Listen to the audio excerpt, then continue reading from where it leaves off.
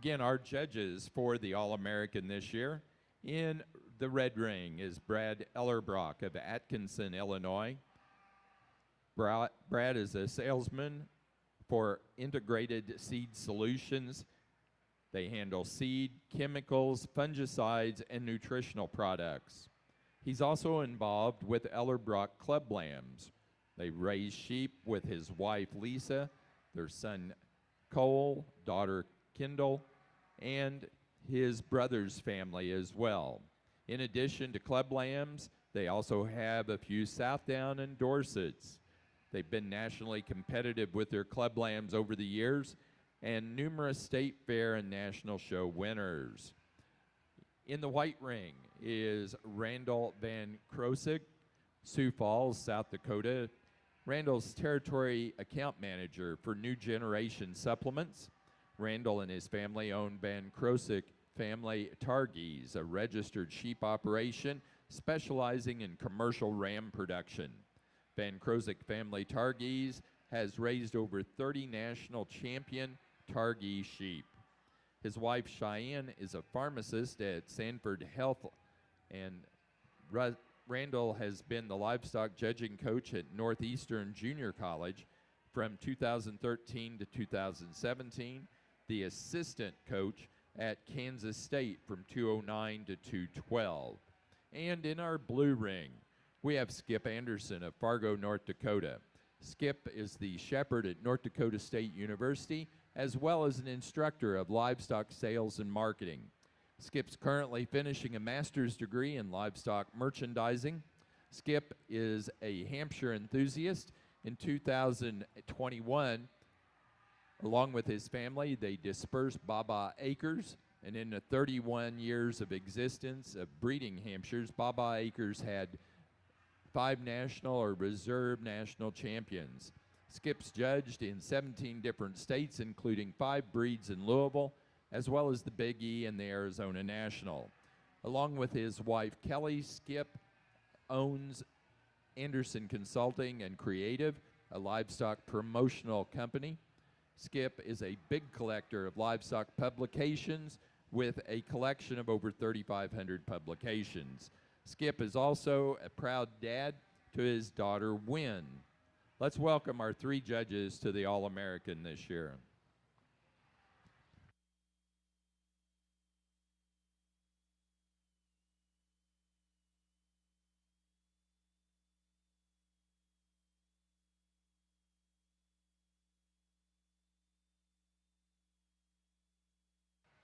Oxford exhibitors, as you exit the ring and exit the show area, Steve Bingen will be down there with a backpack for each Oxford exhibitor, 1 per exhibitor, please, and a luggage tag, compliments of the Junior Oxford Sheep Association.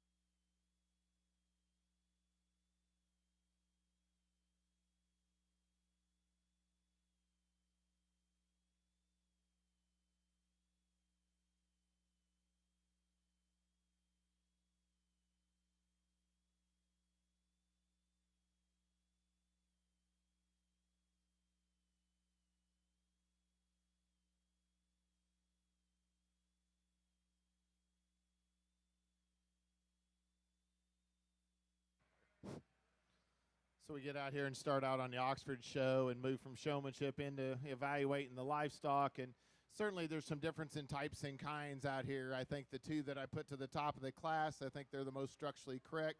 They're the soundest mated in terms of when you put everything together. I think the buck we start with, he's elevated to the front 1/3 of his body cavity. He's laid in about his shoulder. His shoulder's high, his chest floor's up in him. He's got some flank and some dimension to him. You know, when you put him into motion, you might pull his top line down just a little bit, but he's the big framed, good-looking one that still has enough to him and enough quality that I think he deserves to win the particular class rather easily. The real decision starts from 2 on down, and I think the second buck that we put out here, I understand he's probably the smallest one out here. You're not going to get me caught up all week long on big and little. We're going to talk about quality, and I think this guy has a lot of quality to him. He's good in his underline. He's good down his top line. He's got some hip and some dimension from behind. Definitely has a tremendous amount more flank dimension to him, and his underlying quality just runs a lot better than the buck here in third. The one here in third is the second biggest one in terms of really length of side, some frame, and some extension to him. This guy's a little too closed up underneath of him, in my opinion, off both ends. Gets a little bit higher in his flank for me than I'd like to see. The buck here in fourth is a sheep that's way beyond in terms of a lighter weight than the rest of them, needs more condition on him. I do think there's some quality in this sheep in terms of if you put 50 pounds on him, I think he probably has the opportunity to move up into the class, but I'd like to see a little more weight on him. We end up with a buck at the end of the class. He's tall at the point of his shoulder. He just doesn't have underlying quality. It's too deep in his chest relative to his flank. He's a little shorter in his side. We've really started to study him. He's a little frailer in his feature on his bone. And he just wants to close up underneath. But nice class to start the Oxford shows. Congratulations to the kids. Lead off the Cheviot show in the white ring here, and I think we've got a really high-quality class. With that said, for me, it kind of just falls together pretty handily. I think we've got a high-quality individual that leads off. I like his head and his ear. And as we compare this top pair of sheep that I think are maybe just a little bit more right, to me, he's got more spread down his backside. He's a bigger pin sheep. He's more muscular, and he's neater and just trendier in terms of his bottom line and his belly line. I think he's better in terms of the depth of his shoulder. He's a little shallower there and just neater as you study him up through his front third. There is advantages for the sheep in second. I like his underpinning better. To me, he's better set at his knee. He stands on a bigger foot than the sheep that leads off, and I think that he's probably more appropriate in terms of the length of his hip and just the carriage of his hind leg. With that said, to me, he gets just a little bit deeper fronted. He's a little bit more common in terms of just the length of his shoulder, his breastplate up front. Just doesn't quite match the look of that one that leads off, but two really nice ones to go ahead and lead off our Cheviot show. The stoutest sheep comes in third, and if, there's dang sure a market or a place for sheep like this, he's big-chested and bold in his body, big-backed and big-ended and very proportionate. He's right in terms of his feet and legs. Comes just a little bit more compact, just doesn't match the look of those two that precede him in this particular class. Kind of the same story for the sheep that comes next. I like his boldness. He's one that you can appreciate from that standpoint. Gets a little rounder off of both ends, in my opinion. He's a little bit more under himself in terms of his hind leg. Just doesn't match some of the look that we see up high here. Really a sheep that if you go from his knee and hock up, you can appreciate a lot about here that rounds out this set. Maybe comes in a few more pieces. Need to strengthen up those front pasterns for this guy. Really nice set to start off with. Give him a round of applause. We'll move into the next class.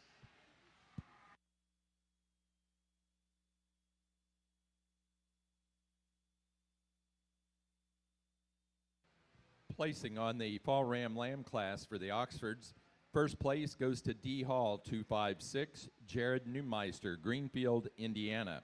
Second place to Four Season Farm 2236, Crimson Lancaster, Modesto, Illinois. Third to Theo Angus, Piper City, Illinois.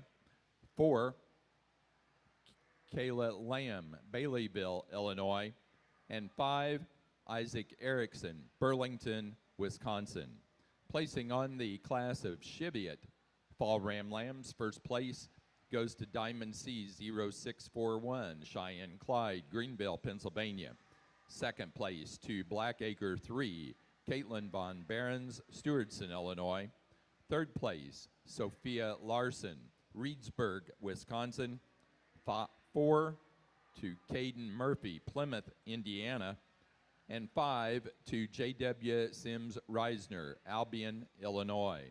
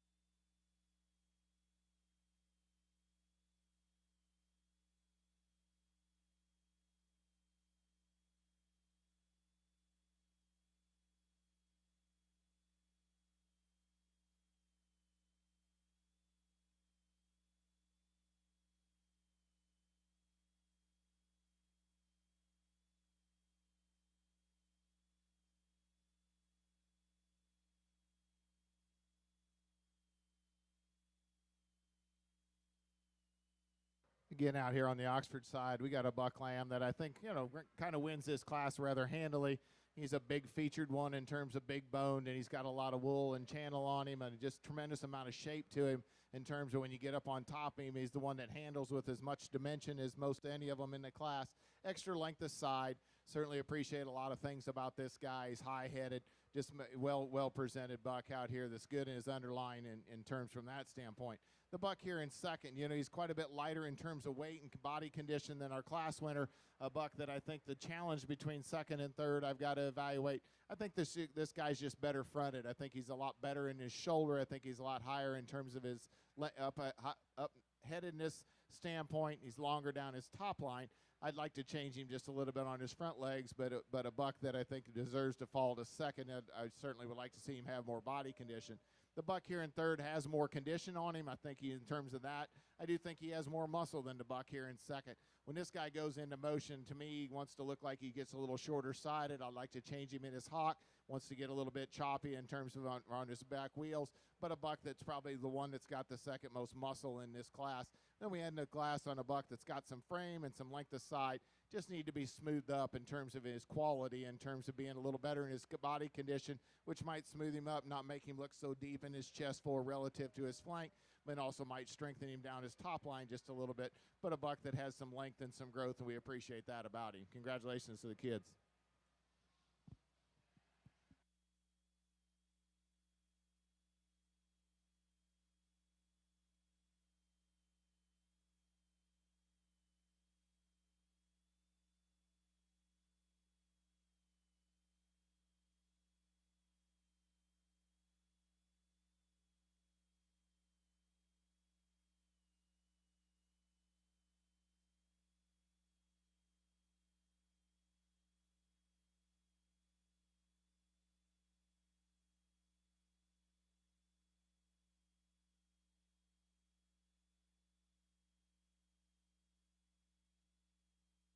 Placing on the January Ram Lamb class for the Oxfords, first place to AA 2327, Aubrey Miller, Huntington, Indiana. Second place to Nichols Sheep Farm 2305, Addison Meyer, Aaronsville, Illinois. Third place, Brooke Glander, Marengo, Illinois. Fourth place to Adrian Decker, Vincennes, Indiana.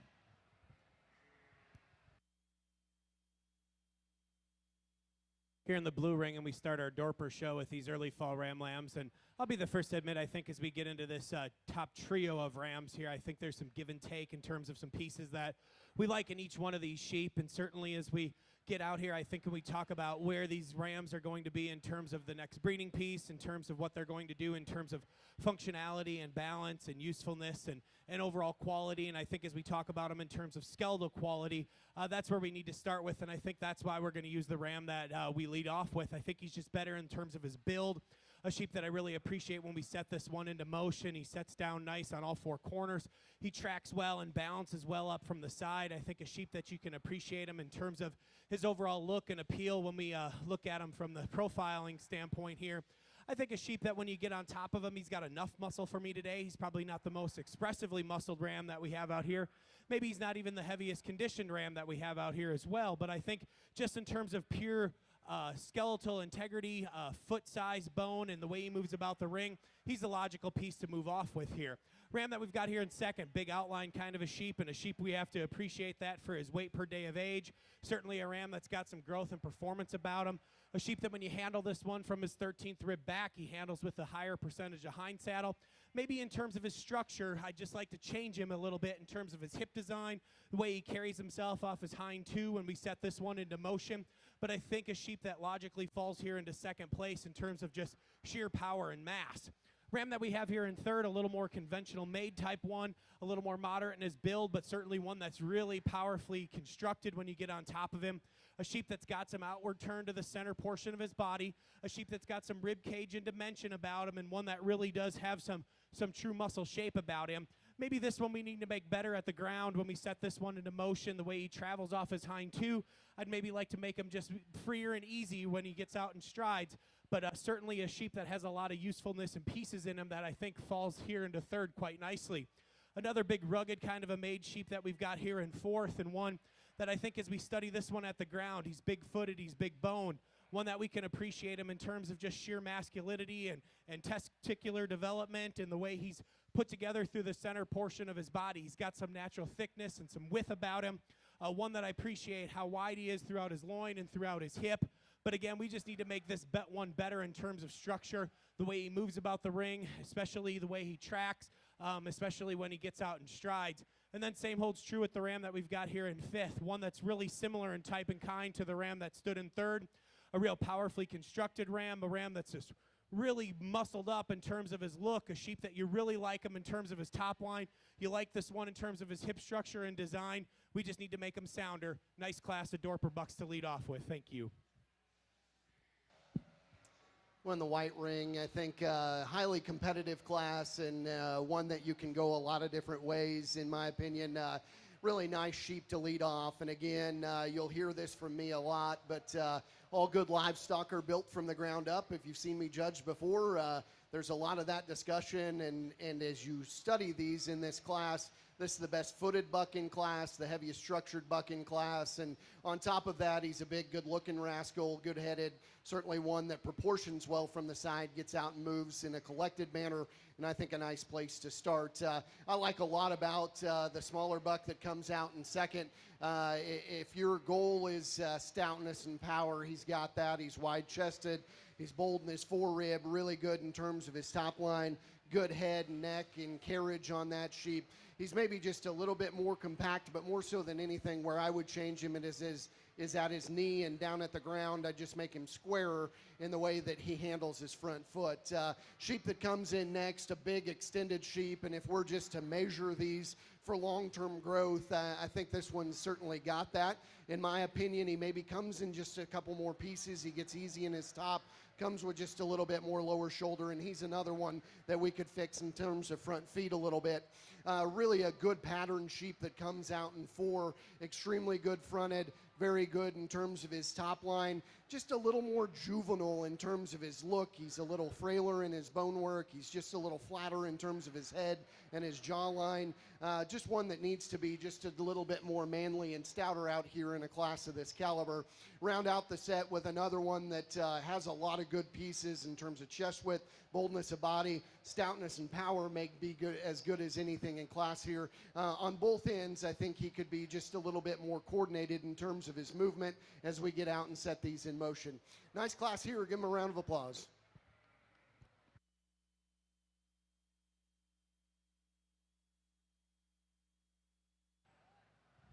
Placings from the early fall Ram Lamb class for the Dorpers.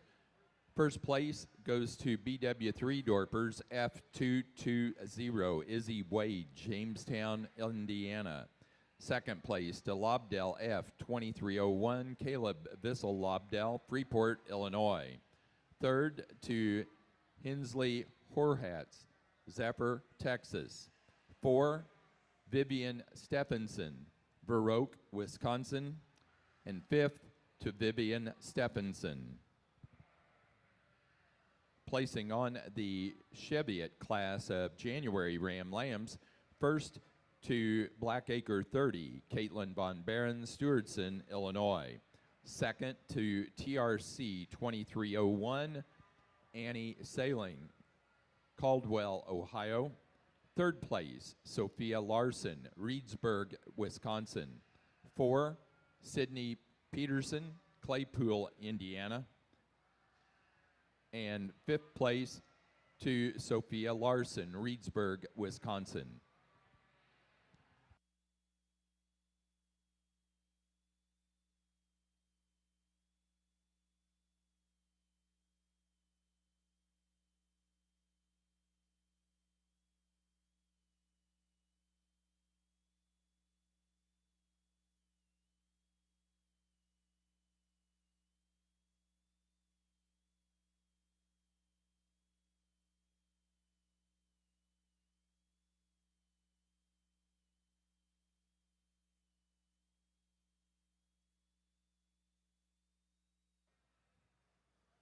In our Oxford side, you know, there's a little challenge for my class winner today, but there's no doubt that he's the best one in terms of quality.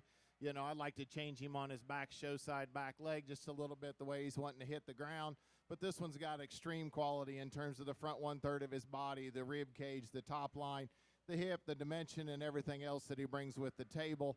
And I think, you know, I'm being single traded selected on one flaw, and I'm not going to get caught up and beat a really good one in terms of the quality that he is for that. I think with the buck here in second, he's another big featured one, big bodied one. He just doesn't collect himself like my class winner in terms of, and I just don't think he has enough overall front quality in the way that sheep's put together down his top line in comparison to the class winner, even though, you know, he might be a little sounder on his back leg than the one that wins a class. Then we start to run into real challenges in this particular class, but I think the one that goes in third is the next best sheep, you know, in terms of one that's got some muscle and some rib cage to him. He's got some muscle and some bone. And, you know, he still has enough look about him that I think he falls into third. I don't think he has the growth pattern that the 2 bucks ahead of him. I don't think he can touch him in that regard. But in terms of quality and top line and muscle and shape and all the other right things, I think he deserves to be third, and I put him there. Here in 4 and 5, we got 2 differences in type and kind. The 4 buck here's real long-sided, a little more freakier made kind of a deal. Not as wooled up as I'd like to see him, or doesn't have quite as much breed character as some of the other bucks in the class. And then he wants to get a little out on his hock for me just a little bit in that regard, in my opinion. And we end the glass there, the buck in 5th. Another one that's just, you know, more in what I call in the middle. He's not a real freak made type of a sheep, but he's got some underlying quality to him. He's pretty straight down his top. I just don't see the continuation in this guy. Don't see him as clean into his breast floor, into his chest, and up into his extension to the front 1/3 of his body. But a high quality sheep that just falls in 5th for me. Nice class to work through. When the white ring class that really just falls together pretty handily for me. Again, the best footed, best structured, best underpinning sheep is the one that the young ladies bring us. And I think he, on top of that, is obviously the big upstanding sheep that comes with some look and some power and just a little bit more in terms of maturity and manliness at this stage of the game than maybe 2 and 3. There's a lot to like about 2, and if you want to tell me that that one's more intriguing in terms of his body shape, more intriguing in terms of the length of his shoulder and where his breastplate sits in him, I listen to all of those things, particularly on the standstill. We get these 2 sheep in motion, and that's where I'd modify just the way that he handles his hind leg, in my opinion. Up at his knee, we'd fix him there just a little bit. That's the difference between those top 2, but I think that one's got a lot of breeding value in terms of just some unique pieces. Round out the set with one that's probably the best fronted sheep and certainly the best necked one. Like that a good deal about him. We just got to strengthen him up on his pasterns, particularly on his rear 2, just a little bit to run with those 2 that lead off. Congratulations to that set. Give him a round of applause.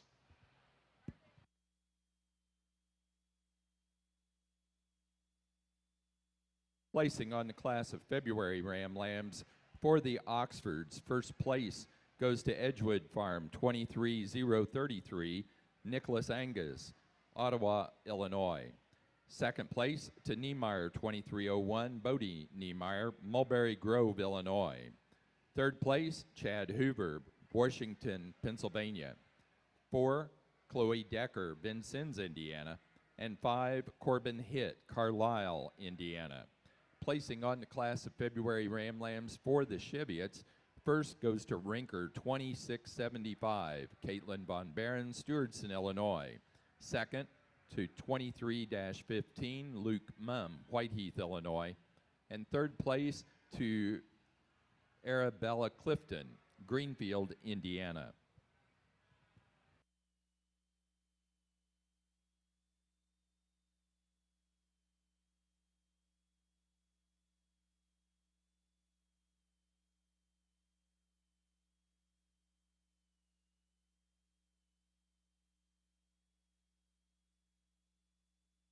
We want to remind class winners to go over to the photo backdrop to get photos.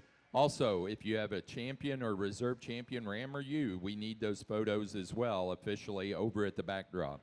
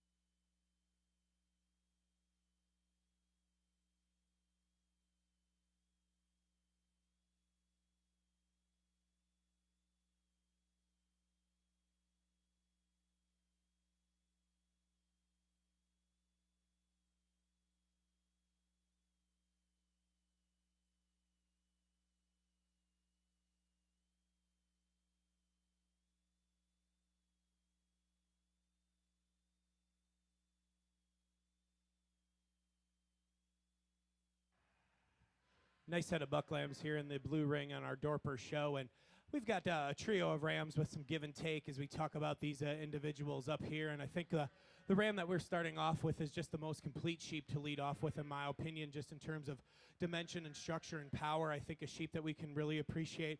This ram, when you get your hands on him, he's got some outward turn to the center portion of his body. I like him in terms of his rib shape and design. Certainly one that's really attractive through the front one-third of his skeleton, but carries that width and thickness into a powerfully heavy muscled hind saddle, especially when we talk about him in terms of his rear flank, his hip structure, his hip design, and just terms of sheer muscle when we view him from behind. I think he logically puts those pieces together in terms of soundness and power and quality, and that's why he's going to win our class here today.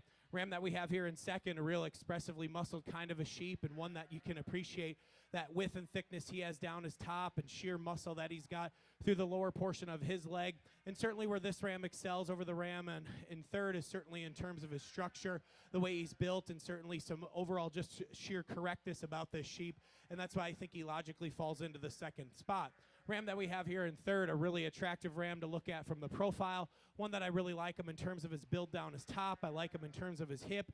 I like him in terms of his bone. We need to make this one better in terms of his structure before we can move him any higher today. But I think there's a lot of nice pieces in this particular sheep that warrant him being talked about in the top three here.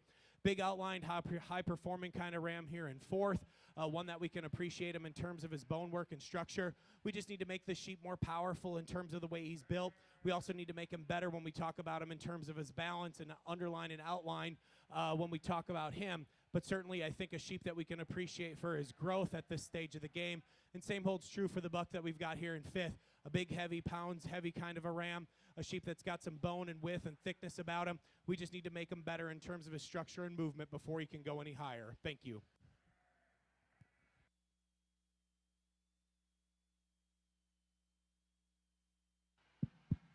Jump into a younger age class here in the Cheviot ring, and I think, again, a class that falls together pretty handily, and not just because this is the big high-performing sheep up front, but on top of that, I like his density of bone work, certainly his body shape, stoutness, and power, and yet still comes with a good look.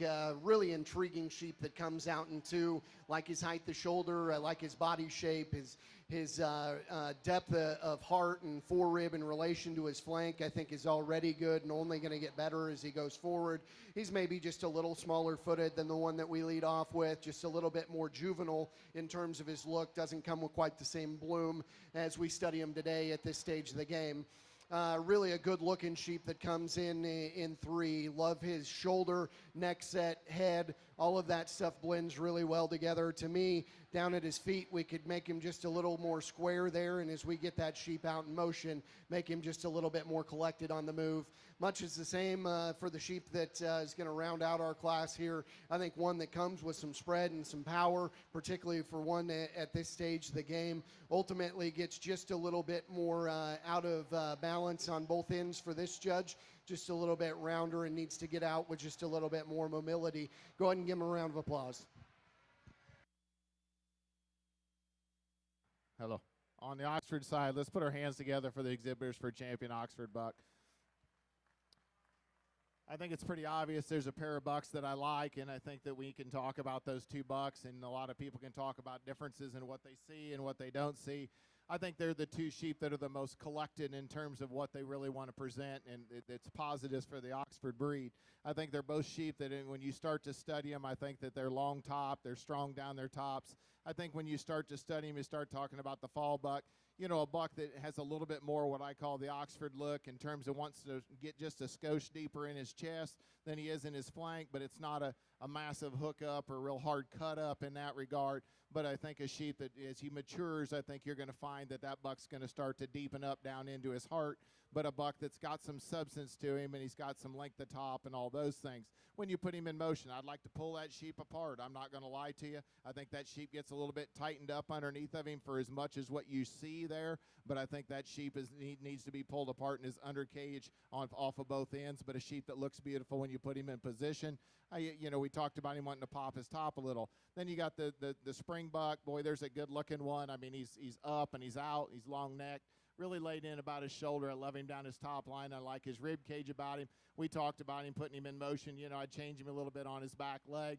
But in terms of the rest of the sheep, I think he's the best sheep that's out here. So the big challenge that I have to do in my mind is that is he enough good in all the other pieces in terms of the front end extension, rib cage, top line, and the body depth and the way his flank puts himself together, and which one, if I was an Oxford breeder, I'd go home and breed more ewes to and have a better shot of putting more of them in the champion drive, sell more sellable lambs. And I guess when you start to study those two, the one I'm going to bet on is the spring buck.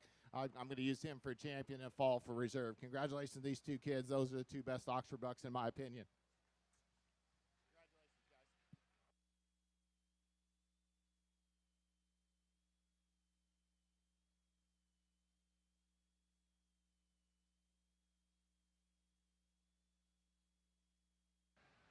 For the Oxfords, champion ram goes to our class winner from the February class, Edgewood Farm 23033, Nick Angus, Ottawa, Illinois. The reserve champion came out of the fall ram lamb class, D Hall 256, Jared Neumeister, Greenfield, Indiana. Placing on the class of March and later born ram lambs for the Cheviots, first place goes to Copeland 22307, Courtney Copeland, Lewistown, Ohio. Second to TRC 2306, Annie Sailing, Caldwell, Ohio. Third place to Sophia Larson, Reedsburg, Wisconsin. 4, Sydney Peterson, Claypool, Indiana. Placing on the Dorper class of late fall ram lambs, first to Lazy 5 Ranch 5518, Hensley Horhats, Zephyr, Texas. Second place to Lazy 5 Ranch 5535, Vivian Stephenson, Baroque, Wisconsin. Third place to Vivian Stephenson. 4 to Sydney Phipps, Wilmington, Delaware. And 5 to Pietro Di Stefano, North Kingstown, Rhode Island.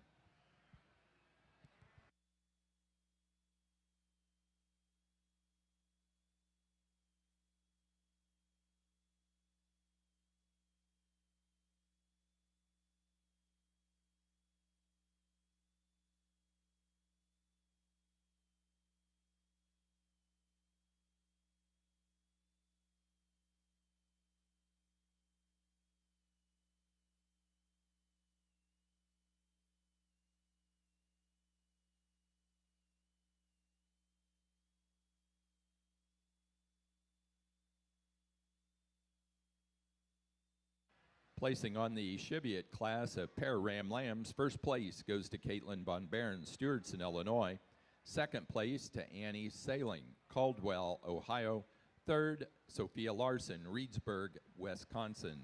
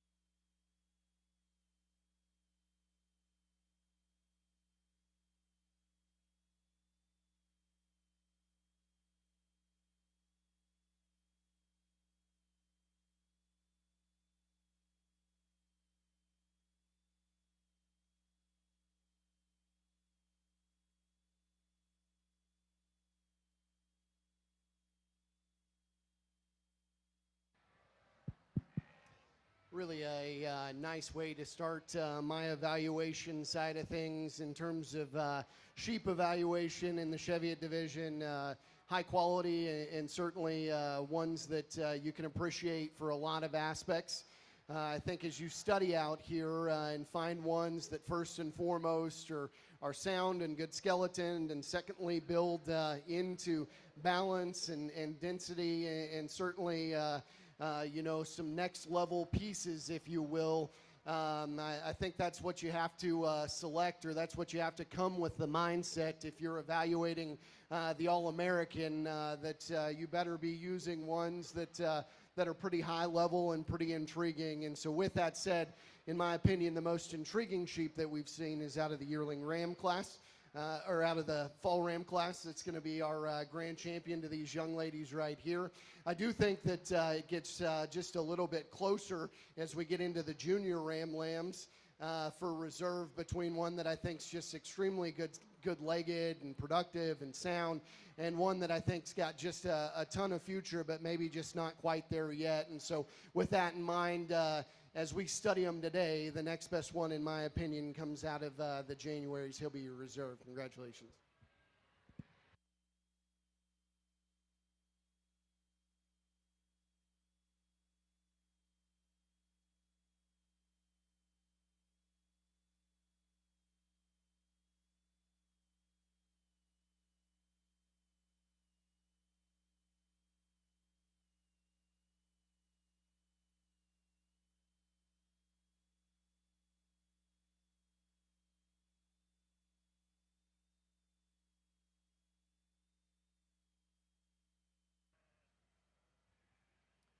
Another nice set of ram lambs out here, and the combination sheep wins for us today. I think as we really get in and study this one, structural integrity is what wins the day with this guy. Certainly the soundest, freest moving sheep that we've got out here, but one that really matches well in terms of overall power and thickness and just overall structural integrity. I think when you get on top of this sheep, you can appreciate the outward turn to the center portion of his body. Carries that width and thickness out through a big, wide, square hip, but also he's tremendously powered up when you look at him from behind here. I like him in terms of his bone work. I like him the way he moves about the ring and sets down nice on all four corners. I just think he's the most logical piece to use here to lead off this class with. Buck that we've got here in second, a really complete balanced kind of a sheep.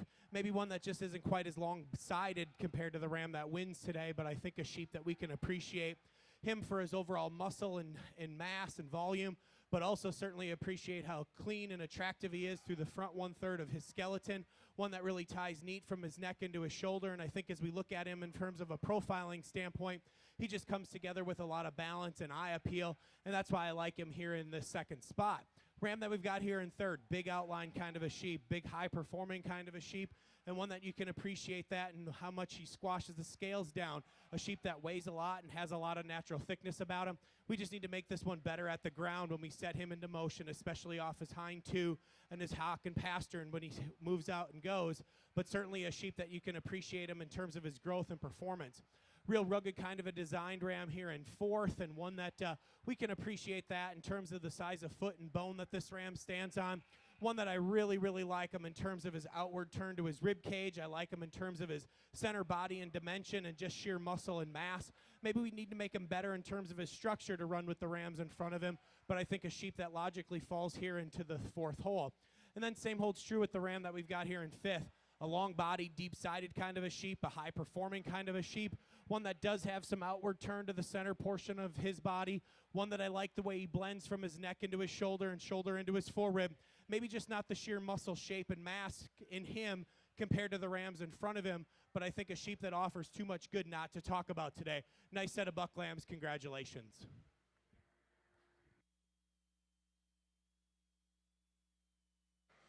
For our Cheviot show, our champion ram went to the first place fall ram lamb, Diamond C 0641, Cheyenne Clyde, Greenville, Pennsylvania. The reserve champion ram goes to the first place January ram lamb, Blackacre 30, Caitlin Von Baron, Stewardson, Illinois. Now showing yearling ewes for the Dorpers. Results of the winter ram lamb class. First place goes to BW3 Dorpers 303, Izzy Wade, Jamestown, Indiana. Second place to Uptown 1404, Meyer Lambert, Laclede, Missouri. Third to Caleb Vissel-Lobdell, Freeport, Illinois. 4, Sidney Phipps, Wilmington, Delaware. And 5 to Allie Winters, Cahokia, Missouri.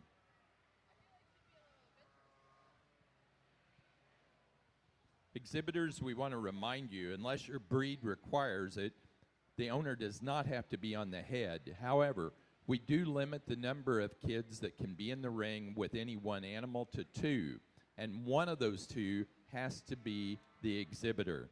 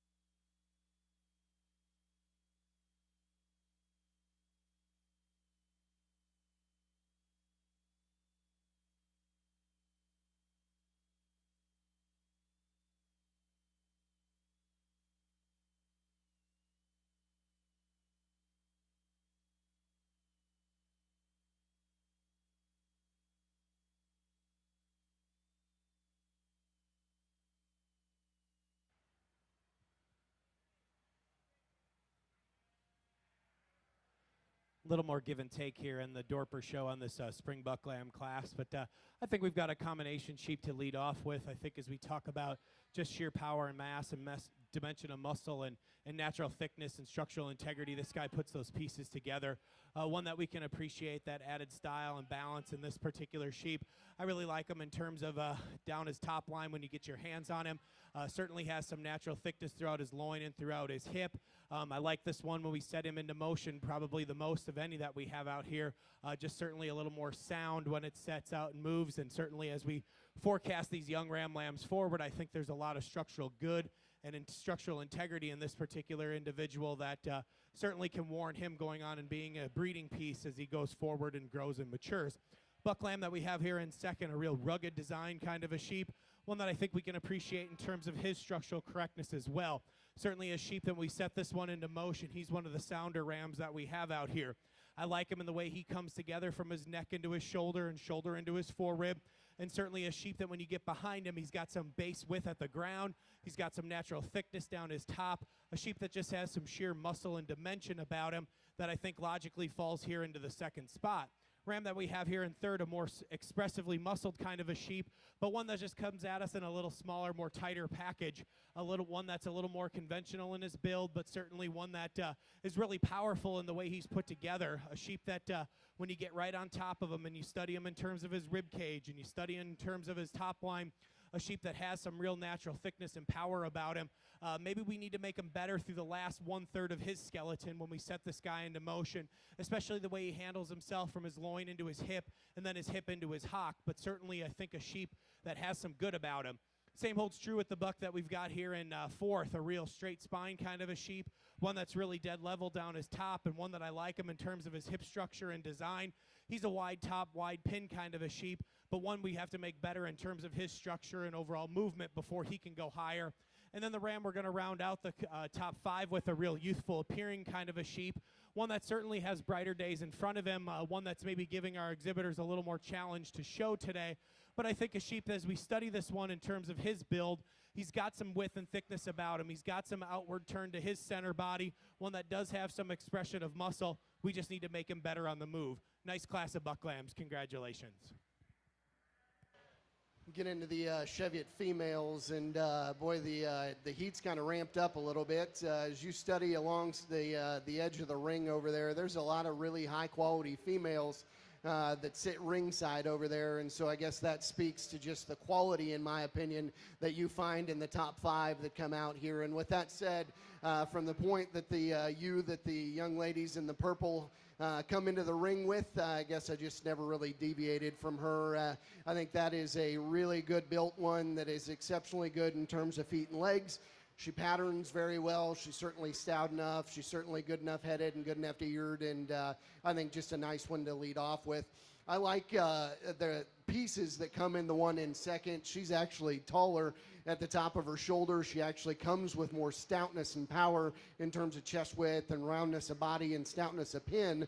I just don't know that she balances quite as well as the one that leads off. I think she maybe comes with just a little bit more lower shoulder, doesn't handle her hind leg on the move quite as attractively as the one directly in front of her. Really just a nice complete sheep that comes out in three.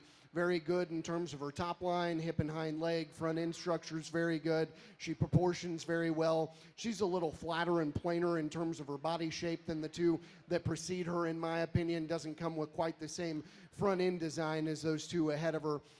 Unique one that comes out in four. She's as round bodied, as stout in her back and out of her hip as anything in class. Really little bitty head and little bitty throat up front, and all of that combined makes a very intriguing animal. In my opinion, she needs to get out of her front end a little bit more athletically. She needs to be able to run uphill just a little bit more to compete with those three ahead of her. Kind of the same story as the ewe that comes out in five. Again, just a really stout, powerful ewe, very good headed. She's one that struggles a little bit more out of her front end. She's a little heavier in terms of the base of her shoulder. Doesn't really just pick herself up freely out of her front end, just needs to run uphill a little bit more. Really high quality class here. Give them a round of applause and we'll move on.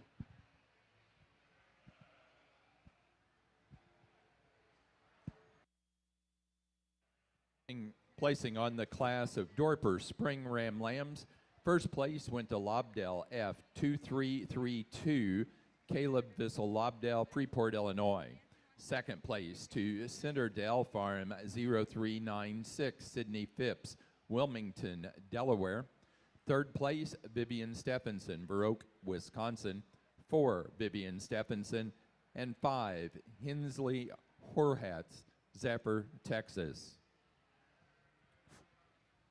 Over here on the Oxford side, let's put our hands together. The kids really brought out a nice set of yearling ewes. It's probably the biggest class we'll go through in the Oxfords today, but I think, you know, in terms of just putting together and being a sheep guy or sheep enthusiast like I am over the years, you know, this class has got a tremendous amount of quality in it, and there were some really nice ewes that went out the gate that we won't talk about, but I think when you really come down to it, there's a pair of ewes up here at the top that to me they kind of separate themselves from the rest of them, and I really think when you start to break them apart, the femininity of the design, the length of top, just the way this ewe that wins a class puts things together, and yet she's still really big in her hip, really good in her design and all those things. The added extra length of body she brings, the extension to the front 1/3 of her body. She's high-headed. I like her head and her color a lot better than the UN2. Just a real high-quality one that wins the class, and I really appreciate her from that standpoint. The big old bodied sheep is here in 2, and I mean big, stout-made type of one. She's big-skulled. I question it. In my mind, she's a little too dark for me. That's why she goes to 2-hole today. But I think a ewe that's really, really high quality in terms of her muscle and her body. She's not as feminine or as freaky made as the one ahead of her, but one that's really big-bodied, big-ribbed. Really appreciate that about her also. She does want to get a little tighter off the back end. The one here in 3 is one that, you know, when she gets set up, she looks awesome. When I put her in motion, I could pick on this one just a little bit, but an awfully high-quality one for as big as she is and as extended as she is. She's more of the same kind as my class winner, but I think when you really get in behind her, I think she wants to narrow up a little bit more than the ewe here in 2 and 1, and I just think she doesn't have the length of side. She isn't quite as elevated at the point of her shoulder as the 2 ahead of her, and just the fact that she funnels down from behind just gets her into 3rd hole. Ewe here in 4th just ran into the 3 ahead of her because that's a real high-quality ewe. I think that one's good in terms of her top shape. She's really got a lot of muscle up her spring to her rib. She's got a little bit of what I call the Oxford look, where she's a little deeper in her heart than she is in her flank relative to the couple that are ahead of her. She's a little shorter-sided. I don't think she's quite as dimensional in her upper hip as a couple of them ahead of her, but a high-quality, big-body type of a sheep that has a lot of production here in 4. 5 and 6 is close, and you can sort them however you want. I opted for the better quality one, in my opinion, when you put them in motion. I think this ewe here in 5th is just longer-sided. I think she's more feminine to her design. I think she's truly better in her body cavity up underneath of her than the ewe here in 6 hole. You know, the ewe in 6 is a high-conditioned ewe. She's got a lot of condition on her, probably the high-conditioned ewe up in here, and she's starting to get a little hot for us today, and I think that's all a part of that condition that she has. When she put her into motion, she wants to close up just a little bit more from behind. I think if you took some of the condition off the ewe in 6, I don't know if there's any more real sheep than the one here in 5. Just opted for the length, the extension, and femininity of 5 over 6. Super nice set of yearling ewes out here. Congratulations to kids for bringing them out. Placing on the Dorper Pair Ram Lamb class, first place to Izzy Wade, Jamestown, Indiana. Second place, Caleb Vissel Lobdell, Freeport, Illinois. Third, Vivian Stephenson, Baroque, Wisconsin. And 4, Sydney Phipps, Wilmington, Delaware. Placing on the yearling U class for the Cheviots, first to Breezeview, 3772, Angela, Caitlin Von Baron, Stewardson, Illinois. Second to Moore, 265, Annie Sailing, Caldwell, Ohio. Third, Sophia Larson, Reedsburg, Wisconsin. 4, Cheyenne Clyde, Greenville, Pennsylvania. And 5 to Cheyenne Clyde. Placing on the yearling U class for the Oxfords, first place goes to Drew Miller, Huntington, Indiana. Second place, Morgan Crouch, Maroa, Illinois, with D Hall 240. Third place, Bristol Buckland, Huntington, Indiana. 4, Lydia Poole, Murrayville, Illinois. And 5, Theo Angus, Piper City, Illinois.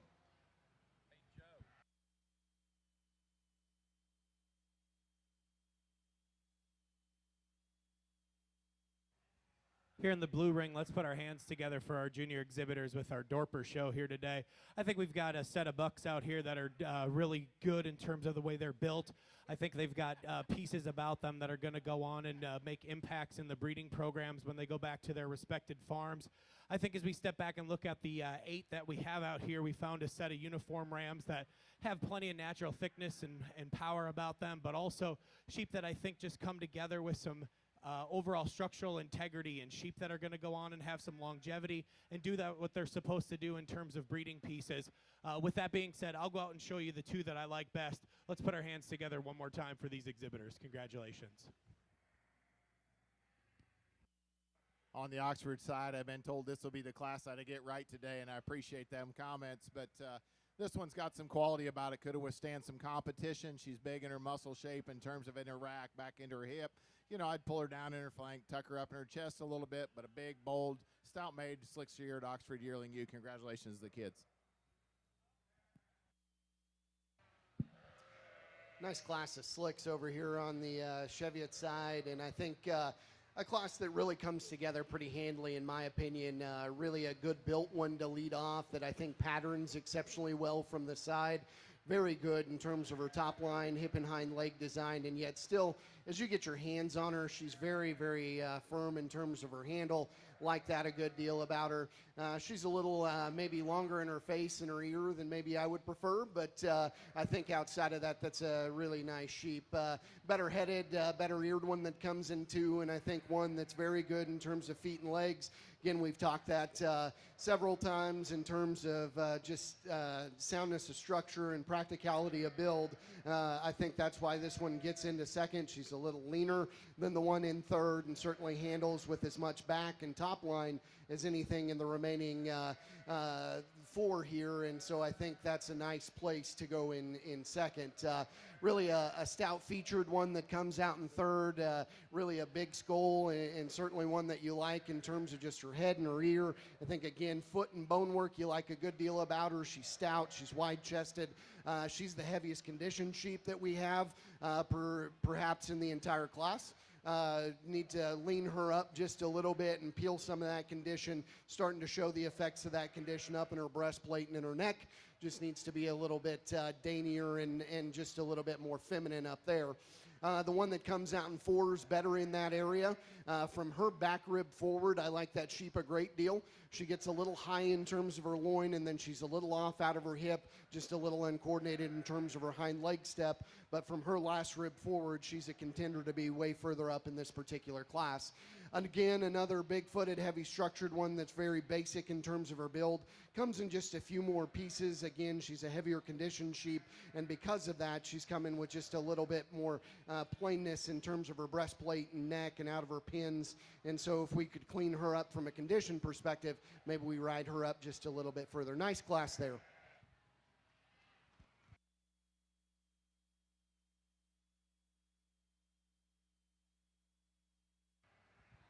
For our Dorper show, our champion went to the first place Winter Ram Lamb. BW3 Dorpers 303 Izzy Wade, Jamestown, Indiana. The reserve champion came out of the early fall Ram Lamb class, BW3 Dorpers F220, also Izzy Wade, Jamestown, Indiana. Placing on the Oxford Slickshorn Yearling U class, first place goes to AA 2240 Drew Miller, Huntington, Indiana. Placing on the Slickshorn Yearling U class for the Cheviots. First place goes to Rinker 2640, Caitlin Von Barron, Stewardson, Illinois. Second place, Allen 192, Sophia Larson, Reedsburg, Wisconsin. Third, Cheyenne Clyde, Greenville, Pennsylvania. 4, Annie Sailing, Caldwell, Ohio. 5, J.W. Sims Reisner, Albion, Illinois.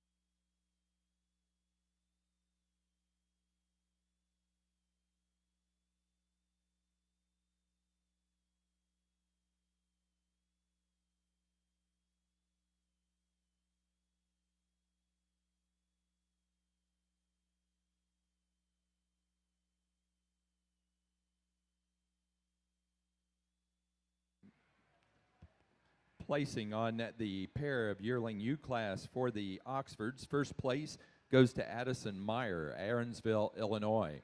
Second place to Credence Lancaster, Modesto, Illinois. Third place, Susie Shields, Marion, Indiana.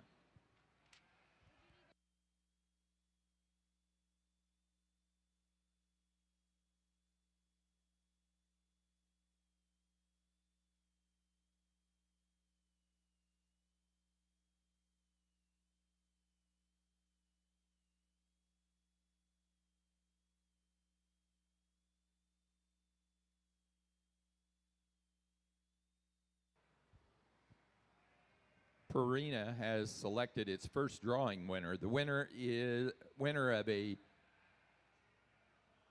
Acura ration tub is Carol Slutz. So please come by the booth to collect your voucher. Purina will do several more drawings throughout the show, so stop by the booth to enter and get $15 off your next Purina purchase.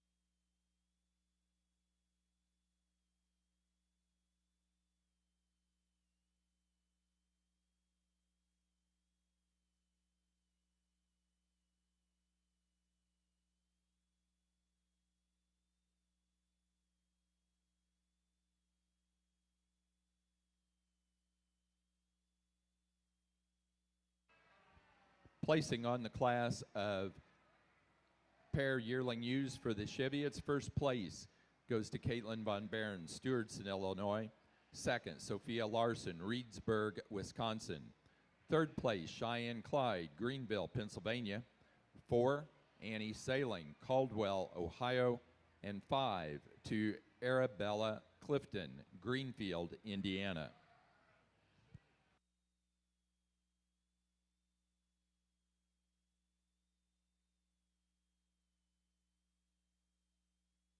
Again, we want to announce that we will select a senior champion U in all 3 of our breeds that are currently in the ring. We have that many of the individual classes.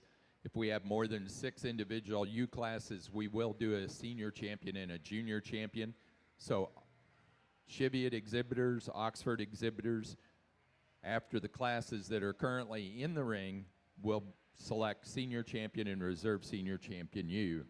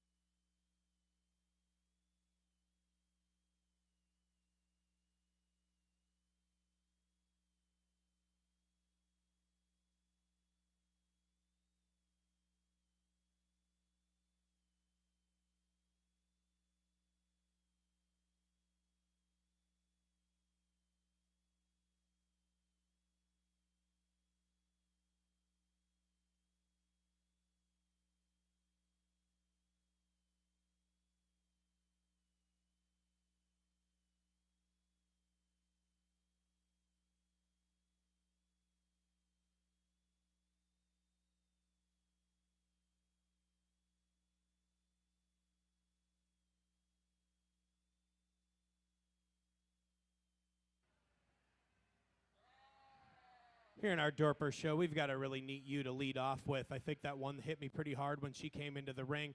There's just a lot of good in this sheep, I think, in the way this one is built. When you step back and look at this ewe from a profiling standpoint, she's one that's just super balanced on the side here. And I think as we look at this one in terms of the front 1/3 of her body, and then as she works her way back into her skeleton, I appreciate the rib shape and dimension that this one has. Certainly really like the top shape and design and hip structure in this female. And then when you get back and look at her from behind, there's just so much power and mass in this particular individual. And certainly I think where her best look is the vantage point I have right now in terms of this 3/4 angle, the way she comes together through the front and then works back into a deep, big rib cage about her, but also just so much power and muscle in this sheep. But also when you study her at the ground, she gets out and moves. She tracks well on the move. She sets down nice on all 4 corners. I think she's the logical place to lead off with. Ewe that we've got here in second is really similar in type and kind to the build that we have here in our class winner. Maybe just not as pretty when we talk about this one in terms of the way she's put together. Sheep that we really appreciate that mass and dimension and power in this one. We like this one in terms of the bone work and the way she sets down on all 4 corners. Maybe not as pretty or elegant through the front 1/3 of her skeleton, the way she comes together from her neck into her shoulder, but certainly there is a lot of power and a lot of mass and a lot of good in that sheep that I think logically falls here into the second hole. You that we've got here in third, a really complete balance kind of sheep, and one that's a little more moderate in her size and type compared to the 2 that stand in front of her. But I think in terms of just structural integrity and quality, this ewe has to be in the conversation of our top 3 here. When you step back and look at this one, she's straight and true down her top. She's level in her hip structure. She's pulled apart in her pin set. She's got some natural thickness and width about her when you get back and look at her. Maybe she's not as powerfully constructed in terms of her muscle shape and design compared to our two ewes on the top end of the class, but just a lot of good and a lot of quality in that individual. She's a nice sheep to stand here in third.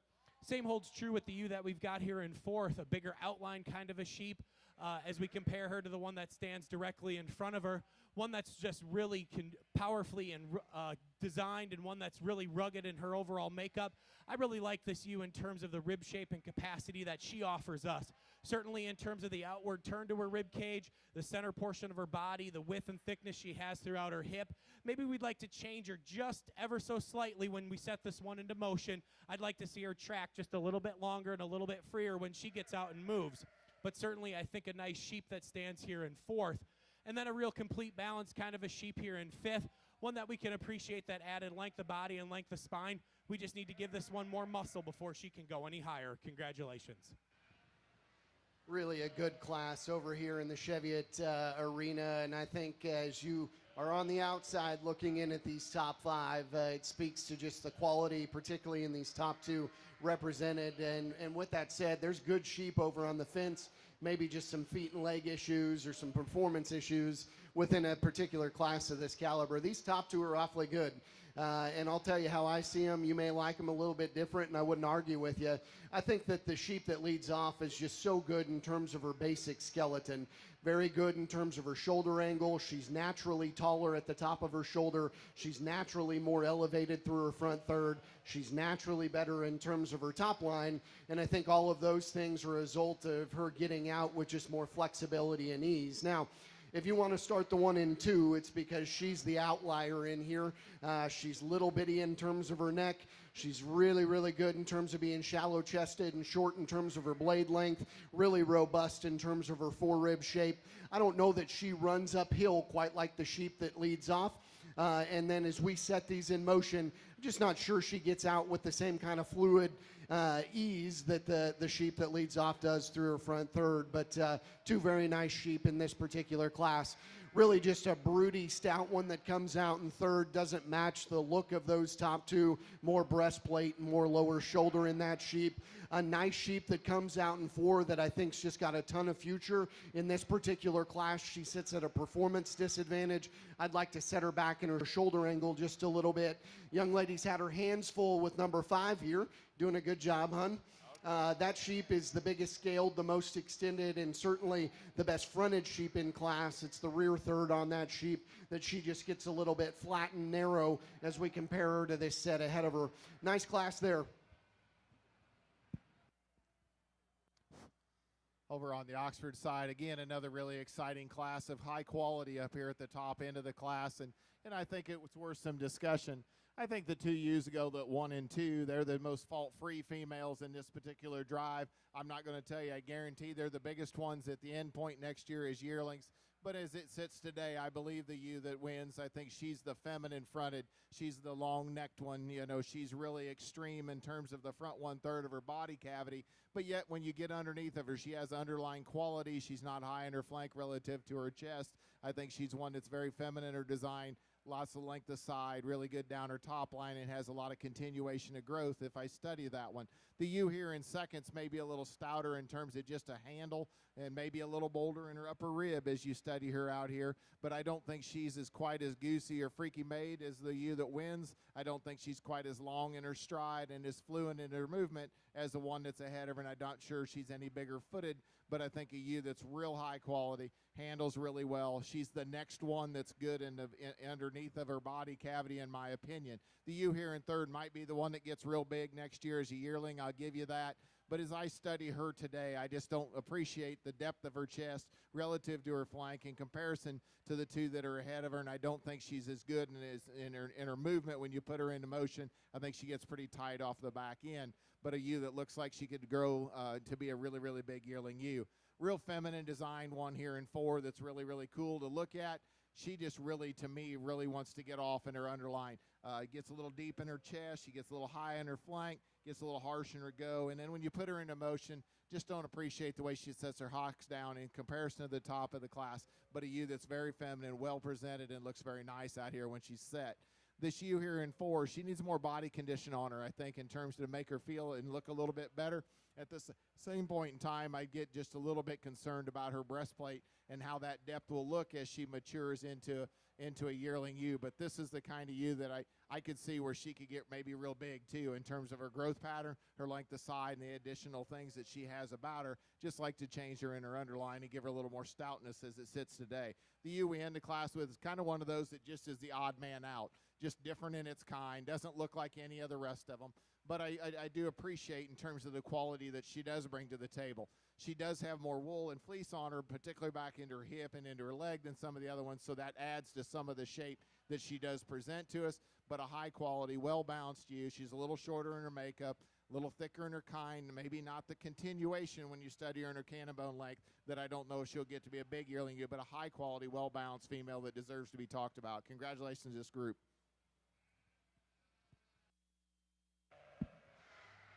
Well, picking senior champion over it in the Cheviot ring, and I hope the rest of the weekend matches this kind of quality. This ewe show on the yearling and fall side, the slicks, has been absolutely outstanding so far, and kudos to you, breeders or people that are helping these young people in the ring. I think an exceptional set of sheep, and so with that said, I can go in a lot of different directions and be plenty comfortable, but at the end of the day, one hit me pretty hard when she came in. She won the first class that we saw on the U side, and she's going to be our champion in the senior division up here for the young ladies out of the yearling class. I think it does get just a little bit closer. There's one that just suits me better in terms of skeleton and soundness and future, and that's the fall down here of the young ladies Shelby Reserve. Congratulations to you guys.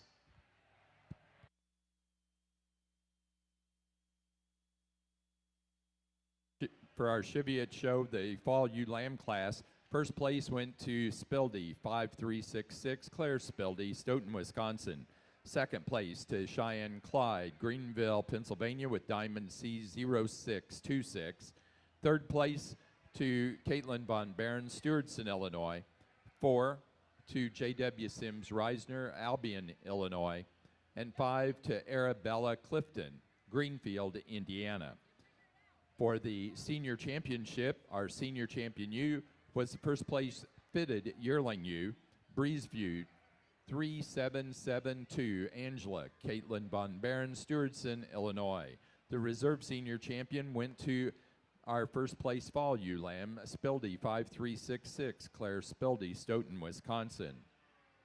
Placing over on the fall ewe lamb class for the Oxfords, first place went to Winning Ways Sheep Farm 232073, Lydia Poole, Murrayville, Illinois. Second place to Winning Ways Sheep Farm 2348, Chad Hoover, Washington, Pennsylvania. Third, Jared Neumeister, Greenfield, Indiana. 4, Lydia Poole, Murrayville, Illinois. And 5, Addison Meyer, Aaronsville, Illinois. Placing on the Dorper Fall Yearling U class, first place, Lazy 5, 5332, Vivian Stephenson, Viroqua, Wisconsin. Second place to Lazy 5, 5327, also Vivian Stephenson. Third to Izzy Wade, Jamestown, Indiana. 4, Michaela Repscher, Taylorville, Illinois. And 5 to Caleb Vissel Lobdell, Freeport, Illinois.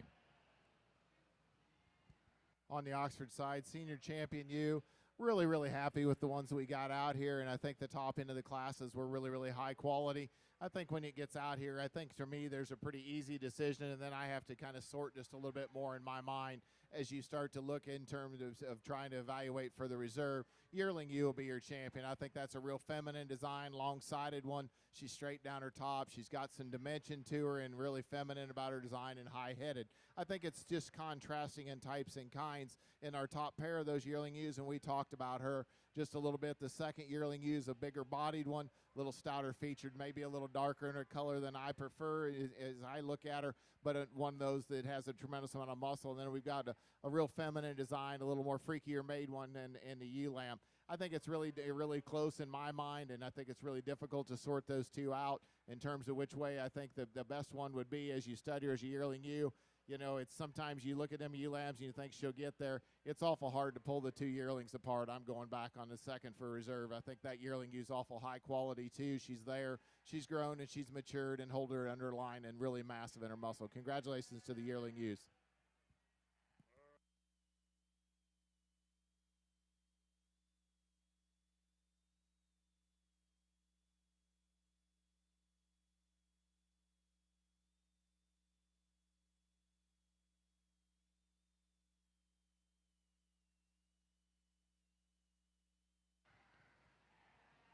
For our Oxford show, our senior champion ewe goes to first place fitted yearling ewe, double A 2228, Aubrey Miller, Huntington, Indiana. The reserve champion for the senior division goes to D Hall 240, Morgan Crouch, Maroa, Illinois.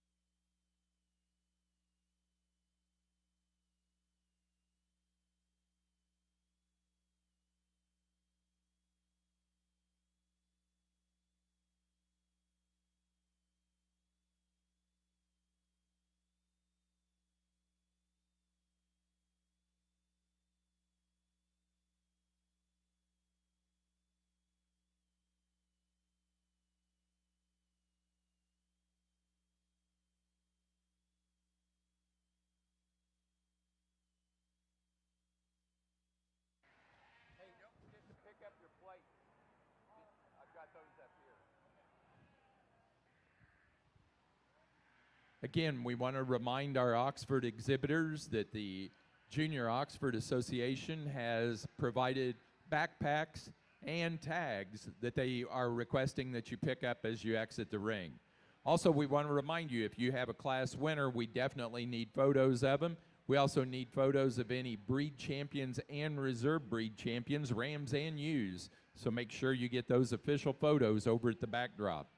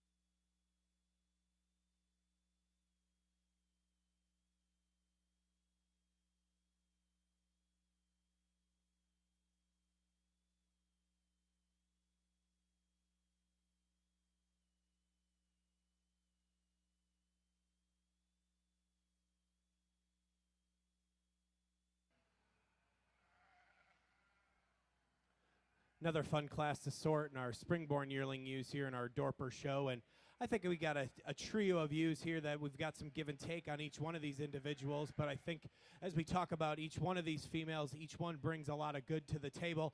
The sheep we're starting off with is the combination sheep for me. Just in terms of build and design, I really like this one. When you get her set together here on the profile, I think she just balances up so much nicer than the ewes that we have out here. One that when you get your hands on her, she doesn't disappoint you at all. She's straight and true down her top. She's wide and square throughout her hip.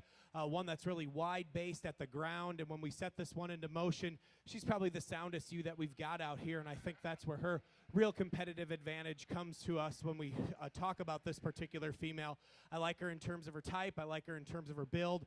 Certainly a sheep that I think is a logical class winner. Really pretty, elegant kind of ewe comes at us here in second, and certainly one that you can really appreciate that elevation and extension she has through her front. One that ties really neat from her neck into her shoulder and shoulder into her forerib, but yet she doesn't disappoint you when you talk about this one in terms of her rib shape and capacity. She sets in deep in her rear flank. She's straight and true down her top. She's got some natural thickness and width about her in terms of her hip structure and design. Maybe not as sheer powerful in terms of her muscle build and muscle type compared to the ewe that stands in front of her, but I think she's got enough for me and certainly has enough look and balance and eye appeal that she needs to be in the top conversation here. Ewe that we've got here in third, probably the soundest sheep that we've got out here. When this ewe gets out and moves, she just sets down nice on all four corners. She's certainly true and straight down her top. A sheep that you really appreciate in terms of her bone work. She's got some width about her when you talk about her at the ground, when she meets the ground. One that's just really elegant when you look at her from the side. Is she a little bit more moderate? Yeah, absolutely. But I think she offers just so much good in terms of her hip structure and design. I like her in terms of her femininity and overall quality. I think she fits into this trio of ewes quite nicely with a lot of pieces about that particular female I really, really like. Ewe that we've got here in fourth, big, powerfully made kind of a sheep. And when we talk about one with muscle and power, this is one that you can talk about. One that's probably the widest topped ewe that we've got down in our class here, down our top line. One that you really like in terms of her hip structure. One that's just really expressively muscled when you step back and look at her from behind. You like her in terms of her base width and bone underneath her. We just need to make this one better on the move, especially the way she handles her top line and spine. She just gets a little tighter when it comes to her getting out and moving, and certainly we just need to make that better before we can move her any higher. And then same holds true with the ewe that we've got here in fifth. Deep-sided, bold-sprung, powerfully made kind of a sheep. A lot of natural thickness, a lot of power. Need to make that one sounder before she can go any higher. Thank you. On the Cheviot side, or the white ring, we move into the junior ewe lambs, and boy, the quality didn't fall off any. I think we've got a really good set of sheep in through here. I think there's some various different things that you can do, but ultimately, the sheep that I consistently came back to is the young ladies up front. I think, again, just a really, really good design sheep. So good in terms of the base of her shoulder, her chest floor, her neck and head, and ultimately how she blends all that together. I think she does it in a sound package and remains naturally more upstanding than the sheep in second. In my opinion, really nice place to start. I like the feet and leg structure of the one that's in second. She's a little bigger footed. She's a little heavier structured, if you will. She's a bigger sheep than the one that we lead off with. Just doesn't come with the same look up through her front end. She's a little shorter and more jammed up as we study her in terms of her neck. Just a little bit bolder at the base of her shoulder as well. Really a pretty sheep that comes out in three. I'd like to get this one further up because I like the kind that she represents. I think she's so good in terms of her head and her neck and her carriage up front. Gets a little loose in her top line for me. She's one that ultimately, as you study her and her body shape, just gets a little bit more plain than those two that precede her, but really a nice fronted sheep there, really good headed and good necked. The one that comes out in four, maybe as stout a sheep as any in here in terms of chest width and boldness of body and back shape. like all those things about her.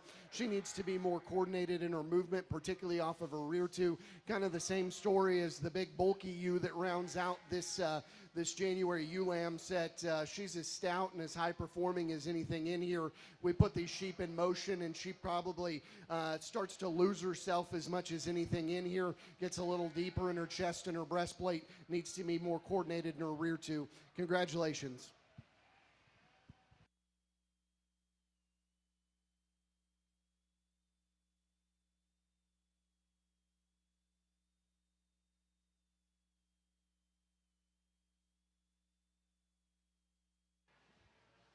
Placing on the spring yearling U class for the Dorpers. First place goes to BW3 Dorpers 204 Izzy Wade, Jamestown, Indiana.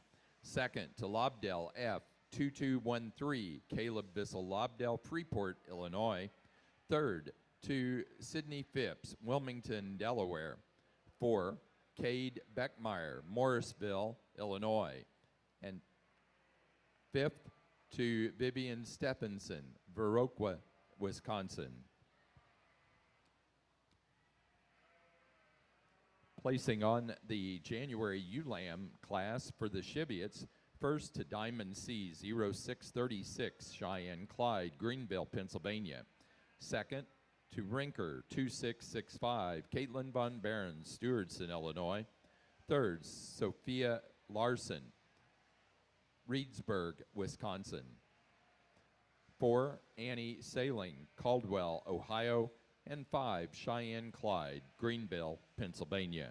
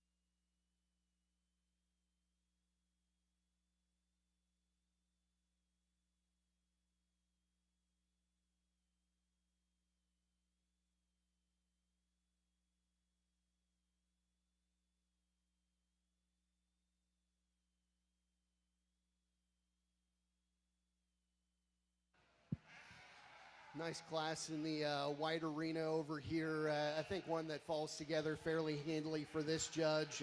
Some nice sheep over on the other side. Again, maybe run into some feet and leg issues over there a little bit for me, and I'm probably just a little bit more particular on that than your everyday sheep guy. And you'll learn that through the next couple of days, I guess. The best legged, best structured sheep's the one that leads off. Young ladies up front bring us one that's extremely good patterned, very good in terms of her body shape. Her hip and hind leg design is as ideal as anything in class. And her shoulder angle and blade angles as ideal as anything in class. That allows her to have that really good, elegant look up through her front third. Nice place to start. In my opinion, the decisions between 2 and 3. The young lady brings us a sheep in 2 that I like through her front third just a little bit better than the sheep in third. I think she gets out of her front end with just a little bit more reach. She gets out of her back end with just a little bit more reach. Now there is, as you work back on that sheep, she does get just a little bit wide at her hock, in my opinion. She could be just a little bit more coordinated how she handles that hock. But at the end of the day, I do think that there's enough more look and balance and length in that sheep to beat the one in third. The stoutest sheep of these initial 3 is the one in 3. Big-backed, big-ended, really robust in terms of her cage, and yet still very upstanding. At the end of the day, she gets just a little bit more compact. She's a little bit more upright in her shoulder, a little coarser at the base of her shoulder, needs to get out and go a little bit better. The one in 4, really stout, powerful, needs to come with just a little bit more look. She gets just a little frail in terms of her bone work. Nice type of a young-looking, juvenile-looking sheep that comes out in 5. Really good pattern, needs to be just a little bit stouter, just needs more sheep there in a class of this caliber. Go ahead and give them a round of applause, and we'll move on to the next class.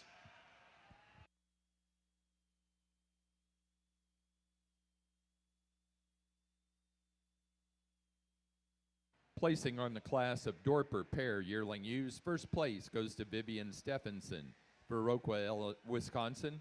Second to Izzy Wade, Jamestown, Indiana. Third, Caleb Bissell-Lobdell, Freeport, Illinois. 4, Sydney Phipps, Wilmington, Delaware. And 5 to Pietro Di Stefano, North Kingstown, Rhode Island.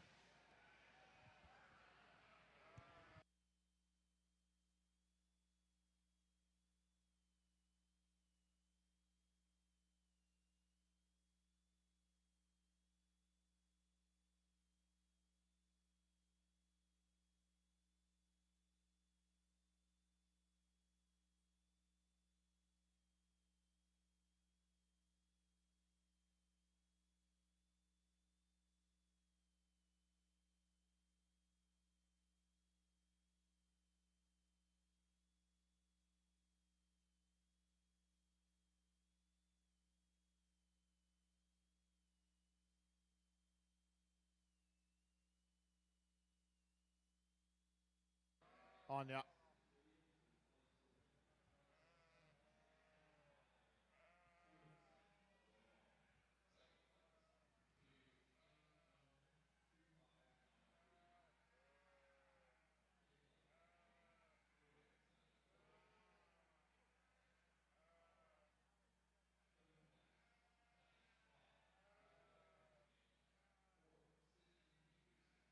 I get it wrong?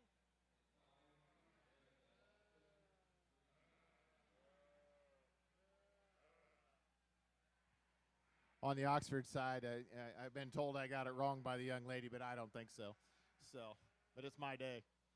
I think the ewe lambs up here in the top end of the class, there's 3 of them that I think that take some differences in types and kinds. And I'm all about balance, and I'm all about quality in terms of trying to find the one that collects the most good things about her. And I think the ewe that wins this class wins in terms of having the most least wrong. I think there's not one of these real feminine design freaked ones out here that I think has all the whistles and bells and whistles, if you will.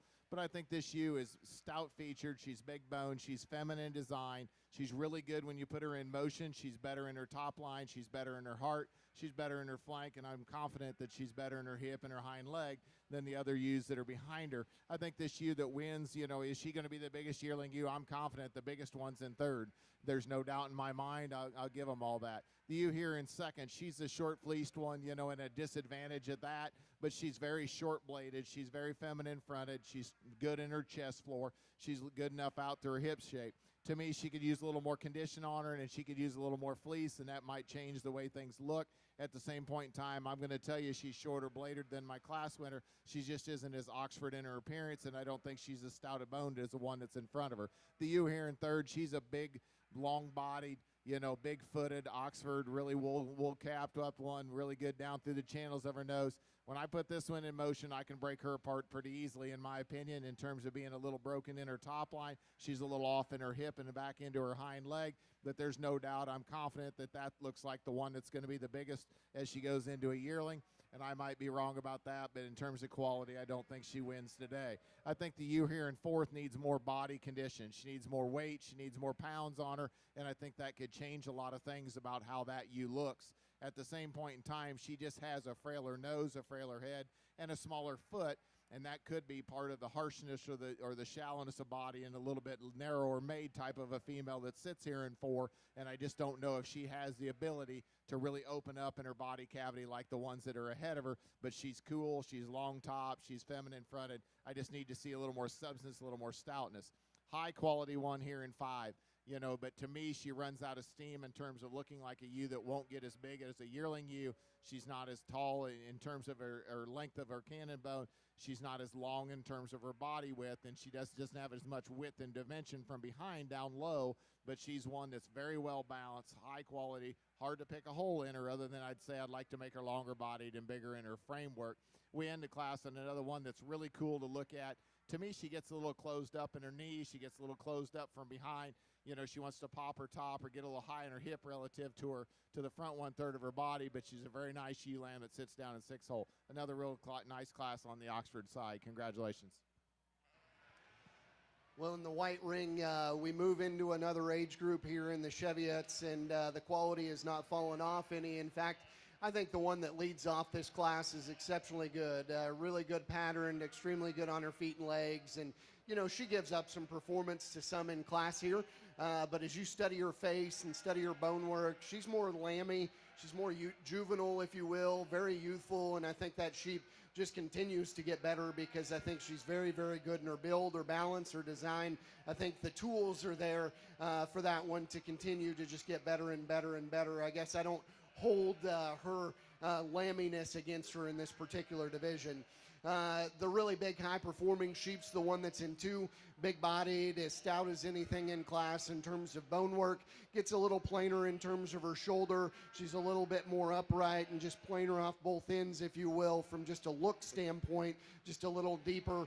Make that one just a little bit shorter in terms of her shoulder angle and handle her hind leg with just a little bit more attractiveness. That one gets up and competes with the one that wins. Really a nice patterned sheep that comes out in three, like her top line. Very, very up-fronted, good-headed, and certainly one that you like in terms of the shallowness of her shoulder. Again, she's one that in terms of her body shape just doesn't match in terms of the expansive body shape of those two ahead of her. Just needs to be a little bit fuller there and a little bit stouter from behind. Big extended ewe that comes out in four.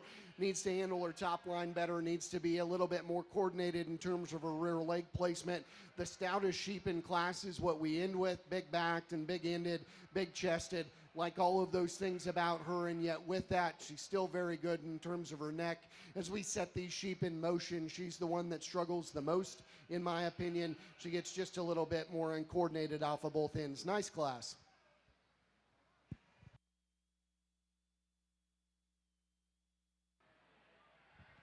Placing on the March U Lamb class for the Cheviettes. First place to Copeland, 22334. Courtney Copeland, Lewistown, Ohio.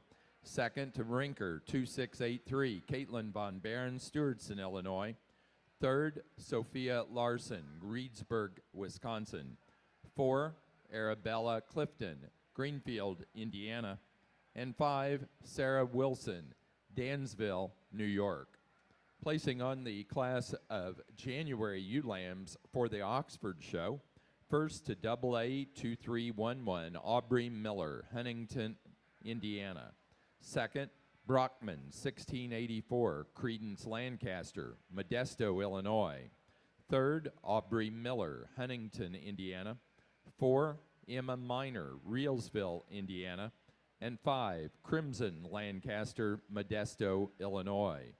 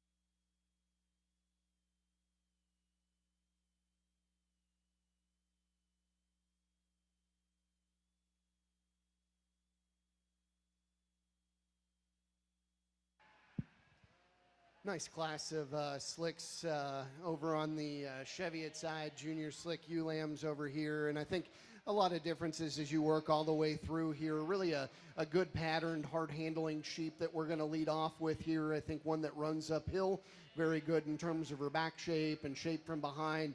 Very good in terms of her hip and hind leg design. She's one that gets out pretty freely, collects herself. That's her advantage over really the rest of the classes as we get these sheep in motion. She kind of keeps everything together from that standpoint. A little younger age sheep, obviously, that comes out in 2, and I don't hold that against her. I like her chest width. I like her body shape. To me, she gets just a little bit more prominent in terms of her breastplate. She's one that maybe gets just a little bit more up in her top as well, but certainly one that's got a bright future. Sheep that comes out in 3 is one of the obviously bigger, higher performing sheep in this particular set, big bodied, and certainly one that you like in terms of her top shape. In my opinion, she gets a little deeper in terms of her shoulder or breastplate, shorter in terms of her neck, and then just a little bit more awkward in terms of how she handles her hip and hind leg. The one that comes out in 4, really pretty, extremely feminine, but with that also comes, maybe she's just comes off a little frail, just a little flat, in my opinion, just needs to be a little stouter. Kind of the same story as the sheep that comes next.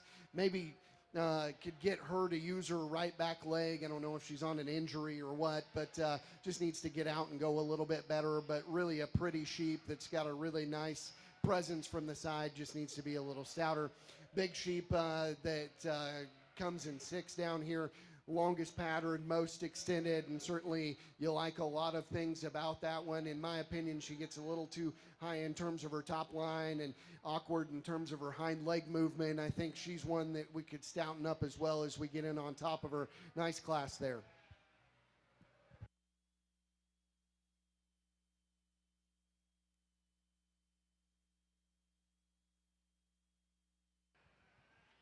Placing on the class of slick-shorn ewe lambs for the Cheviots. First place goes to Rinker 2647, Kenyon Buckland, Huntington, Indiana.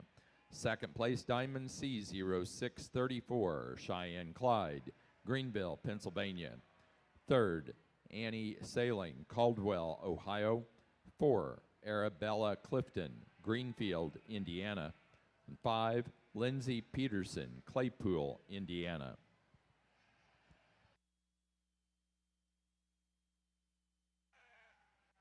Here in the blue ring and the Dorper show and our fall ewe lambs here, we've got a real neat ewe lamb to lead off with. I think she's the sheep that I really like this one from the profiling standpoint. A sheep that when you get this one put together, these young ladies get the sheep set up. She is one powerfully constructed kind of a female, one that I really like her and the way she comes together in terms of her balance and eye appeal. I think as you step back and look at her from the profile here, she's one of the more balanced ewes that we've got out here. One that's just really powerful down her top. She's wide and square throughout her hip, and certainly when she meets the ground, she's got some base width and power about her. I certainly think that when we talk about this one, we really like all of those features in this female, and as we forecast this one forward, I think there's a lot of good in this female yet to come, and I think her brighter days are even in front of her. You that we've got here in second, just an elegant, feminine kind of made female, one that's just straight and true in her lines, one that I really like. The way she blends together from her neck into her shoulder, a sheep that I think we can appreciate her in terms of her overall structural integrity, a sheep that's sound and gets out and moves, one that we can appreciate in terms of her bone work and size of foot and base width. Maybe she just doesn't have the true muscle shape and expression of muscle or even the width of her pin set from behind when we compare her to our class winner, but I think a nice logical piece to put here in our second hole. Ewe lamb that comes at us here in third is a little more built like our class winner in terms of growth and performance and size and scale. A sheep that I really like her in her center body, one that's just really wide through her skeleton, through her rib cage, one that carries that width into a big wide square hip. Maybe she just doesn't move as well as the 2 ewe lambs in front of her when we set this one into motion. She likes to get a little short in her stride, maybe a little more restricted in her movement off her hind 2. But I think a sheep that has a lot of nice pieces in her, that's why she's going to be in third. Lamb that comes at us here in fourth, a more youthful appearing kind of a sheep, but one that's just so sound. When the young man gets this ewe lamb in motion, she meets the ground on all 4 corners. She's super sound on the move. She certainly has some brighter days in front of her. We couple that with a lot of muscle and power and dimension. She comes at us on a little bit more moderate package, but I think there's just so much good in the way she's constructed and built. she needs to be talked about here in our top 4.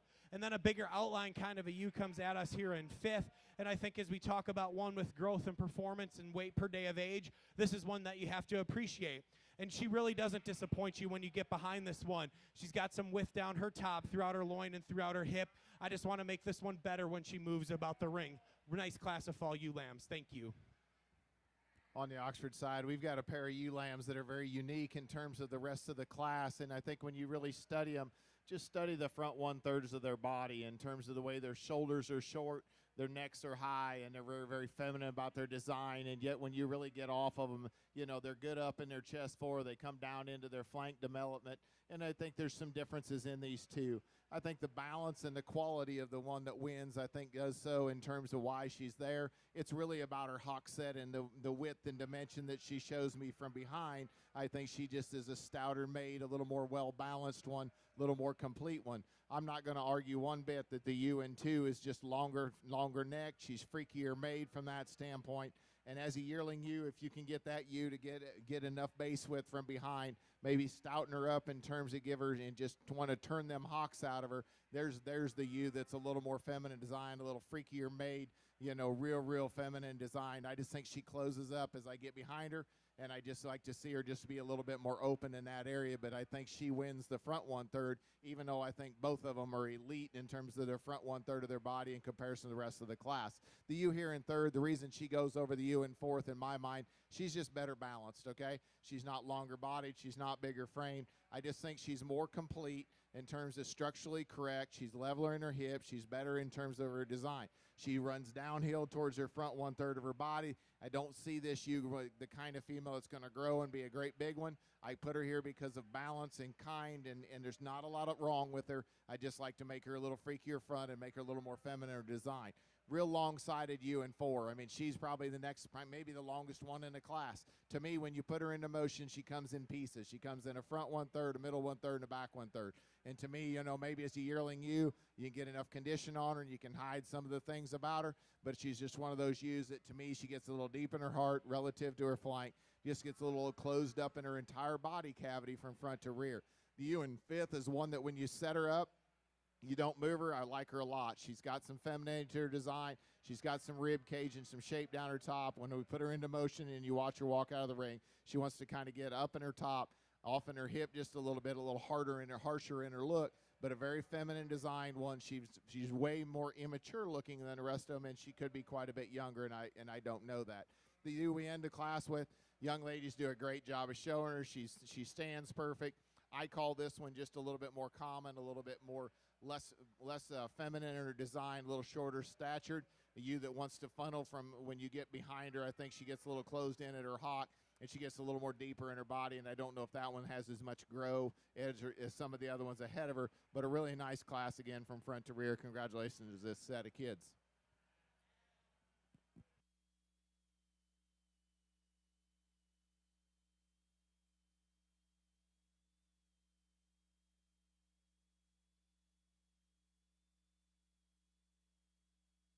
On the early fall ewe lamb class for the Dorper show, first place went to Snyder Dorpers 179, Hensley Horhats, Zephyr, Texas.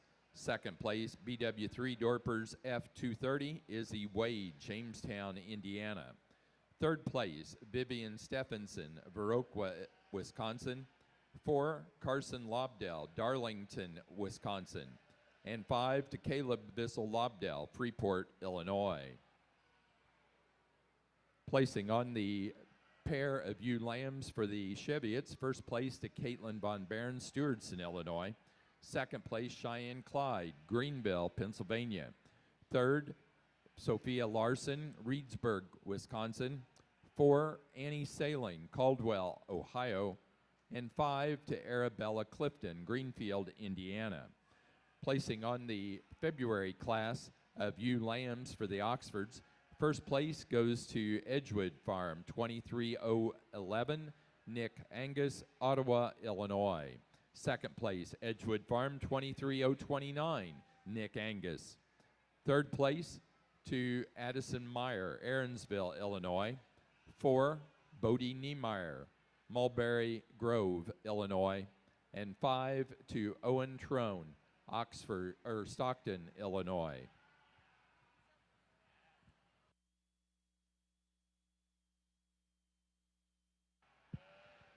Selecting junior champion in the white ring in the Cheviot division, and I think an immense amount of quality as we study class winners and seconds out here. I've talked to him previously, and as much as I like to hear myself talk, I'll spare you guys the pain, but I do think there's an exceptionally high quality set of females out here. There's one of them that's just more my kind in terms of show ring look and presence.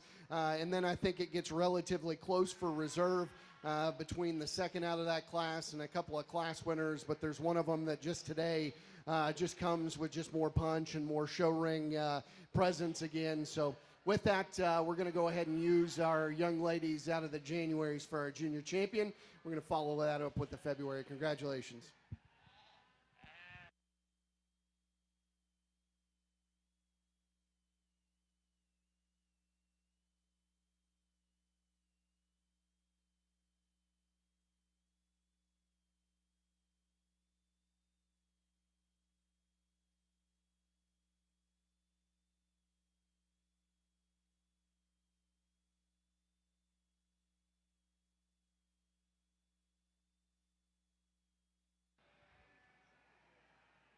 For the Cheviots, our junior champion goes to the first place January ULAM, Diamond C 0636, Cheyenne Clyde, Greenville, Pennsylvania.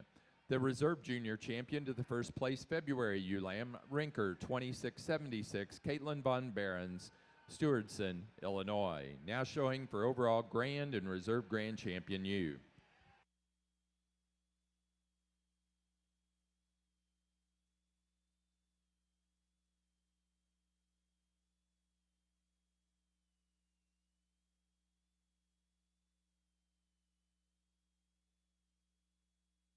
On the Oxford side, the ULAM class we got in front of us, you know, we don't have that one out here that just is a standout, but I think the one that wins, I think she's high quality. I think she's feminine about her design. She's got some length at top. You know, she's good enough in her underlying characteristics and, you know, sound enough in her movement. I think she wins the class rather handily. I think the U here in second's probably the next best one. I'm not going to tell you that, you know, she's fighting these two quite a bit, but she's tall at the point of her shoulder. She's long-sided. Looks like she has some continuation in terms of growth.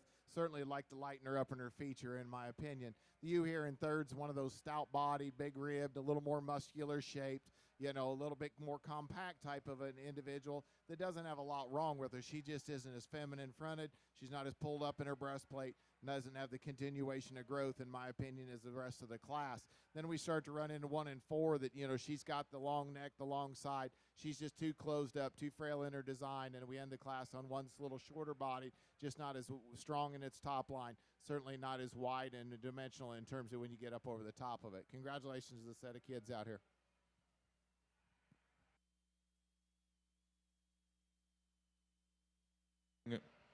Placing on the March ULAM class for the Oxford show, first place to Rocky Hill 2303, Morgan Crouch, Maroa, Illinois. Second place to Niemeyer 2309, Bodie Niemeyer, Mulberry Grove, Illinois. Third place to Credence Lancaster, Modesto, Illinois. 4, Whitney Sullivan, Orangeville, Illinois. And 5 to Corbin Hitt, Carlisle, Indiana.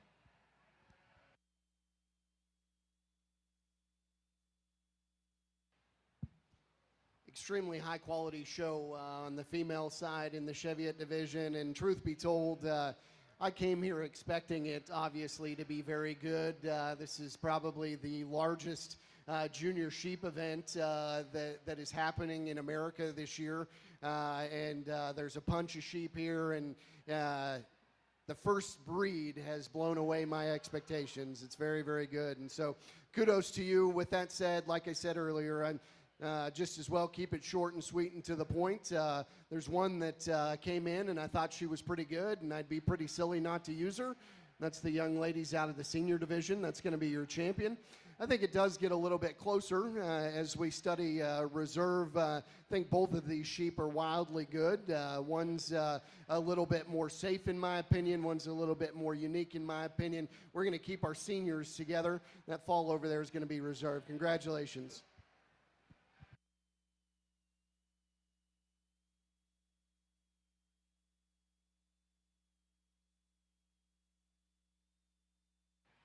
For the Cheviots, our senior champion ewe was our overall grand champion ewe out of the fitted yearling ewe class, Breezeview 3772, Angela, Caitlin Von Baron, Stewardson, Illinois. Reserve grand champion was our reserve senior champion from the fall ewe lamb class, Spildy 5366, Claire Spildy, Stoughton, Wisconsin. We are now ready for young flock.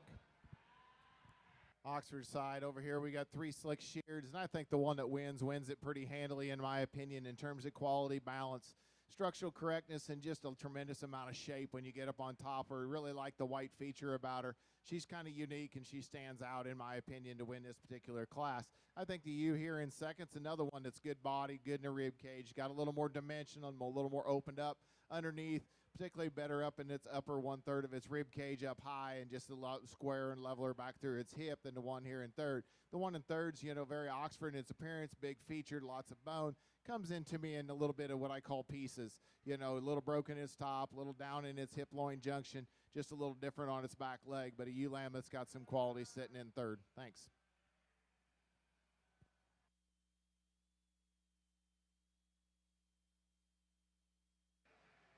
Placing on the class of Oxford Slickshorn ewe lambs, first place goes to Smith Showstock 2137, Riley Smith, Kentland, Indiana. Second place, AA 2347, Drew Miller, Huntington, Indiana. Third to Drew Miller, Huntington, Indiana.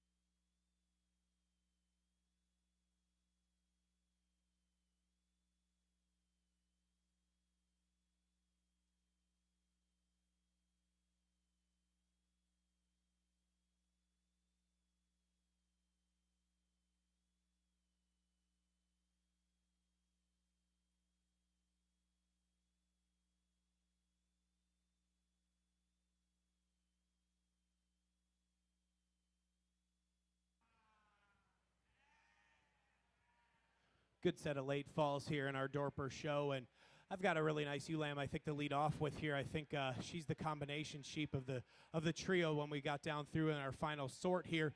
I think she's just a sheep that puts the most pieces together in terms of structural correctness and balance. Certainly a sheep that I think we can really appreciate in terms of her muscle shape and volume and capacity. And then when she gets put together, I think she's the most attractive ewe lamb that we've got out here. Certainly one that balances up the most from the side. One that I think has the most muscle shape, especially on her top side.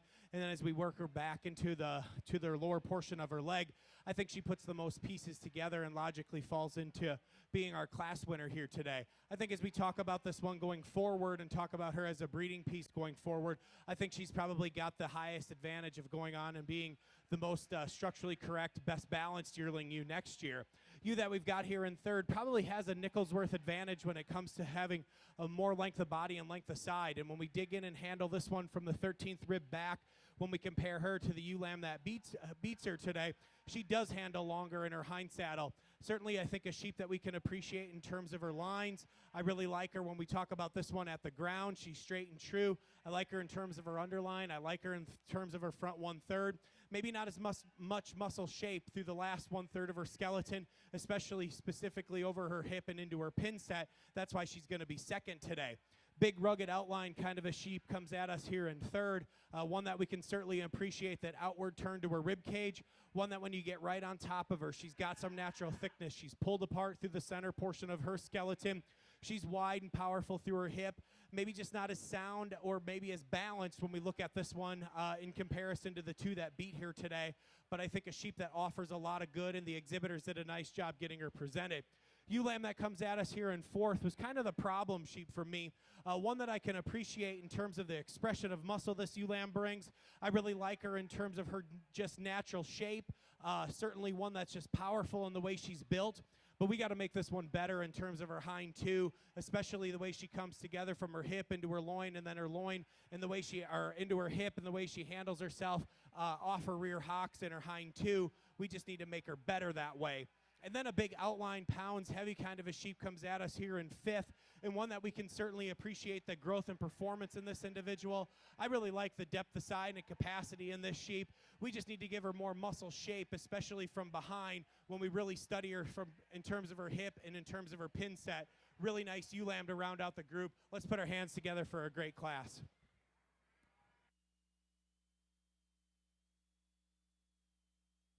Placing on the class of late fall ewe lambs. Your next class over there on the Dorpers will be for senior champion and reserve senior champion ewe. Placing on the late fall ewe lamb class, first to Lazy 5 Ranch 5514, Hensley Hohans, Zephyr, Texas. Second to Lazy 5 5525, Vivian Stephenson, Viroqua, Wisconsin. Third to Michaela Repsher, Taylorville, Illinois. 4, Vivian Stephenson, Viroqua, Wisconsin. And 5, Meyer Lambert, Laclede, Missouri. Placing on the class of young flock for the Cheviots, first place goes to Caitlin Von Barron, Stewardson, Illinois. Second, Cheyenne Clyde, Greenville, Pennsylvania. Third, Sophia Larson, Reedsburg, Wisconsin. 4, Annie Saling, Caldwell, Ohio. And 5, Arabella Clifton, Greenfield, Indiana.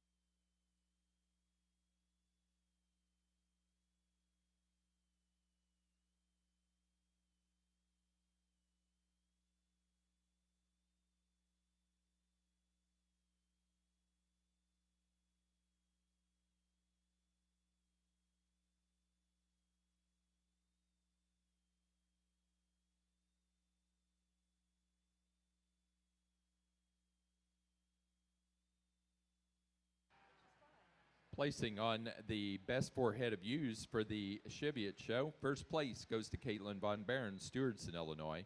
Second, Cheyenne Clyde, Greenville, Pennsylvania.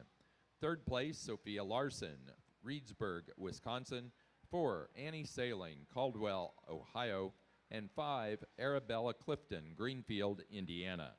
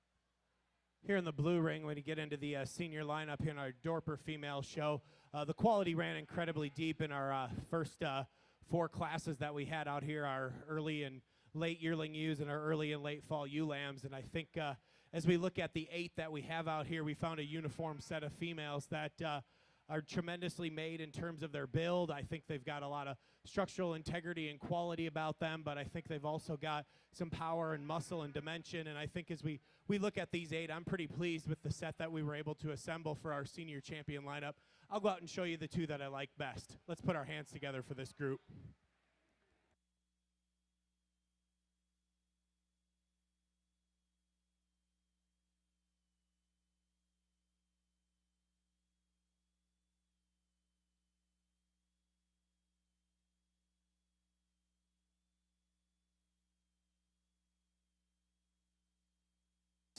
On the class of Oxford pair ewe lambs, first place to Nick Angus of Ottawa, Illinois. Second, Aubrey Miller, Huntington, Indiana. Third place, Lydia Poole, Murrayville, Illinois. 4, Chad Hoover, Washington, Pennsylvania. And 5, Addison Meyer, Aaronsville, Illinois.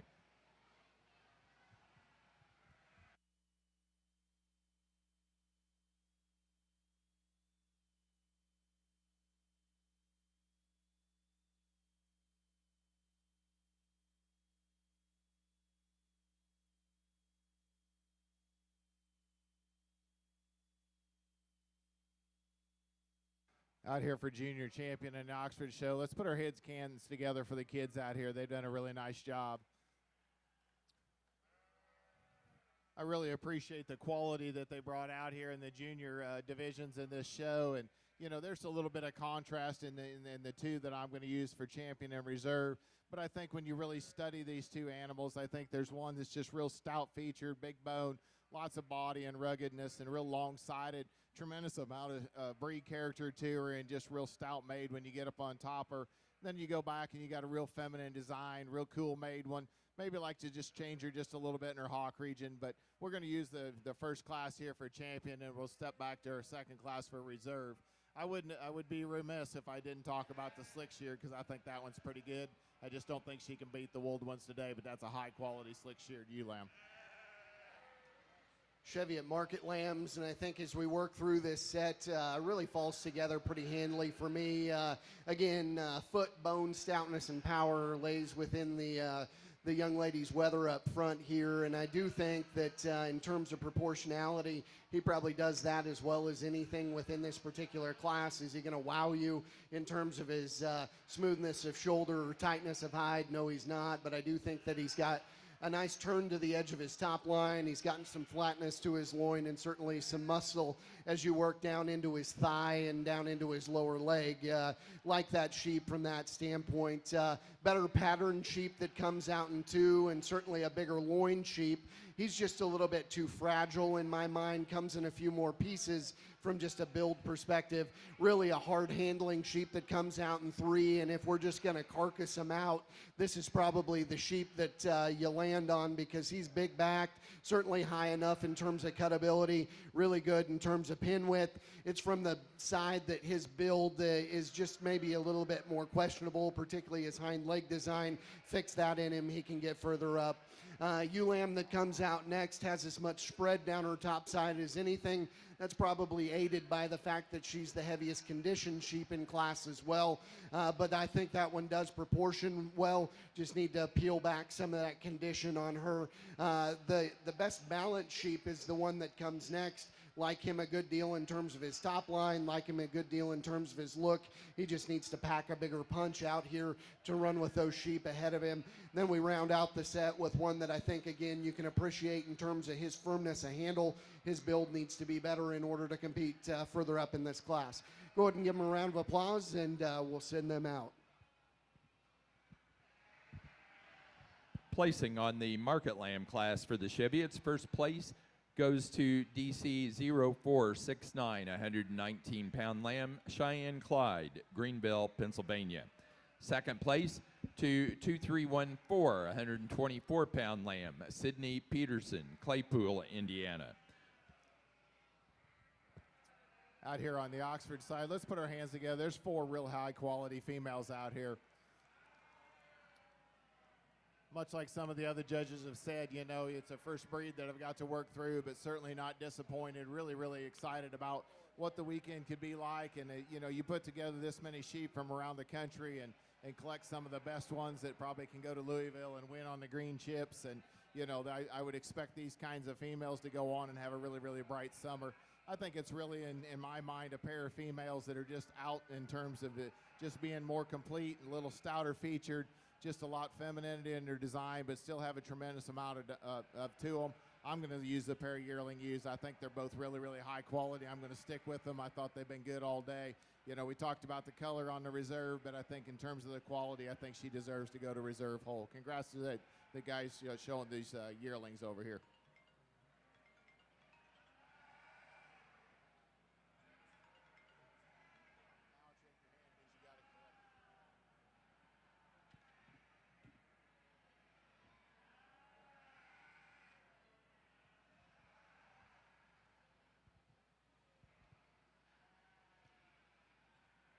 For the Oxford Show, our overall grand champion ewe goes to our senior champion ewe from the fitted yearling ewe class, AA 2228, Aubrey Miller, Huntington, Indiana. Reserve grand champion goes to our reserve senior champion, second in that yearling ewe fitted class, D Hall 240, Morgan Crouch, Maroa, Illinois. Now ready for Oxford Young Flock. Also, we're ready to begin our Cotswold show. Ready for the Cotswold show. And we're ready for white senior ram lambs.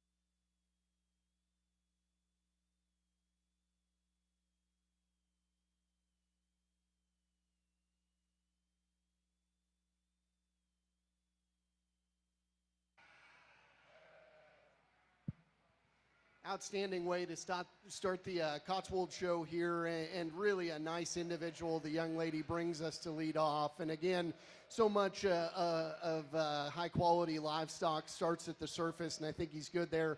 He's got a big square foot. His toes point the right direction. Really stout, powerful sheep that's very good in terms of his build, and yet with that, he still has a fleece advantage as you part his fleece. He's one that's lustrous. He's very consistent from that aspect, very clean, and certainly a high-quality individual to lead off. And nothing to take away from the young men that come in second.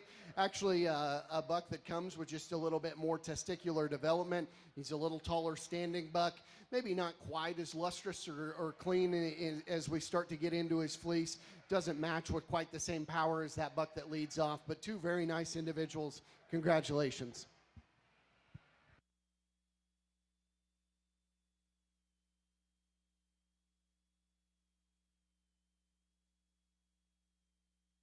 Placing on the Oxford Young Flock class, first place goes to Aubrey Miller, Huntington, Indiana.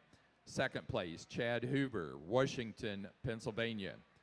Third, Addison Meyer, Aaronsville, Illinois. 4, Bodie Niemeyer, Mulberry Grove, Illinois. And 5, Crimson Lancaster, Modesto, Illinois. Placing on the class of Oxford Best 4 Head of Ewes, first to Lydia Poole, Murrayville, Illinois. Second place, Addison Meyer, Aaronsville, Illinois. Third, Credence Lancaster, Modesto, Illinois. And 4, Susie Shields, Marion, Indiana. Now ready for Oxford Market Lambs. Oxford Market Lambs are in the ring. Dorset Advantage exhibitors. Please have fall/winter ram lambs ringside and ready for the Dorset Advantage. We need Dorset Advantage fall/winter ram lambs ringside and ready. We're on the Oxford Market Lamb class right now.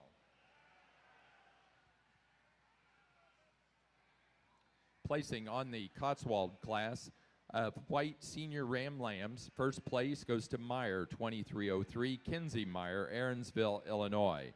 Second place to Meyer, 2301, Carter Short, Ballston Spa, New York.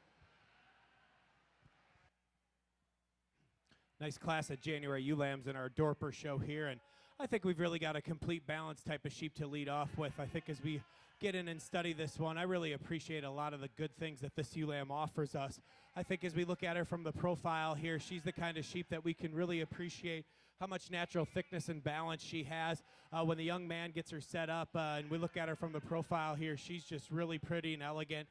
One that's got that combination of elegance and femininity, but also has some dimension of muscle and power and rib shape and capacity, but yet she's still youthful and attractive and certainly puts all those pieces together. And I think as we forecast this particular individual forward, there's a lot of nice things in this female that she's going to be an exciting yearling ewe next year. Ewe lamb that we've got here in second, a balanced, real complete kind of a sheep. 1-2 that's also really feminine and yet also youthful in her appearance.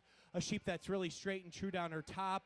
One that's probably maybe a little better in her spine in terms of her hip and pin set compared to the ewe lamb that wins. But I think she's the type of sheep that has so much good in the way she's built and the way she's constructed. She maybe just gives up some sheer muscle and power compared to our class winner, and that's why she's going to be in second. Same holds true with the ewe lamb we've got here in third. Straight-spined, level design kind of a sheep that we can appreciate in terms of her underline, one that we can appreciate in terms of her muscle shape. We just need to make her better on the move when we set this one in motion in comparison to the two that stand in front of her. Same holds true with the ewe lamb that we've got here in fourth. A real powerfully constructed kind of a sheep, and one that we can appreciate in terms of the way she's built and the way she's constructed. A sheep that's really expressively muscled when we get on top of this one. One that's got some more muscle shape and more dimension of muscle through the lower portion of her leg in comparison to the ewe lamb that stands directly in front of her. I just want to see this one move more freely and easy off her hind two when we set this one into motion, and that's why she's going to be fourth today. Then we've got a big pounds heavy kind of a ewe here in 5th, one that we can appreciate the growth and performance at this stage of the game.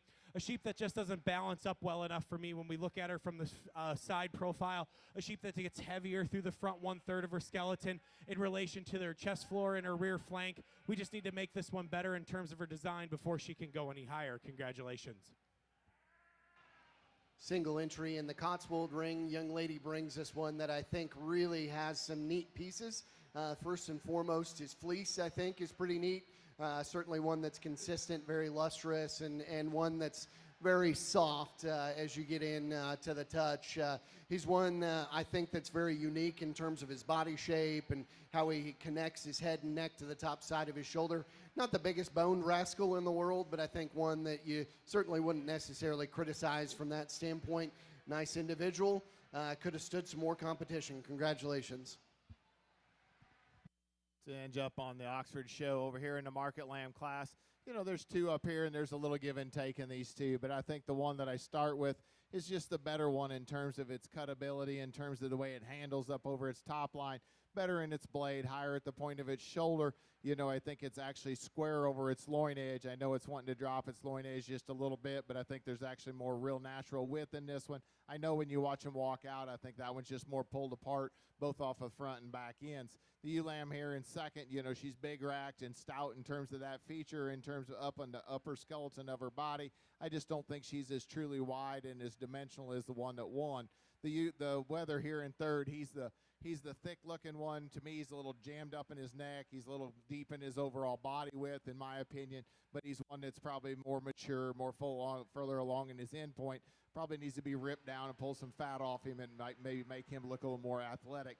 We end up down here in 4 with one that's just a little piecier in its overall body type, gets a little weak in its top. It's long-sided. It has some muscle shape.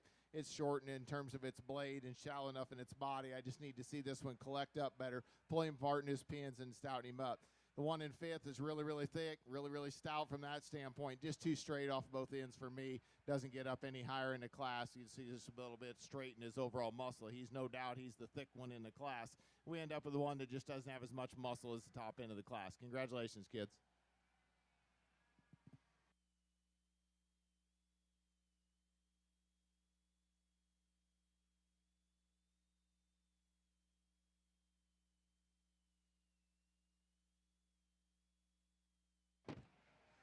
Placing on the Dorper Senior Championship for the ewes. Our senior champion is first place fall yearling ewe, Lazy 5, 5332, Vivian Stephenson, Viroqua, Wisconsin. The reserve champion went to the first place spring yearling ewe, BW3 Dorpers 204, Izzy Wade, Jamestown, Indiana. Placing on the class of January ewe lambs for the Dorpers, first place to Darlington Dorpers 2301, Carson Lobdell, Darlington, Wisconsin. Second place to BW3 Dorpers 302, Izzy Wade, Jamestown, Indiana. Third, Maybelle Repsher, Taylorville, Illinois. 4, Vivian Stephenson, Viroqua, Wisconsin. And 5, Caleb Vissel-Lobdell, Freeport, Illinois. Placing on the class of Cotswold Natural Colored Senior Ram Lambs, first place to Meyer, 2319, Addison Meyer, Aaronsville, Illinois. Placing on the Oxford Market Lamb class, first place to a lamb weighing 111, OH 16072-303, Harper Horning, Bucyrus, Ohio. Second place to Autumn Brandt, Rock Springs, Wisconsin. Third to Ashlyn Brandt, Rock Springs, Wisconsin. 4, Haley Scheller, Noblesville, Indiana.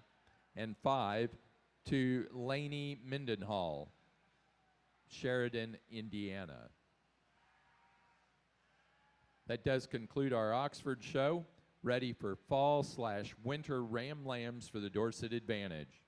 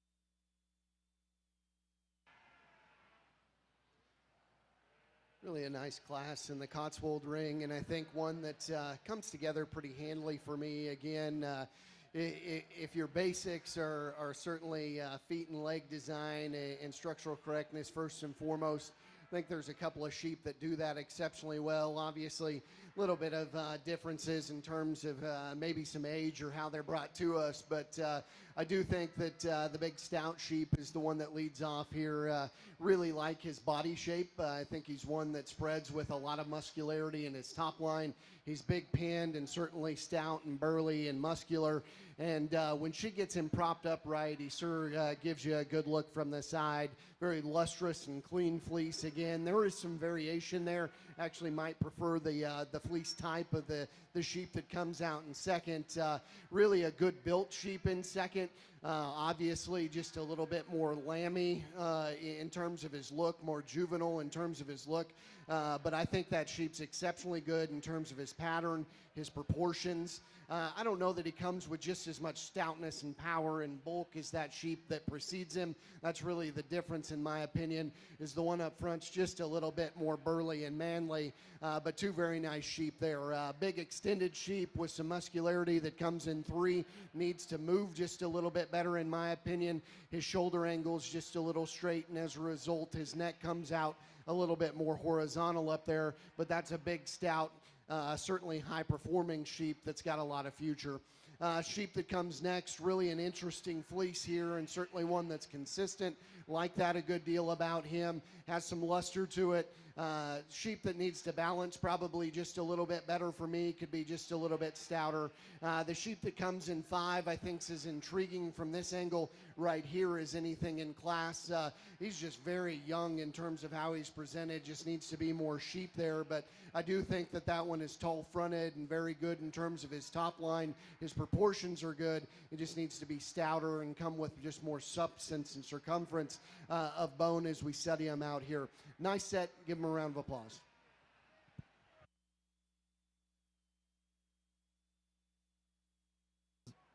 Results of the Cotswold White Junior Ram Lamb class. First place to Meyer, 2307, Kinsey Meyer, Aaronsville, Illinois.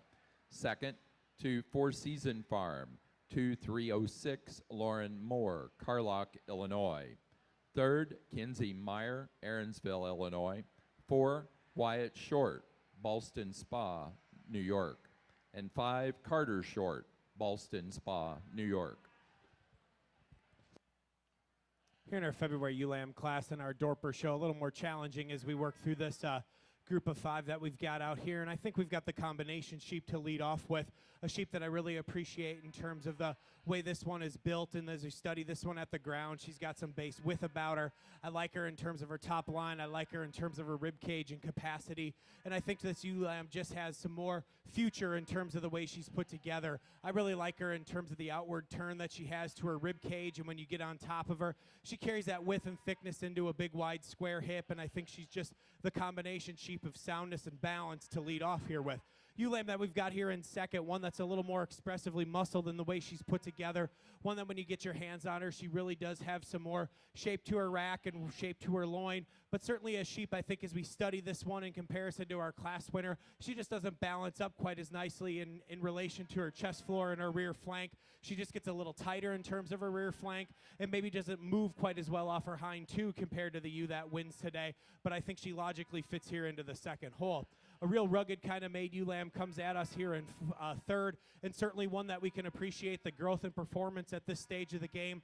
A sheep that does have some outward turn to her rib cage. She's got some center body and some capacity about her. One that we can appreciate that. I like her in terms of her bone work. I just want to make her better in terms of her hip structure and the way she moves off her hind two. Certainly she drops her pins just a little bit. I'd like to pull her apart at her pin set and make her move better before she can go any higher. Same holds true with the ULAM that we've got here in fourth, a long-bodied, really elevated kind of a sheep, one that I can really appreciate that added length of body and length of side in this one. We need to make her sounder to move her any higher here today. And then same holds true with the ULAM that we've got here in fifth, one that's really expressively muscled when you get on top of this one that's really wide down her top. She's really thick throughout her loin and thick throughout her hip. We just need to change her off her hind pasterns and rear hocks before she can go any higher. Thank you.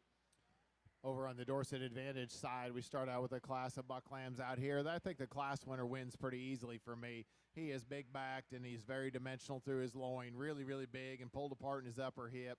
Just a lot of body mass. You know, is he the shallowest one out here? I'm not going to tell you that, but he's in terms of just powered up, got a tremendous amount of quality, stifle to stifle width, just a tremendous amount of muscle, and still comes in an eye-appealing package. I think he deserves to win. It gets a little closer between 2 and 3, in my opinion, and I opted for that look that I like in terms of shallower bodied, shorter bladed, more laid in about the shoulder, longer necked, and just more better design type of a sheep. I think this buck lamb here in second, he's longer sided and handles better. He's better out through his pins. Just a sheep that just looks a lot better, especially when you put him into motion. The one here in 3, he's one of those big ribbed, opened up ones. To me, he gets a little deep in his overall kind. He gets a little deep in terms of his shoulder. He gets a little deep in his breastplate. And one that when you really start to study him, the widest point of this sheep is the front 1/3 of his body, not the back 1/3. The dark one's kind of hard to look at. You know, he's just one of those optical illusion type of sheep, but he's shallow. He's cool. You know, from those standpoints, he's got some rack shape, and he's got better days ahead of him. I wouldn't give up on him, keep feeding him, keep pushing, just the pounds light one out here. We end up with one here in 5th hole that this thing's a meat wagon. When you want to get up and handle a big, wide loin, crisp and stout, that guy's got it. He just comes apart in his top line, gets too open in his blade, too closed up in his rib cage for me, but one that definitely has a tremendous amount of muscle in him. On the natural colored Cotswold side of the buck lambs, I think 2 very high quality individuals, and so I'll start with that. First and foremost, the big-footed, heavy-structured sheep is the young ladies up front. And I just think he puts everything together just a little bit more smooth and consistently as you study him up through his front third. He's certainly more elevated. His neck sits out of the top side of his shoulder a little bit better. As we put him in motion, he's a little bit more consistent in terms of his top line. There is a little bit of deviation as you work through his fleece, but I don't think certainly bad enough to warrant moving him out of the top spot. I think a nice future in that particular sheep. Really a neat fleece in the sheep that's in second. First and foremost, the color, but secondly, on top of that, really good character and luster as you work from shoulder all the way to britch on that sheep. And I think a ton of future. He's maybe just a little uncomfortable as we get in motion. I think that one could get out of both ends just a little bit freer and handle the ring probably as much as anything just a little bit better. But 2 very nice sheep there. Congratulations.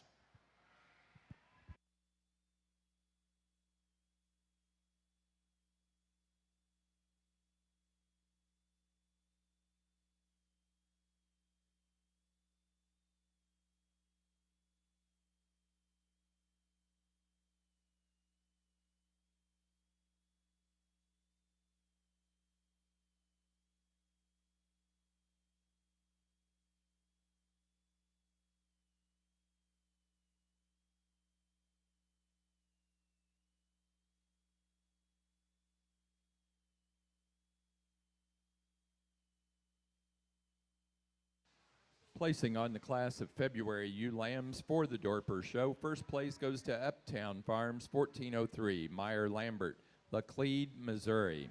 Second place to Kelly Hare Sheep, 3084, Izzy Klaus, Sheridan, Indiana. Third place to Tommy Slack, Lake Geneva, Wisconsin, 4, Caleb Vissel-Lobdell, Freeport, Illinois. And 5 to Hensley Horhatz, Zephyr, Texas. Placing on the class of Dorset Advantage fall/winter ram lambs. First place to Coleman Club Lambs, GN 2283, Reed Coleman, Lakeville, Ohio. Second place to Grinstead Sheep 0051, Owen Grinstead, Sheridan, Indiana. Third, Wyatt Nelson, Pearson, Iowa. 4, Emma Chandler, Fredericktown, Missouri. And 5, Avery Lindsay, Coshocton, Ohio. Placing on the Cotswold class of white junior ram lambs. First to Meyer, 2307, Kinsey Meyer, Aaronsville, Illinois. Second place to Four Season Farm, 2306, Lauren Moore, Carlock, Illinois.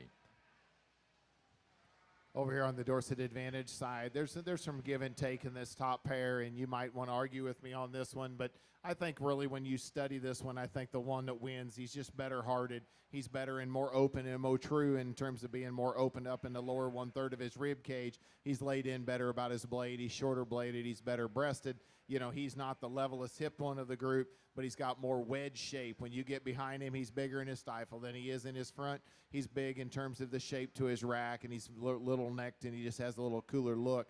I would change him. I would level him in his dock. The one here in 2 is one of those sheep that's long body, but when you start to put this one in motion, to me, it really deepens up in its heart, cuts up in its flank, really wants to funnel down low on its lower leg. It just doesn't show us the shape, and you can see that when you stand here in front of him. He just wants to funnel down low. Then we run into a pair of bucks that just need more time, more condition, more fat on them, just a little bit more time down the road so they can be more competitive, but a nice class. Congratulations, kids. Finishing up the placing from that white junior Ram Lamb class for the Cotswold. 3rd place went to Kinsey Meyer, Aaronsville, Illinois. 4, Wyatt Short, Ballston Spa, New York. And 5, Carter Short, Ballston Spa, New York. Placing on the natural colored junior Ram Lamb class for the Cotswold, 1st to Four Season Farm, 2316, Lauren Moore, Carlock, Illinois. 2nd place, Meyer 2305, Addison Meyer, Aaronsville, Illinois. Placing on the class of Dorset Advantage, Spring Ram Lambs, 1st place, Northern Star Livestock Service, 23077, Adriana Winland, Shakopee, Minnesota. 2nd place to Izzy and Company, Showstock 0397, Izzy Klaus, Sheridan, Indiana.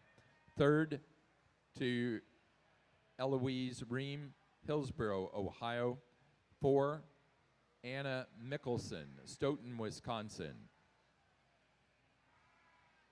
Placing on the pair of Ram Lambs for the Cotswolds, 1st place to Kinsey Meyer, Aaronsville, Illinois. 2nd, Addison Meyer, Aaronsville, Illinois. 3rd, Carter Short, Ballston Spa, New York.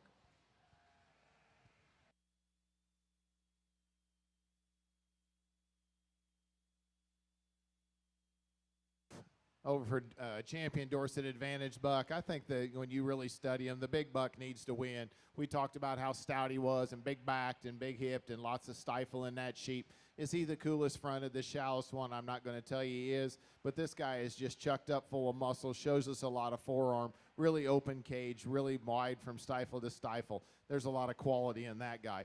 It gets really tight for me here for reserve between the 2nd place in that class and then this lightweight division winner. You know, if you study those 2 sheep and which one is the next best one in terms of if you don't put them in motion, you know, if you don't put them in motion, probably the light one is end up being the better animal. I mean, that one's really pulled up in its heart, really big in its back shape, made a nice weather. If you cut this guy, he's really short-bladed in those areas. Would I make him leveler in his hip, particularly when you put him in motion? I would, but he shows me a lot of stifle and a lot of quality from there. The 2nd place was long-sided. He wasn't as shapely as the class winner and isn't as shapely as reserve. I'm going to go ahead and go against what I believe sometimes when you put them in motions, they need to move better than they do. This one guy needs to move better, but that's the 2nd best buck here. He'll be a reserve. For the Dorset Advantage, our champion ram goes to 1st place fall winter Ram Lamb, Coleman Club Lambs, GN 2283, Reed Coleman, Lakeville, Ohio. Reserve champion, 1st out of the spring Ram Lamb class, Northern Star Livestock Service 23077, Adriana Winland, Shakopee, Minnesota.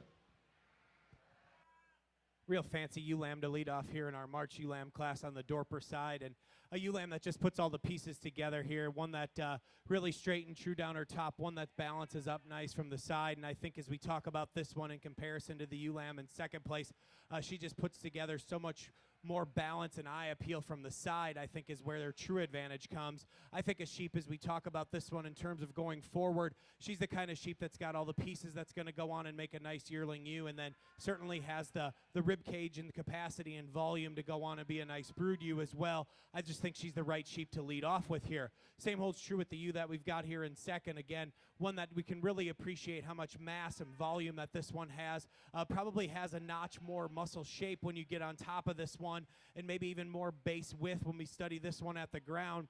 but maybe not balancing up quite as nice as the ewe lamb that wins today. I'd like to make her better right behind her shoulder and into her loin, and maybe make her better out through her pin set before we can run with that ewe lamb in front of her, but certainly has a lot of nice pieces about her. Ewe lamb that comes at us here in third is really similar in type and kind to the sheep that wins the class today. One that's really straight and true down her top, one that's really youthful in her appearance, one that's really feminine in the way that she's put together. A sheep that does have some muscle shape when you really study this one that really does have some openness to her rib cage and width down her top. I just want to see her better in terms of her structure. She was kind of a handful for the exhibitor to show here today, so certainly it was a challenge to get a real good look at her, but when she does come together, there's a lot of nice pieces in that particular female. Big outline, long-bodied kind of sheep comes at us here in fourth, and one that we can appreciate for her growth and performance and weight per day of age here. Certainly one that when you handle this one from the 13th rib back, she handles longer in terms of her hind saddle. I just need to see some more muscle in this one. I'd like to make her better in terms of her hip structure, give her some more natural thickness right down her top in comparison to the size and scale that she has before that she can run any higher. And then the ewe lamb that we've got here in fifth is one that when the young lady gets this one in motion, she's one of the sounder, freer tracking ewe lambs that we have out here, one that's really attractive when we set this one into motion. I just want to see her better in terms of her muscle shape, in terms of her hip design and hip structure, and with a pin before she can go any higher. Thank you.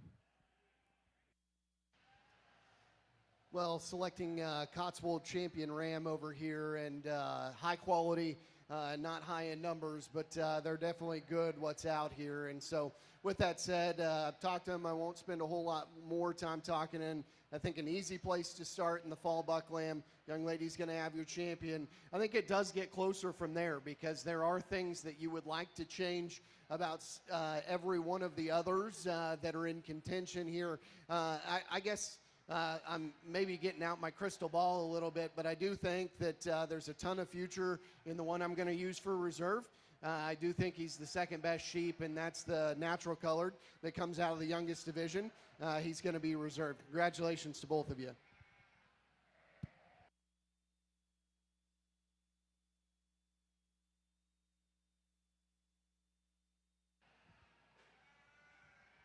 For our Cotswold show, our champion ram goes to the first place white senior ram lamb, Meyer 2303, Kinsey Meyer, Aaronsville, Illinois. The reserve champion goes to the first place out of the natural colored junior ram lamb class, Four Season Farm 2316, Lauren Moore, Carlock, Illinois. Placing on the March ewe lamb class for the Dorpers, first place went to Lazy 5560, Vivian Stephenson, Viroqua, Wisconsin. Second place, Lazy 5 Ranch 5562, Hensley Hohertz, Zephyr, Texas. Third place, Vivian Stephenson, Viroqua, Wisconsin. 4, Caleb Bissell Lobdell, Freeport, Illinois. And 5, Haskell Hohertz, Zephyr, Texas.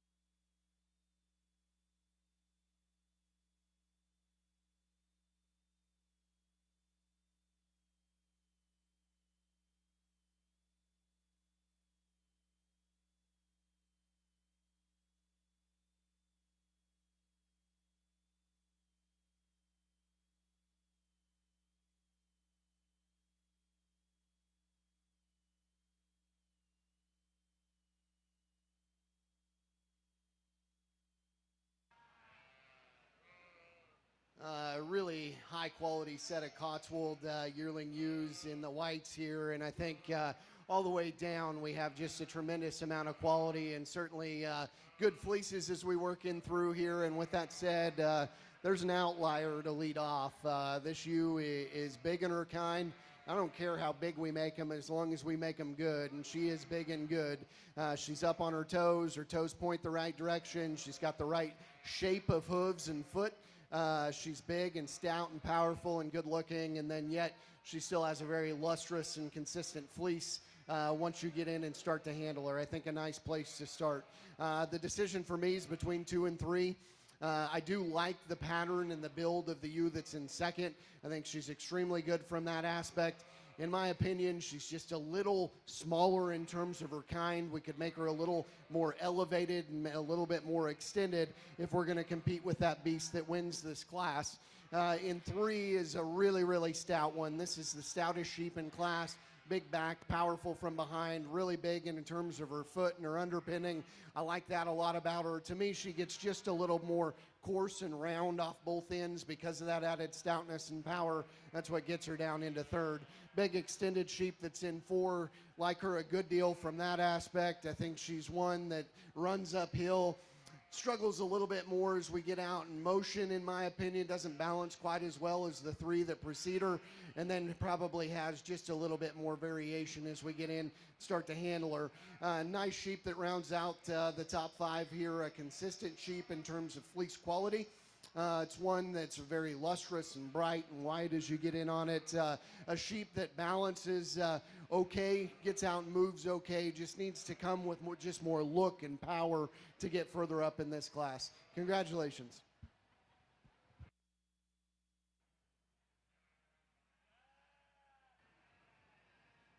Here in our junior champion lineup in the Dorper show, we've got 6 high-quality females out here, and I think the future's bright for the Dorper breed when we bring these 6 individuals back out here and in their respective classes and bring them out here for our junior champion lineup. I think there was a couple females that hit me the hardest when they were in class, and certainly I think as we look at the 6 individuals we have out here, there's a lot of quality in terms of type and kind, but also a lot of quality in terms of where the future's going in terms of what these sheep are going to do next year as yearling ewes. Let's put your hands together. I'll go out and show you the 2 I like best.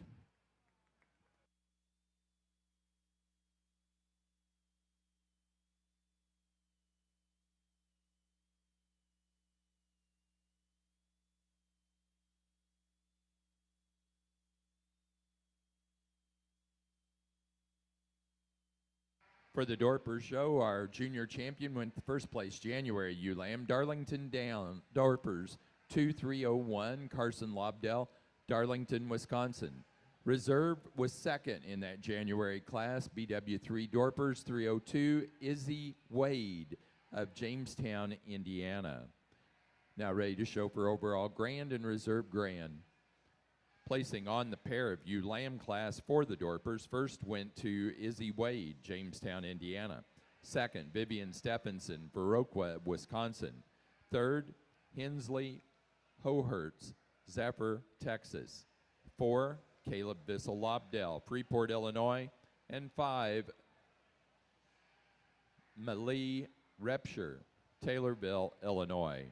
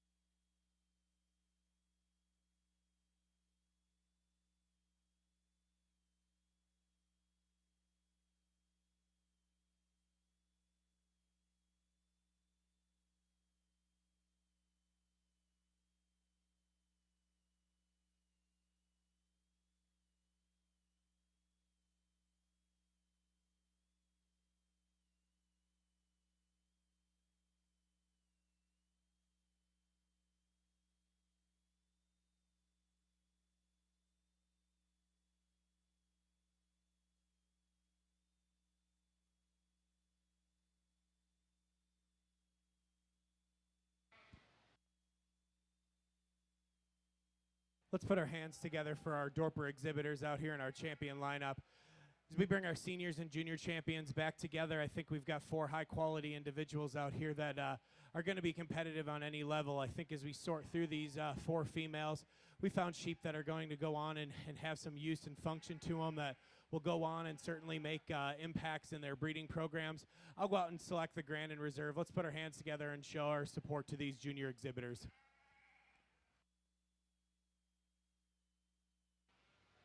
Natural colored Cotswold class, I think, comes together pretty easily for me. I think young man brings us one up front that first and foremost I think has a good character to her fleece. The shape and formation is right, in my opinion. She's consistent as you work through her fleece, and certainly one that from a build perspective, you like the height of her shoulder, the length of her body, and just the quality that she comes with through her front third.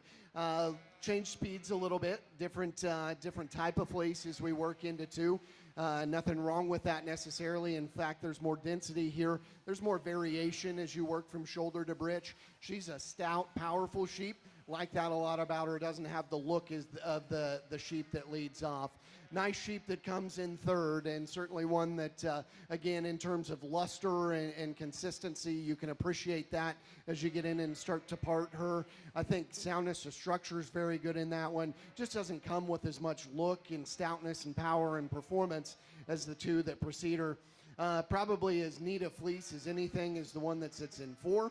Like her a great deal from that aspect, and certainly one that you like in terms of just her color, and it's a lustrous fleece. She's working off maybe a bit of an injury. She's going to pack in a back leg just a little bit, and so that's obviously to that young man's disadvantage. Nice sheep, just needs to get out and go a little easier.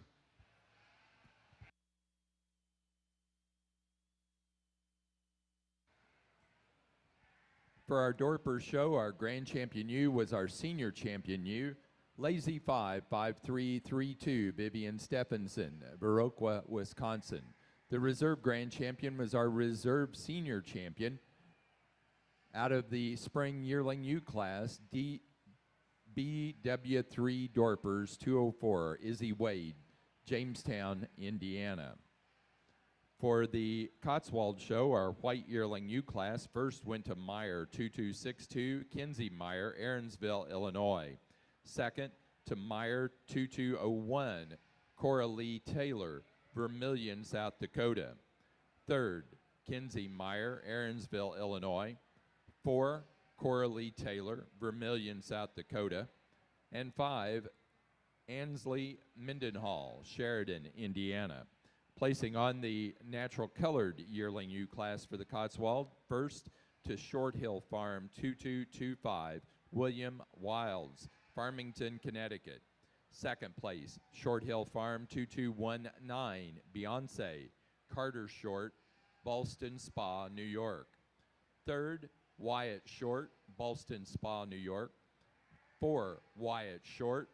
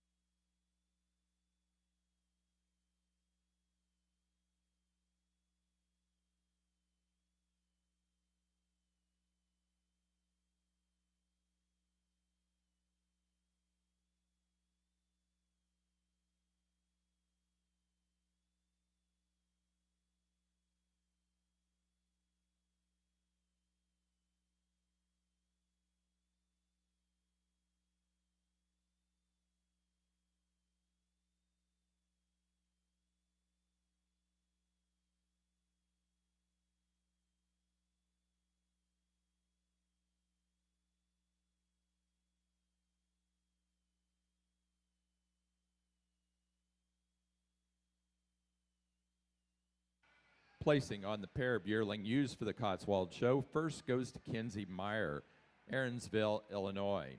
Second, Coralie Taylor, Vermillion, South Dakota. Third place, Carter Short, Ballston Spa, New York.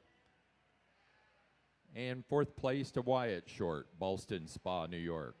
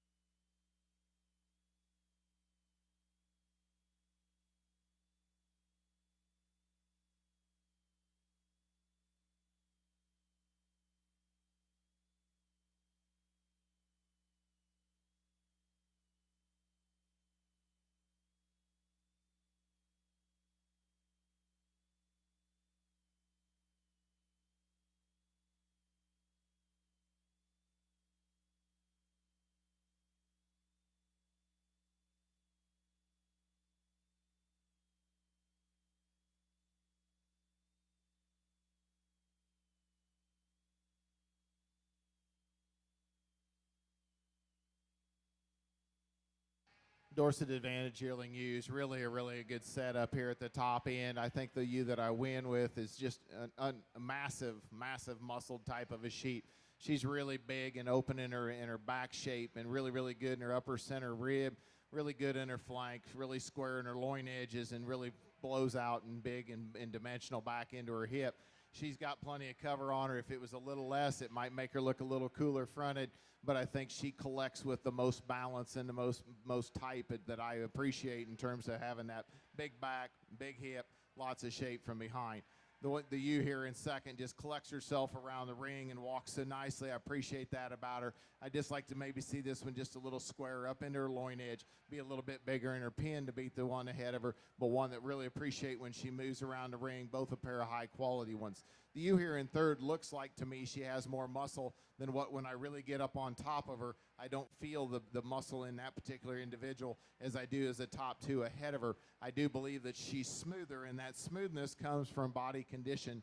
And I think if you peel her off and when you get in front of her, she wants to narrow up just a little bit in her undercarriage in terms of in her lower 1/3 of her body, but she's long and she's smooth. She's attractive to look at.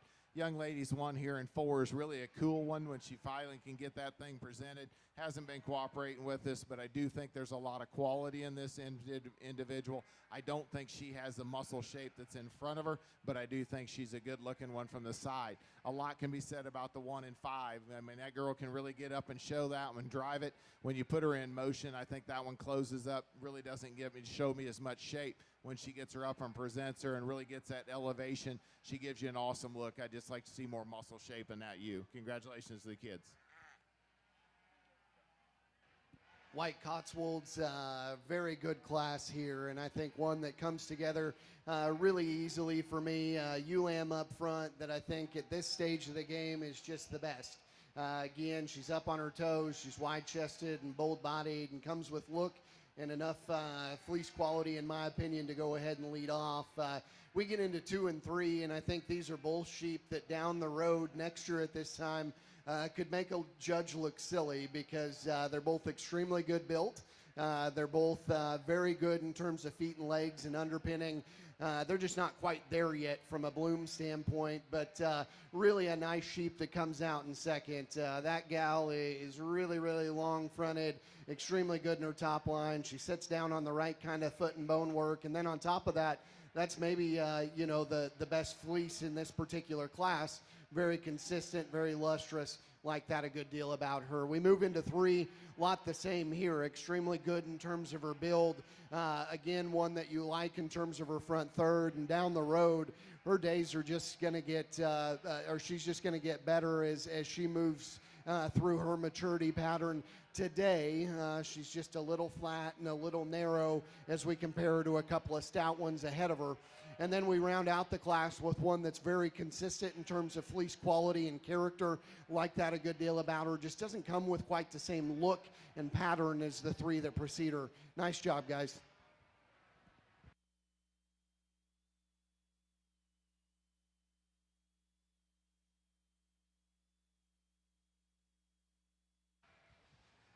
Placing on the Dorset Advantage Yearling U class, first place to Coleman Club Lambs, GN 227, Reed Coleman, Lakeville, Ohio.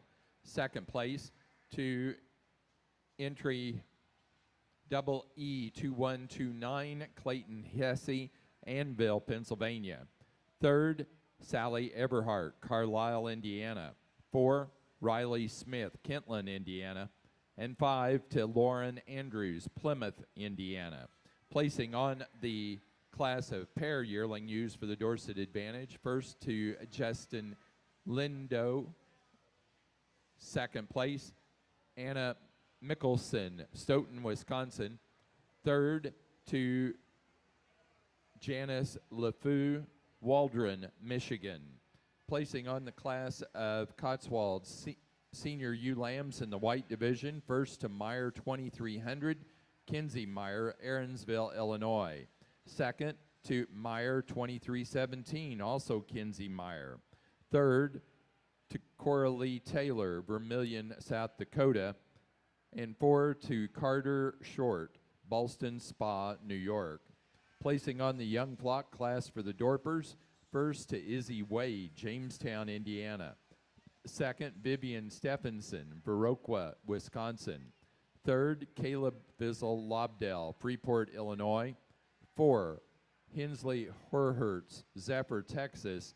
And 5, Meyer Lambert, Laclede, Missouri. In the natural colored Cotswold division, just a single entry. Could have stood some more competition. Nice sheep, up on her toes, very good in terms of squareness of skeleton. She's got a nice character to her fleece as well. Congratulations, guys. Nice sheep.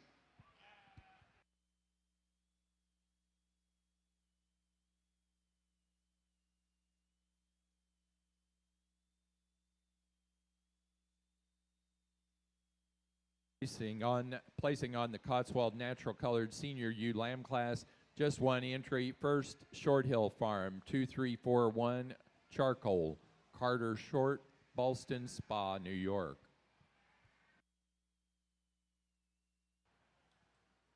Just 5 in this class over here in the Dorset Advantage, but all of them have some pieces that have some quality. But I think the 2 that get to the top, I think they're just the better in terms of the type and kind that they are. They're more elevated to the top of the shoulder. They're better in their breastplates. They're shorter in their blades. And yet when you get on top of them, they are the ones that handle with a lot of shape. And I think the lamb that wins, you know, she isn't the biggest footed one, but she's the best looking one. The ewe lamb here in second's another long-sided, shallow-bodied one. Just maybe like to change this one, again, stouten it up back in its hip, back into its leg.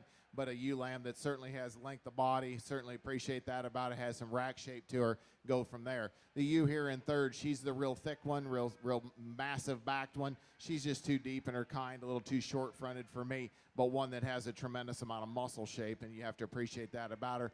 The natural colored looking one here is one that just needs more shape, more muscle, has some length and some extension. We just need to put some more foot size. And the one that ends the class, we just need more time on feed. I really think this one actually has some potential. I just think that one needs a little bit more time to put some fat and some cover on that one. Congratulations, kids.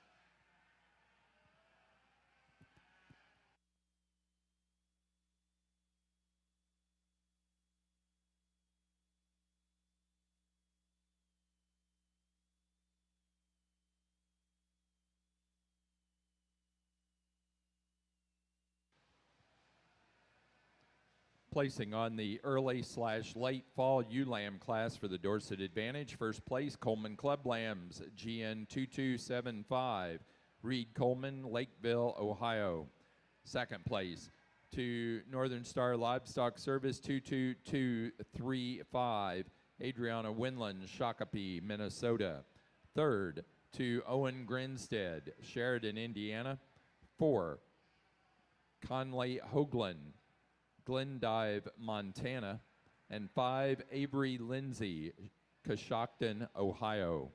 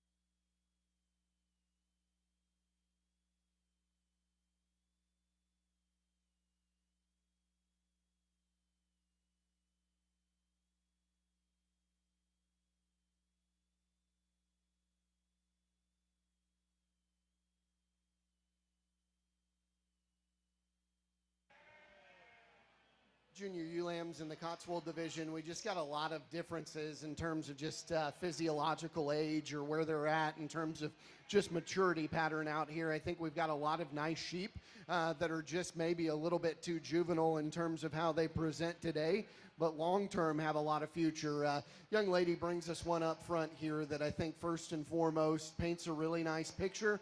Stout and powerful, good built, and then one that, again, as you get in on her fleece, it's consistent, it's soft, and it's lustrous. The sheep that's in 2, as these sheep came out, I probably thought was a player to win the class and just does not want to cooperate, does she, young lady?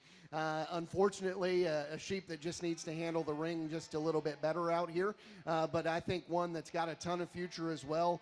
Even though she's not showing herself off, she's extremely good built and powerful. Just needs, obviously to handle the ring and handle the halter just a little bit more effectively. Young man brings us one in 3 that is big and extended, very, very good in terms of pattern. Again, high quality as you get in from a fleece perspective, just doesn't come with quite the same power and look up through the front third as those top 2. We go into 4 with, again, one that's just very lamby or juvenile in terms of how she's presented out here. I think obviously has a lot of future, needs to handle the ring just a little bit better, wants to get just a little uncoordinated when she gets out in motion. Young lady does an outstanding job with old Rizzo here. That young lady shows the wheels off of that thing. I think that thing long-term could be very, very good. She's just a little skinny today, but ultimately that thing's just going to get better and better and better. Congratulations to that crew.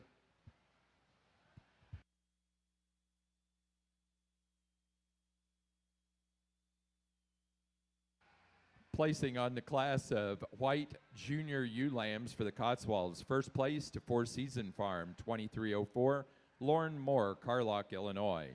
Second place to Meyer, 2370, Coralie Taylor, Vermilion, South Dakota. Third, Carter Short, Ballston Spa, New York. 4, Lauren Moore, Carlock, Illinois. And 5 to Ansley Mindenhall, Sheridan, Indiana.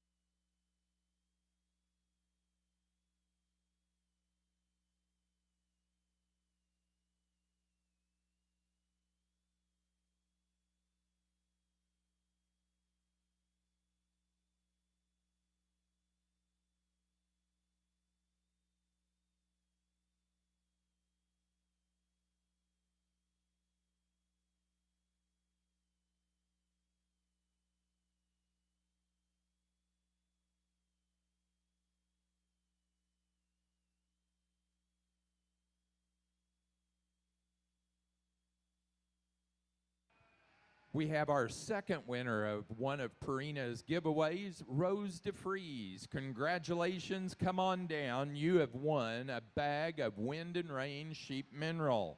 Stop by the Purina booth to collect your prize. Purina will be drawing more winners the remainder of the show, so stop by to enter and get $15 off your next Purina purchase.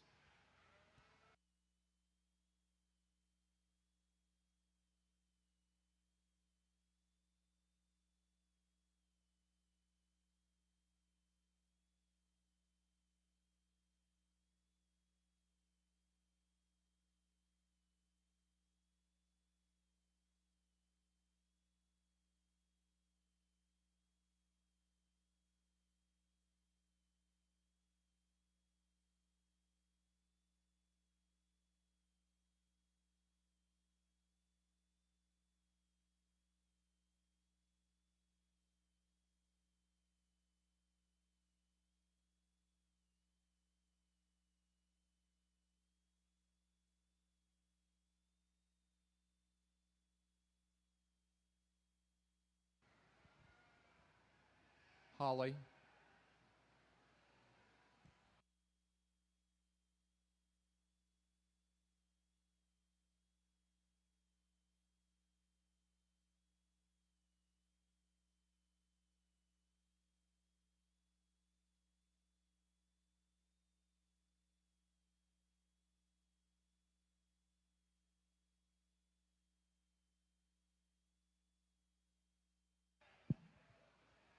Junior natural colored Cotswolds over here.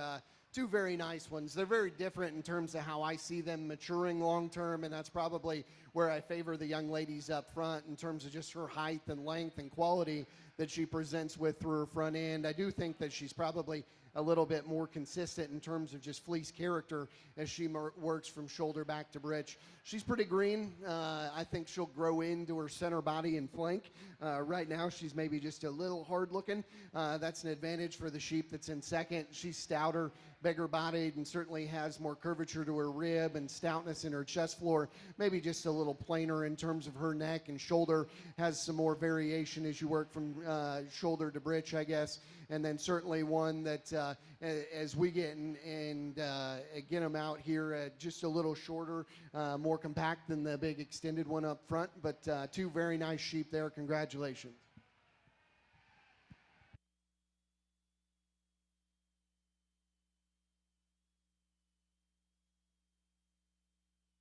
Placing on the Cotswold Natural Colored Junior ewe lamb class, first place to Meyer 2330, Addison Meyer, Aaronsville, Illinois. Second place to Meyer 2363, also Addison Meyer.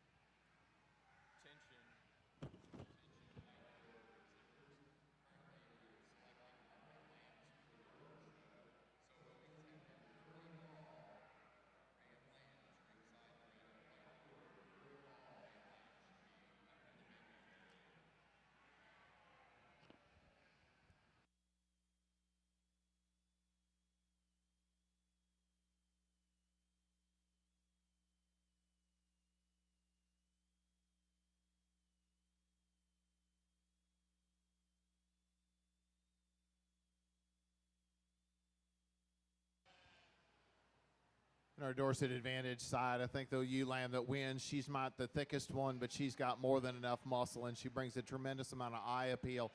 Just really, really good in terms of her structure and the way she wants to jack up and be really tall fronted elevates herself up in the front 1/3 of her body. Gives me enough muscle shape when you get on top of her and opens up and enough skeleton.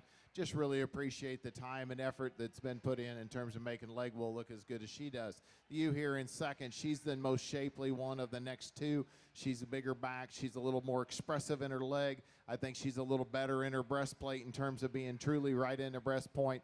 Is she the bigger or the cooler looking one of the two? I'm not going to say that. I think she's collected in terms of being shorter bladed. I think she's better in her rib cage. I think she's opener in her body than the one here in 3. The 3 is the next one that's big and up and cool. She's starting to show me some breastplate, doesn't handle with as much muscle shape, definitely flattens out in the lower 1/3 of her leg, but really like the leg wool and what she's got going on. One here in 4 is big backed, very shapely. Unfortunately, I just can't tolerate her in terms of back in her pasture, and she's a little too long in her pasture, sets down too much. She's a little deeper than she is in her heart than she is in her flank, just like to strengthen her passions. We end the class with one that's really cool. This isn't as much sheep here, not as much foot size, not as much bone work. We certainly appreciate just natural muscle shape that she's got. We just need to give her a little stouter feature at the ground. Nice set of Dorper weathers out here, market lambs in our Dorper show. And I think we've got a really nice sheep to lead off with. I think the best combination sheep that we've got out here just in terms of meat animal shape. And when you get your hands on this one, he's just really powerful down his top through his rack and into his loin and hip. I think where he excels is just in terms of his structural integrity and the way he's built in terms of his top line. I like him in the way he comes together from his neck into his shoulder, and he drops in deep into a rear flank here that we can appreciate, and where he just balances up so much better than the lamb that we have here in second. I think as we talk about him going forward, I think he's going to be a tremendously competitive wether for the young lady.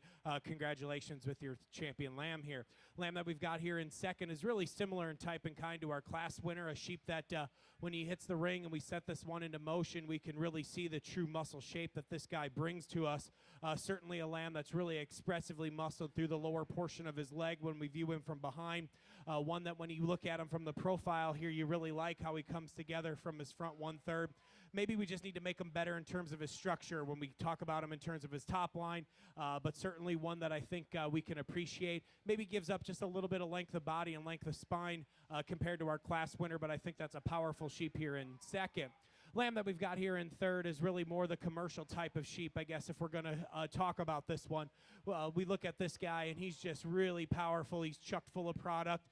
Certainly a sheep that when you take this one to the rail, he's going to hang up a tremendous amount of product, and certainly one that's going to be really powerful and have some high cutability when we get this one on the rail. Certainly a sheep, if we talk about him in terms of a market lamb show, we'd like to see him maybe just more attractive through the front 1/3 of his skeleton in terms of the way he's built. But just from a sheer useful product standpoint, I think he's a really good sheep that we can utilize in what really the Dorper breed is known for. Lamb that we've got here in fourth is one that when you get this lamb on the profile, you really like the way he's built. He balances up well from the side. He just runs out of gas in terms of muscle shape when you get behind him compared to the 3 in front of him. And same holds true with the lamb that we've got here in fifth. One that you can really appreciate. The young lady does a nice job getting him stuck when we get in and handle him here. We just need to make him more powerful before he can go any higher. Thank you. Placing on the Dorper Market Lamb class, first place goes to a lamb weighing 107-20093, Hudson Horhats, Zephyr, Texas. Second place, a lamb weighing 94 pounds, 2305, Jenna Schnarr, Atlanta, Indiana. Third place, lamb weighing 113, 2017, Vivian Stephenson, Viroqua, Wisconsin. 4, Hensley Horhats, Zephyr, Texas, and 5 to Hensley Horhats, Zephyr, Texas. That does conclude our Dorper show. Ready to bring in those white Dorper, and we've got white Dorper early fall ram lambs. Placing on the pair of ewe lambs for the Cotswolds, first place, Kenzie Meyer, Aaronsville, Illinois. Second place, Coralie Taylor, Vermilion, South Dakota. Third, Addison Meyer, Aaronsville, Illinois. And fourth place, Lauren Moore, Carlock, Illinois. Fifth to Carter Short, Ballston Spa, New York.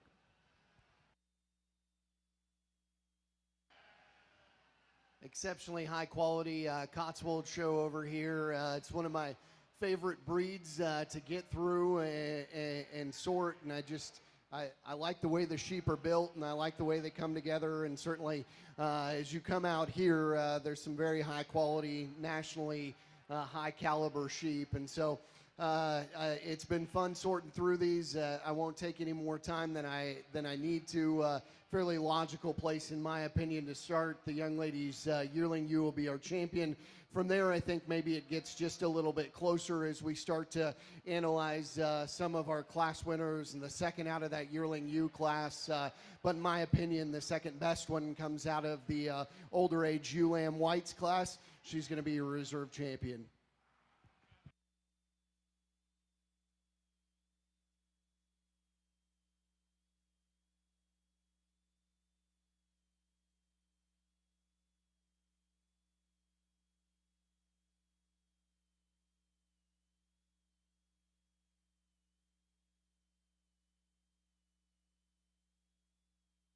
Our Cotswold show, our champion ewe was out of the white yearling ewe class, Meyer 2262, Kinsey Meyer, Aaronsville, Illinois. The reserve champion from the white senior ewe lamb class, Meyer 2300, also Kinsey Meyer, Aaronsville, Illinois. Now ready for young flock, Cotswold young flock.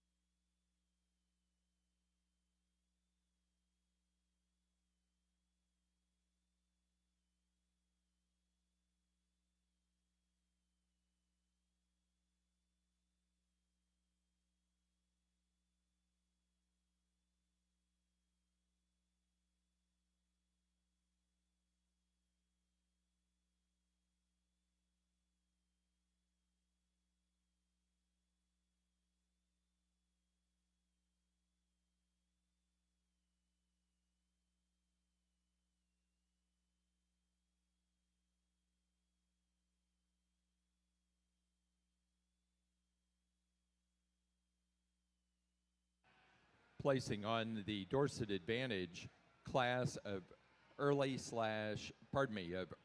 winter ewe lambs, those animals born December 1 of 22 through and including the 7th of January of 23. First place to Carson, 2355, Quentin Durr, Arcadia, Indiana. Second place to Stardust, 23027, Izzy Klaus, Sheridan, Indiana. Third, Hayes Klotz, Richmond, Indiana. 4, Owen Atwater, Knoxville, Iowa. And 5 to Avery Walton, Cisco, Texas. Little give and take here in our white Dorper show as we lead off here, but I think we've got a pair of rams that certainly offer a lot of quality in the way that they're built and certainly offer a lot of quality for the breed. I think the ram that we lead off with is just a more combination sheep in terms of style and balance and eye appeal. I really like the sheep when you get your hands on them in terms of muscle shape and power. Certainly can appreciate the extension and elevation he has through his chest floor and the way he balances from the side. Taking nothing away from the ram that we've got here in second, a real pounds heavy kind of sheep, and certainly one that you can really appreciate the rib shape and capacity in this one. Maybe we'd just like to see him track a little better on his hind two before we can move him any higher. Nice set of bucks to lead off with. Thank you.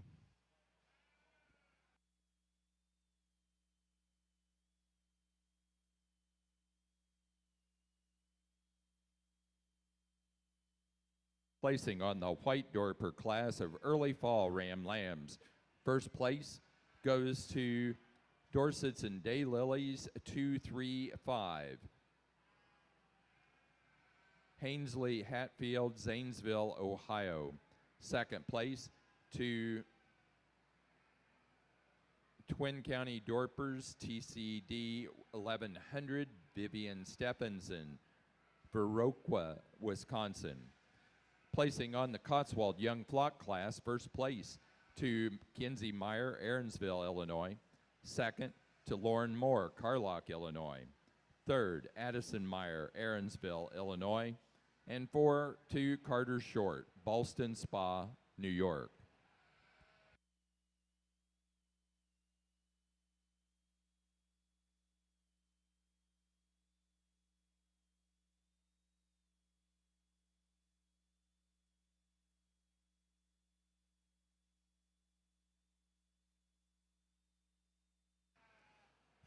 Over in the Dorset Advantage. So there's 3 that really separate themselves from the rest of the clan out here, and I really think there's one that separates himself from there. I think this ewe lamb that wins, I think that's a good-looking one. I mean, that's a short-bladed, laid in about her shoulder, really shapely down her top, very expressive out through her hip and her butt, just a tremendous amount of shape. If you're going to change anything, you'd put the feet and legs. It's on the 2 on 1. It's not that she's way frail looking, but I'm telling you, in terms of just a pattern, eye appeal style, that one wins, and she wins it in a smoke. I think the ewe that goes in second, I think she falls in second for me rather easily, in my opinion. I think this one needs to be toned up. She needs to be leaned up. She needs more shape to her in terms of just expression. It's not about volume of muscle. We just need to make that one harder in its handle. Man, she's got awesome bone work, really cool legs. Really like that one a lot. The one here in 3 is the massive muscled one. I mean, just really stout backed, lots of butt and shape to her. She comes in a little shorter package. She gets a little deeper in her shoulders. She gets a little more out in her breastplate. But if you just want to get on one that's powered up and has a breeding piece or has some value, there's something going on positive in that one. So we got here in 4, we start to run out of the muscle shape that we have in the top end of the class. But this one's the next really good eye-appealing one. I think when she moves out of the ring, I appreciate her. She's good in her shoulder blades. She's got some rack, and she's got some muscle to her. Like to see her not prolapse today. The ewe here that's in 5 is the Dorset one that you certainly appreciate about her. She's short enough bladed. She's good and down in her chest floor. This one just doesn't have as much lower outside leg or lower stifle, not as much shape. Really good looking, like lots of things about her. Just need to get her on the treadmill, get her on and get some exercise and try to get some more butt in her. Congratulations, kids. Attention Rambouillet exhibitors, we're currently selecting the best white fleece for the Cotswolds. We will select best natural colored fleece and then go right into the Rambouillet Fall Ram Lamb class. So have those up ringside and ready, please. Placing on the Cotswold best 4 head of ewes, first place went to Kinsey Meyer, Aaronsville, Illinois. Second place to Coralie Taylor, Vermilion, South Dakota. Third, Carter Short, Ballston Spa, New York.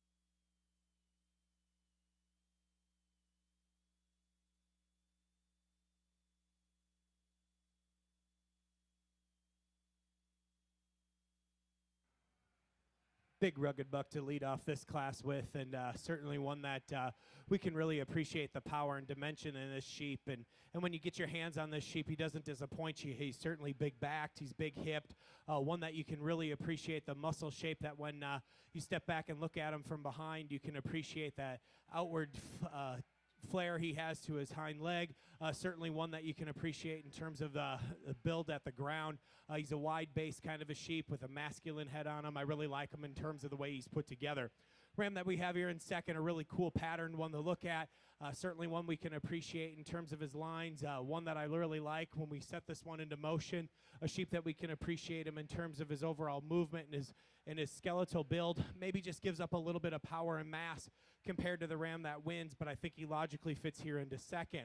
A really neat, attractive kind of sheep comes at us here in third, and certainly one that's really smooth and really balanced. One that maybe just gets a little shorter from front to rear, maybe a little lighter in terms of his muscle shape as we talk about him in terms of the rams in front of him. I think he falls nicely into third. And then same holds true with the buck that we've got here in fourth. A real expressively muscled ram. We just need to make him better at the ground. Thank you.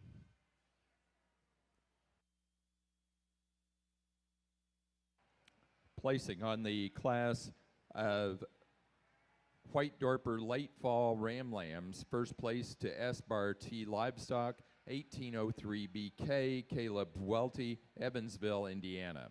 Second place to Lazy Five Ranch, 5969, Vivian Stephenson, Viroqua, Wisconsin.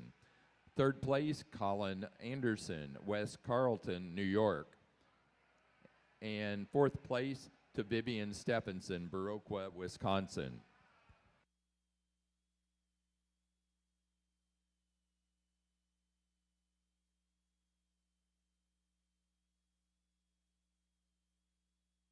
The Cotswold Show Best White Fleece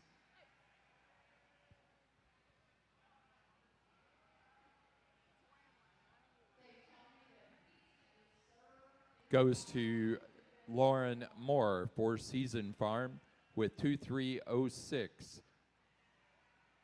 a white ram lamb.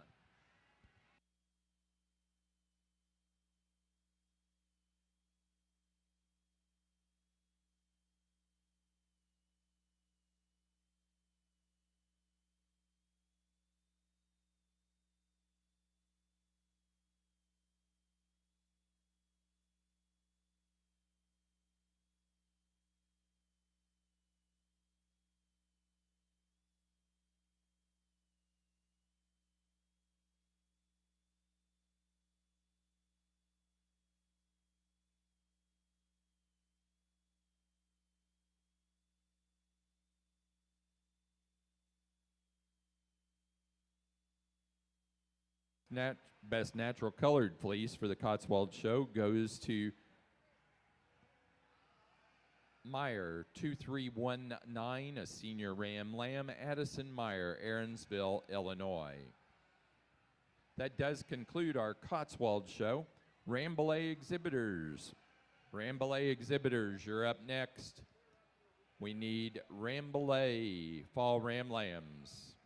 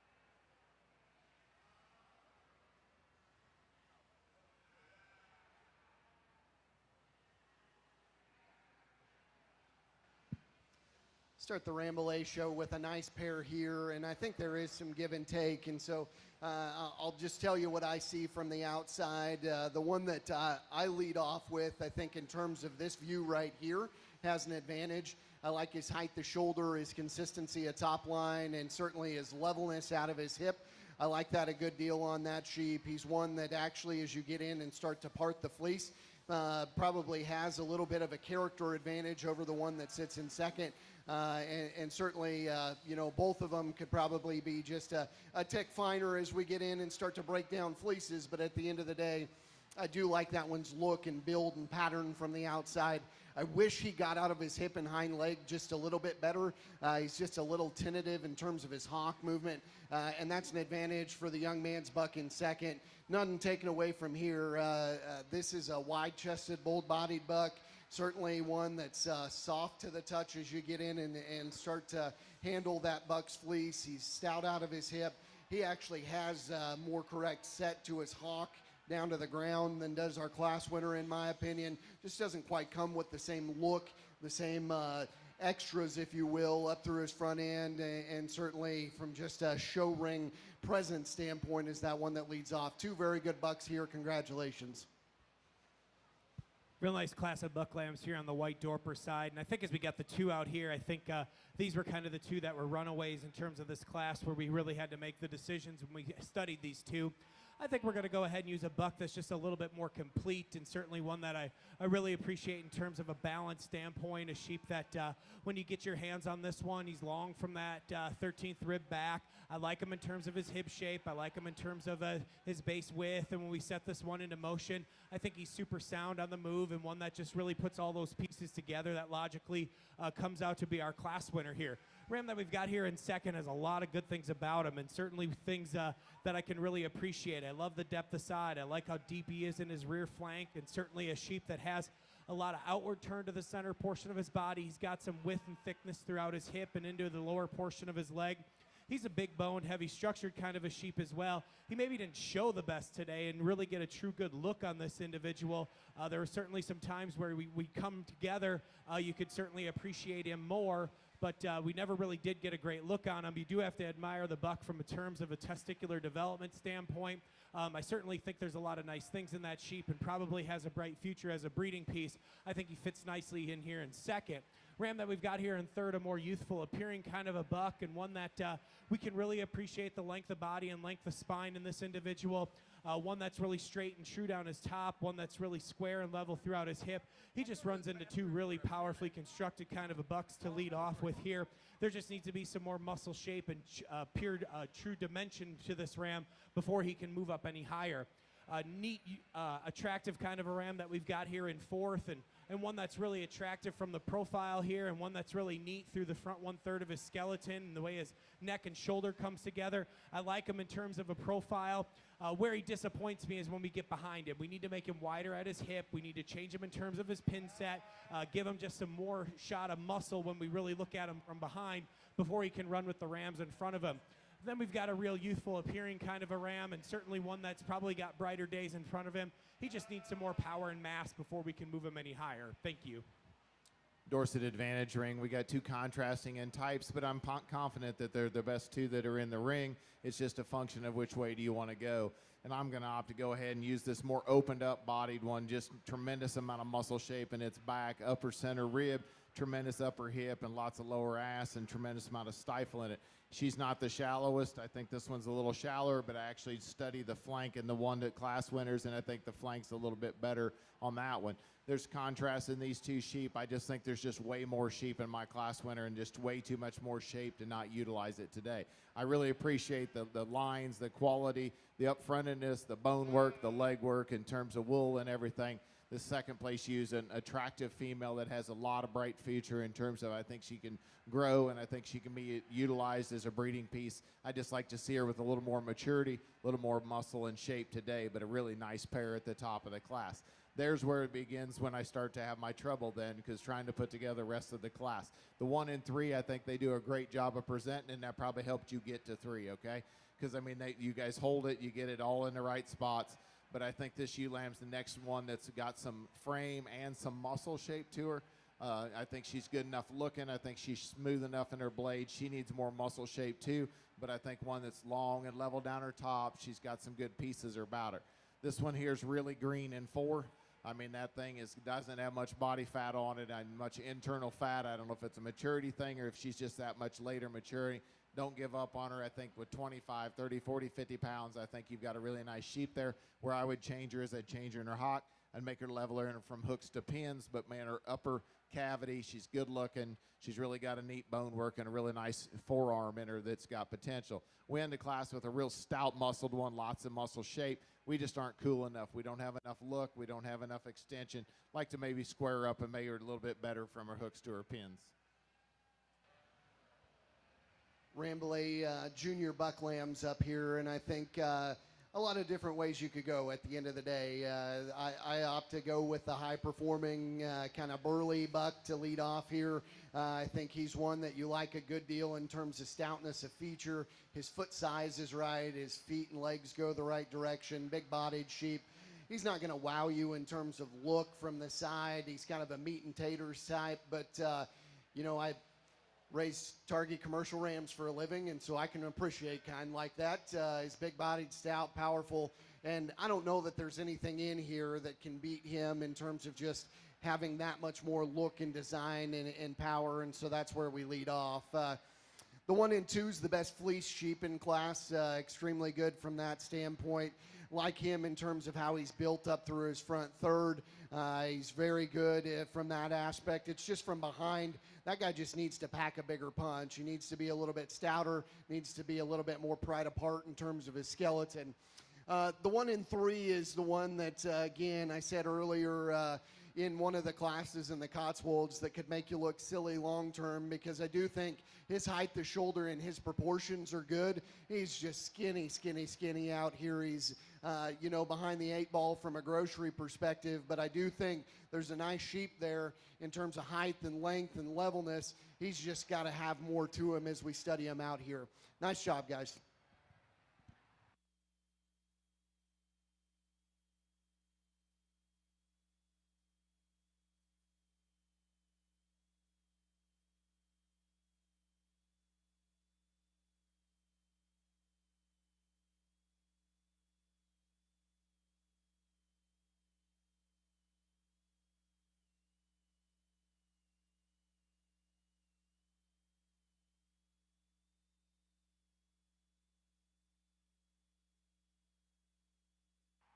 Nice set of springbucks here into the white Dorper show, and I think we've got a easy winner to start off with here. I think a combination sheep of just power and mass, but also structural integrity and correctness. I think as we talk about this buck in terms of his build, we really like him down his top line. I like him throughout his hip, and certainly appreciate how much muscle he has when you view him from behind.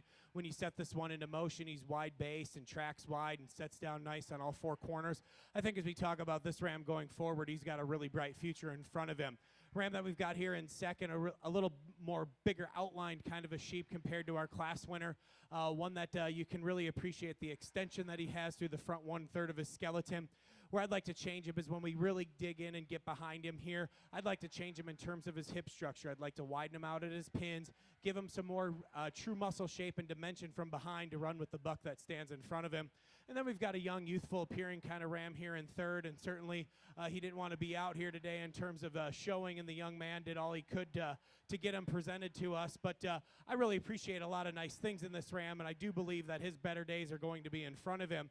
Ram that's really straight and true and kind of has all the pieces that we're looking for in terms of the way we want one built, in terms of design. We just need to power him up and give him some growth and performance. Thank you. Not a big Rambouillet buck show, but a good one. I think as you study from the outside, you should be able to appreciate the quality that we have out here. I've just talked them, and like I said previously, we won't take any more time than we need to. I think all 4 of these are a good representation of what certainly is strengths within this breed, and then there's a couple of them that just make it a little bit more show ring presence, and that's the 2 older age bucks. They're going to be our champion reserve up here.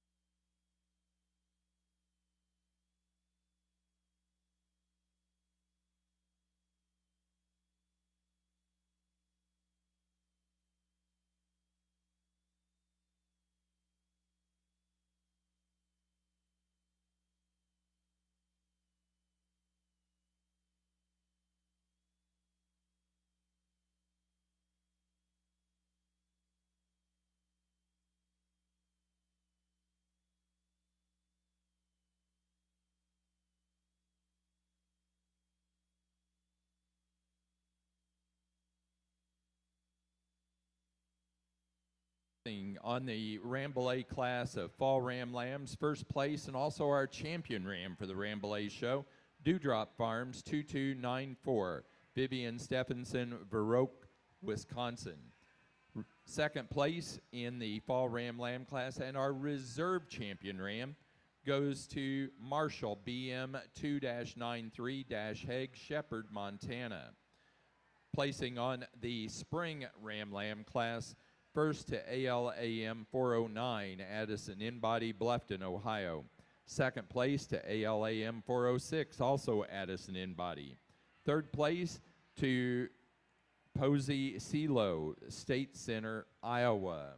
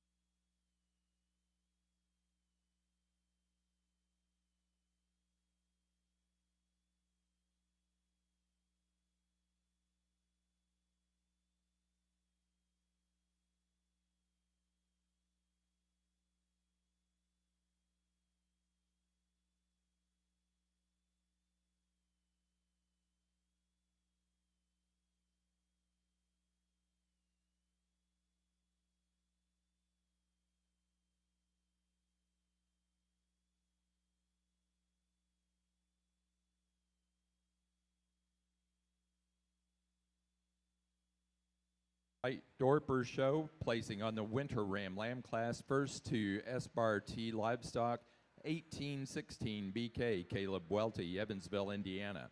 Second place to BW3 Dorpers 305, Will Wade, Jamestown, Indiana. Third, Mace Lambert, Laclede, Missouri.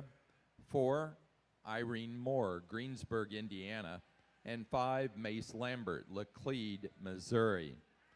Placing on the spring Ram Lamb class for the White Dorpers, first to Welty Dorpers 0052, Caleb Welty, Evansville, Indiana. Second to Dorsets and Daylilies 351S, Hainsley Hatfield, Zanesville, Ohio. Third, Mace Lambert, Laclede, Missouri. Placing on the pair of Ram Lambs, first place, Caleb Welty, Evansville, Indiana. Second, Vivian Stephenson, Verroque, Wisconsin. Third to Hainsley Hatfield, Zanesville, Ohio. 4, Mace Lambert, Laclede, Missouri.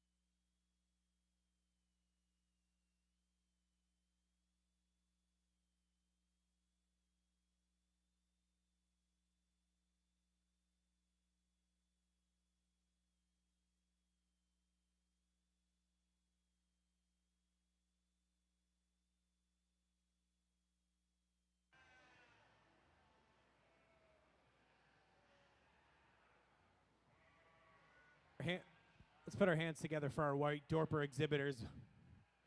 We've got a really nice lineup of Rams out here in our champion lineup, and I think as we work through the classes, we found a really uniform set of Rams, and I think we found some Rams with a lot of quality and tremendous amount of muscle in terms of their build. I won't take any more time. I'll go out and show you the two that I like the best.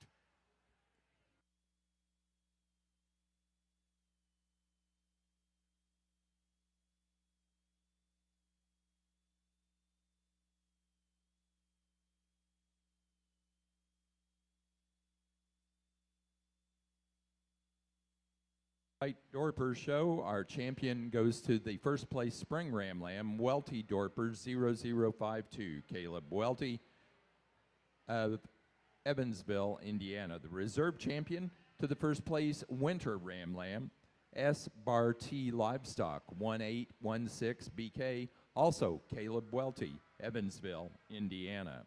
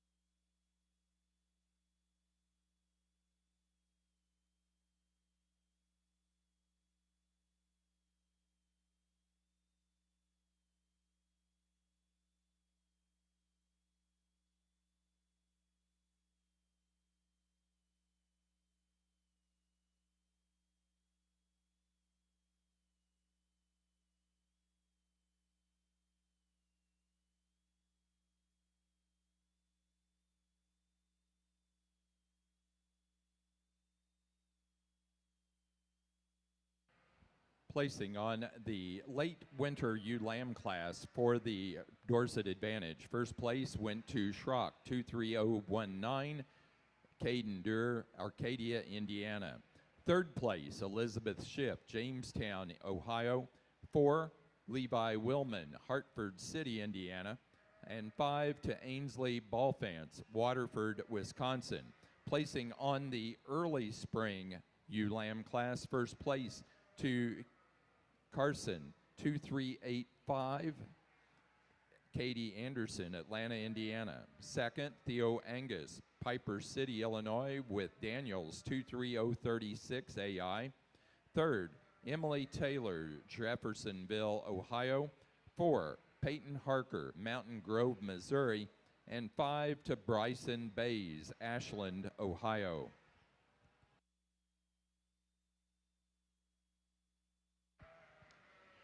Rambouillet yearling ewes, and I think a class that really comes together very good for me up here on the mic. I think everything just kind of fits, and that starts with a yearling ewe that I think is exceptionally good to lead off.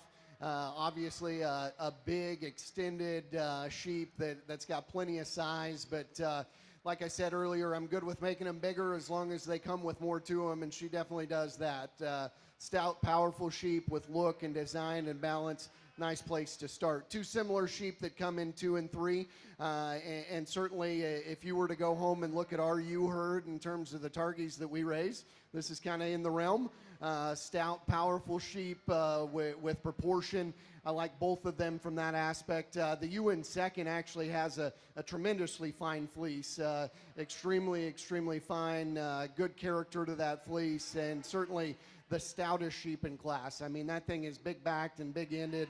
I wish that she got out of her hind leg just a little bit more comfortably. And then if we're going to just nitpick and compare, she's just a little bit more compact and just a little bit shorter fronted than maybe ideal for this guy out here. Kind of the same thing as the sheep that comes in 3. Love that one's body shape. I love her stoutness and power. Really, really good headed.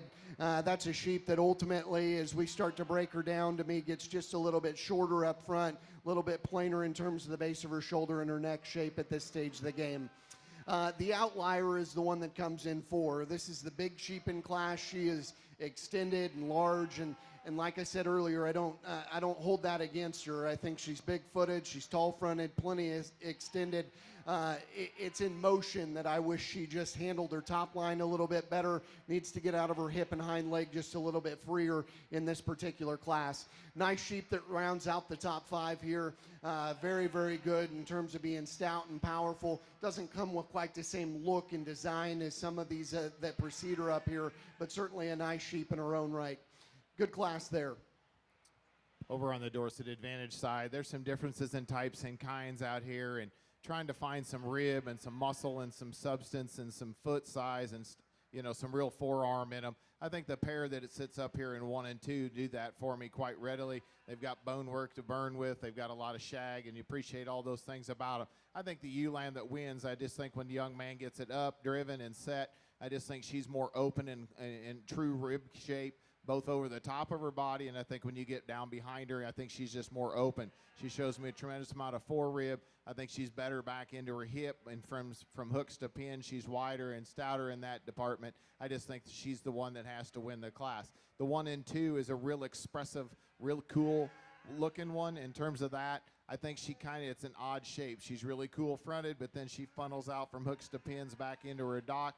Maybe it's the length of her tail that kind of takes away a little bit of that, but I think when I truly get behind her, she wants to funnel up a little bit.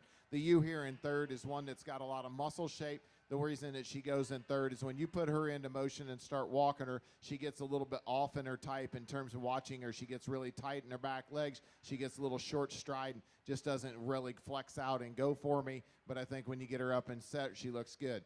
The ewe lamb that's in 4 is one of those ewe lambs that's pretty. I just don't think she's got enough substance and enough bone, enough real ruggedness underneath of her. She's good looking from that standpoint. I just like to stouten her up to make her more current in where we are today. We end on the class with a ewe lamb that I think as a yearling ewe, try to continue to push her and try to develop more hip and leg and shape from behind. She's good looking. I just need more upper hip. I need more legs. She gets really, really flat on the outside lower portion of her body in terms of back in the back 1/3 of her body. Nice set of lambs.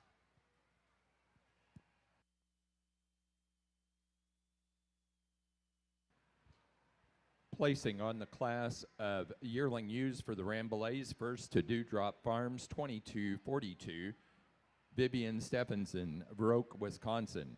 Second to Benz, 3472, Avery Walton, Cisco, Texas. Third, Andrew Anderson, Grant City, Missouri. Fourth to Emery Marshall, Arlington, South Dakota.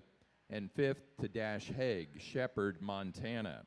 Placing on the class of pair yearling ewes, first to Andrew Anderson, Grant City, Missouri. Placing over on the spring ewe lamb class for the Dorset Advantage, first place goes to Stillwell, 23042, Drew George, Niles, Michigan. Second place to Northern Star Livestock Service, 23004, Adriana Winland, Shakopee, Minnesota. Third to Izzy Close, Sheridan, Indiana. 4, Ainsley Ballfans, Waterford, Wisconsin. And 5, Braxton Schonefeld, Dawson, Minnesota.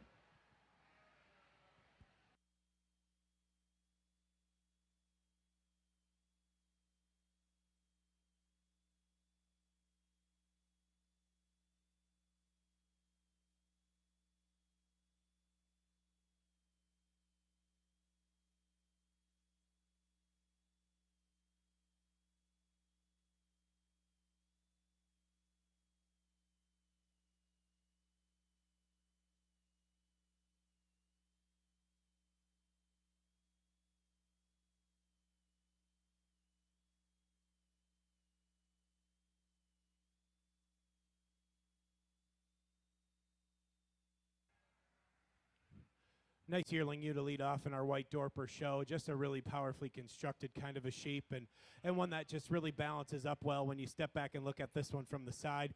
Certainly one that's really long and extended and elegant through the front 1/3 of her skeleton, but then works back into a deep side, bold sprung rib. Certainly one that's got some width and thickness down her top line, and one that's just really tremendously powered up when you step back and look at this one from behind. You have to appreciate how much muscle this female really does have. Really like a lot of nice things about this female, certainly an easy class winner. Ewe that comes at us here in second is really similar in type and kind to the sheep that we started with. Maybe just comes at us in a little more compact package. Certainly gives up a little bit of length of body from front to rear, and maybe just a little bit of elegance and femininity through the front 1/3 of her skeleton. But just when you study the sheep and analyze the sheep from the side, there's just so much power and so much dimension that we can't get her out of the top or the second spot here. Ewe that comes at us in third, certainly one that comes at us a little trimmer in terms of her overall makeup. Certainly one that when you get your hands on her, she's certainly hard to the touch. one that you can appreciate how straight and true she is down her top. She just doesn't have enough muscle when we compare this one to the two that stand in front of her, and that's where she ends up third. You that comes at us here in fourth, certainly one that I appreciate a lot of things about this sheep. I love her broodiness. I love the power. I love the dimension that this one has. I love this one at the ground in terms of their bone work and base width. Where this one needs to get better is when we set this one into motion. She just really struggles off those hind two when we set this one in motion, and when she gets out and moves. We just need to make her better the way she handles her hind leg and hock. And then we're going to round out our top five with a really powerfully made kind of a sheep, one that's bold sprung, one that's really broody in her makeup. We just need to make this one better in terms of balance, give her some length from front to rear before she can go any higher. Thank you.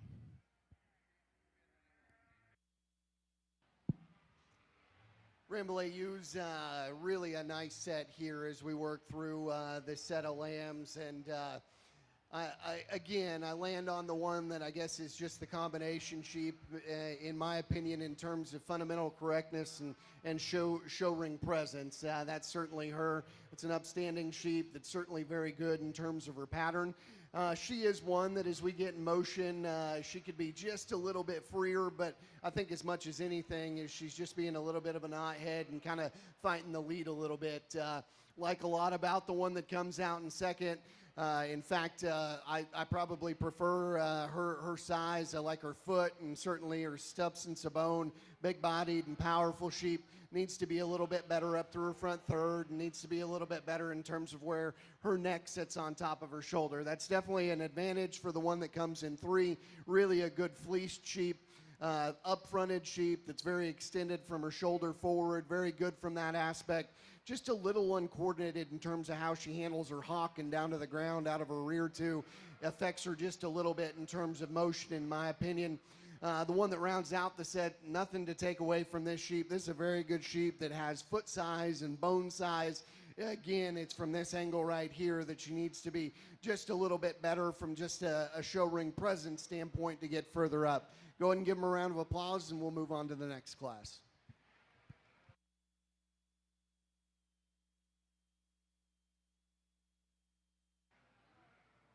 Placing on the class of white Dorper fall yearling ewes, first place goes to Lazy 5 Ranch 5999, Vivian Stephenson, Verroque, Wisconsin. Second, Lazy 5 Ranch 5987, also Vivian Stephenson. Third place to Hainsley Hatfield, Zanesville, Ohio. 4 to Caleb Welty, Evansville, Indiana. 5, Irene Moore, Greensburg, Indiana. Placing on the class of fall ewe lambs for the Rambouillets, first place goes to Marshall 2-101, Emery Marshall, Arlington, South Dakota. Second to Dewdrop Farm 2275, Harper Copeland, Lewistown, Ohio. Third to Andrew Anderson, Grant City, Missouri. And 4 to Dash Haig, Shepherd, Montana. Placing on the Dorset Advantage class of pair of ewe lambs, first place to Reed Coleman, Lakeville, Ohio. Second, Izzy Close, Sheridan, Indiana. Third, Ainsley Ballfants, Waterford, Wisconsin. 4, Jesse Kolb, Connorsville, Indiana. And 5, Bryson Bays, Ashland, Ohio. Okay, if we can put our hands together for champion Dorset Advantage, a really nice set of ewes out here. Top end of each class, I found some sheep that I appreciated in terms of trying to find some sheep that have some look and still have some muscle. Sometimes you went towards the muscle just a little bit more than the look, but sometimes you just got to have a balance of traits in terms of trying to find it. I think it's pretty easy for me to pick my grand, and I think then reserve gets a little more challenging for me because when you start to study them, you're trying to find that one that's got enough muscle, enough look, substance of bone and shag and everything that goes with it, and it becomes a little more challenging in that regard. But I think the grand's pretty good in terms of just being an up and out good-looking one that still has a tremendous amount of shape, and I think the reserve's just a big old rugged, big rib, stout-boned, real shaggy up type of a deal that I really appreciate a lot about that particular female too. I think they both bring a lot to the table in terms of what they show me out here. I'll go out and pick your champion in reserves. So.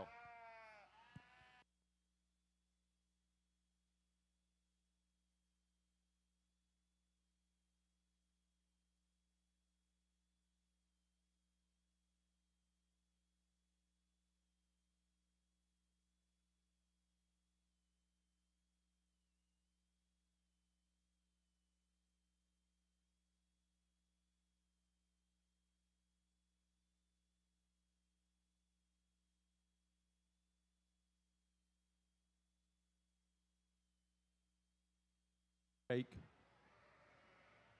Jake.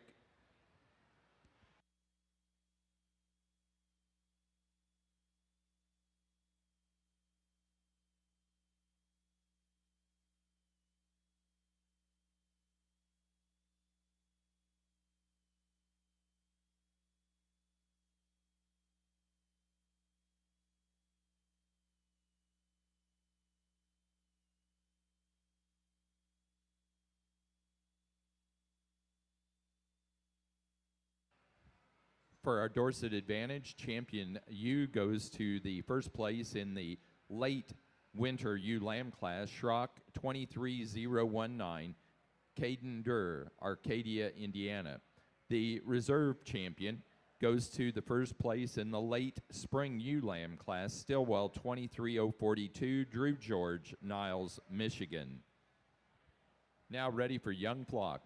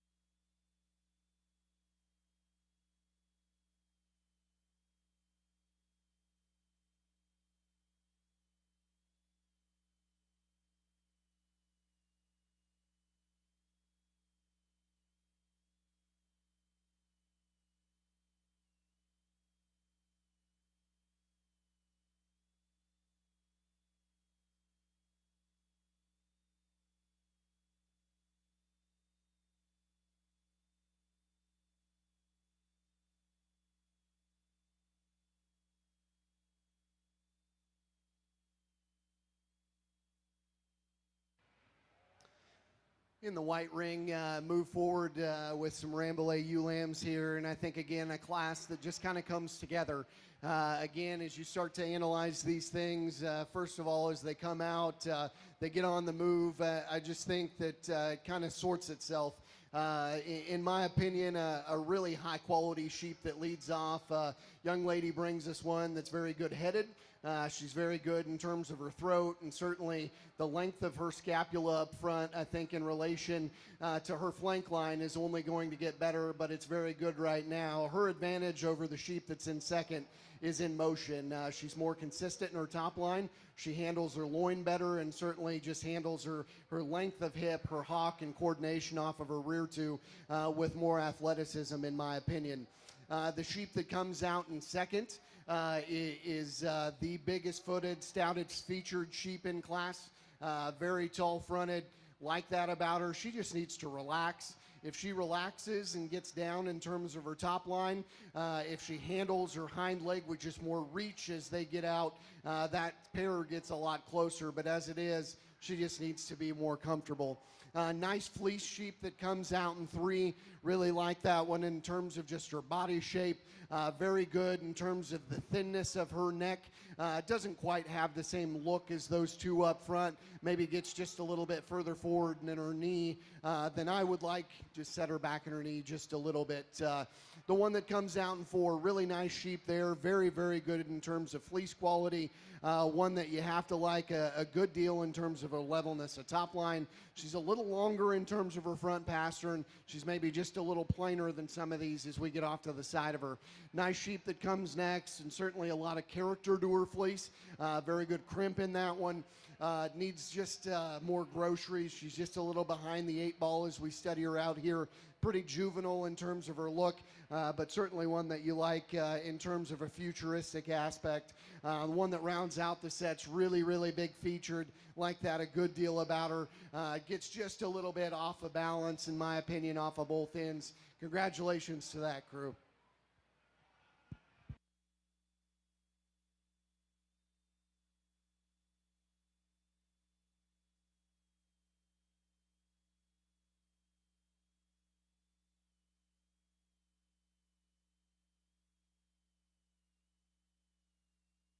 Placing on the Dorset Advantage class of young flock, first place goes to Reed Coleman, Lakeville, Ohio. Second, Adriana Winland of Shakopee, Minnesota. Third, Izzy Klaus, Sheridan, Indiana. 4, Jesse Kolb, Connorsville, Indiana. And 5, Justin Lindo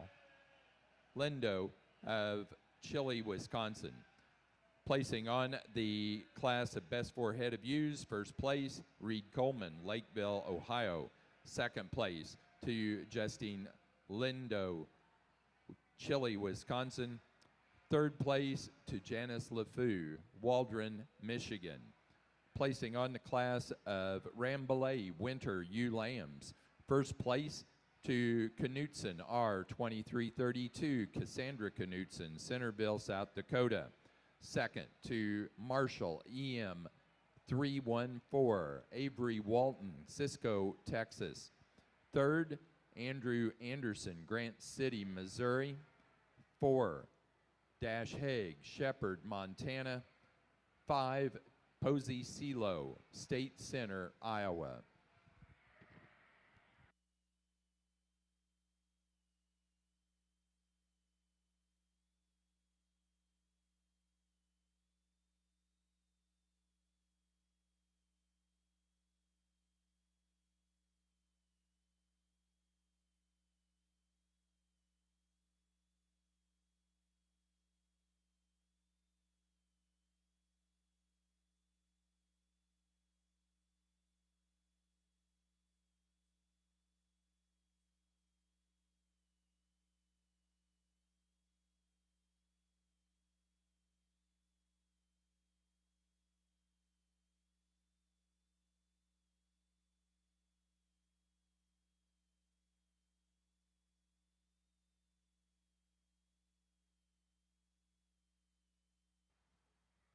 Another nice pair of yearling ewes to start off with in our late yearling ewe class here in our White Dorper show.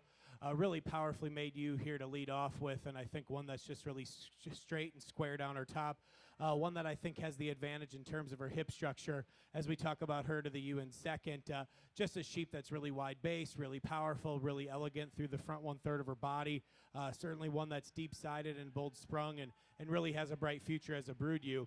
Ewe that we've got here in second, a little more attractive kind of a ewe in terms of the her build. Certainly one that we can really appreciate that elegance and femininity she has through the front 1/3 of her skeleton. One that was maybe a little more challenged to show out here today that made the chance to get some looks at her a little more challenging, but I think a sheep that's just really sound, one that's really accurate in terms of her foot placement when she gets about the ring. Certainly one that we can appreciate a lot of nice things in this female, and I think she just brings too much good not to talk about her in our top 2. Ewe that we've got here in third, a big, powerfully constructed kind of a sheep, and one that's just really, really powerful in terms of her rib shape and capacity. And when you look at the center body in this one, she is just pulled apart with so much width and dimension. And certainly when you look at this one at the ground, she's wide-based and big-boned and big-footed. I just need to make this one better in terms of her motion before she can go any higher, especially the way she handles her spine and gets a little tight in the top when she moves about the ring. We need to change that before she can move up. Ewe that we've got here in third is a really attractive, very elegant kind of female, and one that we can appreciate a lot of nice things about her. The young lady does a great job getting this one showing. Very feminine, very attractive kind of a sheep. Maybe not as powerful in terms of her build compared to the ones in front of her, and that's why she's going to be 4 today. And then we've got a real long-bodied kind of a sheep that comes at us here in fifth, and one that we can appreciate a lot of nice things about her. I like the chest floor in this one. I like the length of body. I love the neck and shoulder in this one. I just want to make her better in the hip, and I want to make her better when she gets out and moves. Thank you.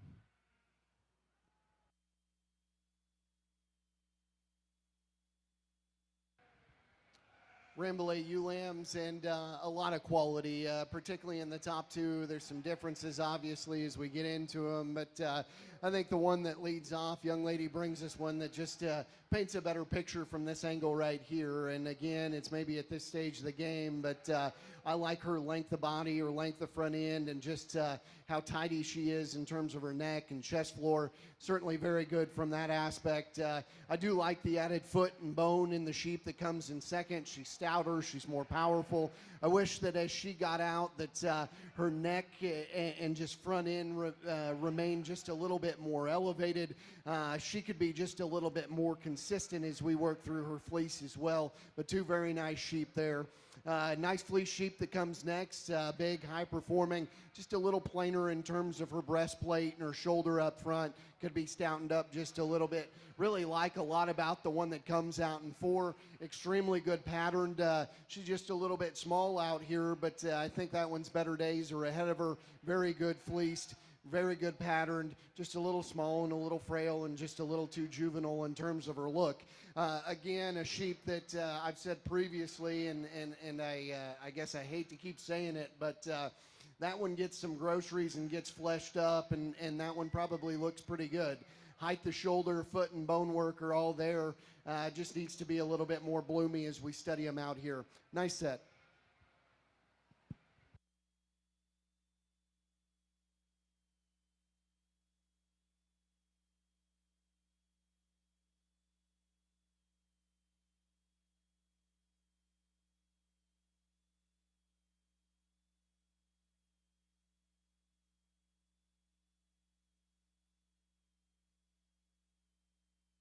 Placing on the White Dorper Spring Yearling U class, first to Lazy 5 Ranch 5979, Vivian Stephenson, Baroque, Wisconsin.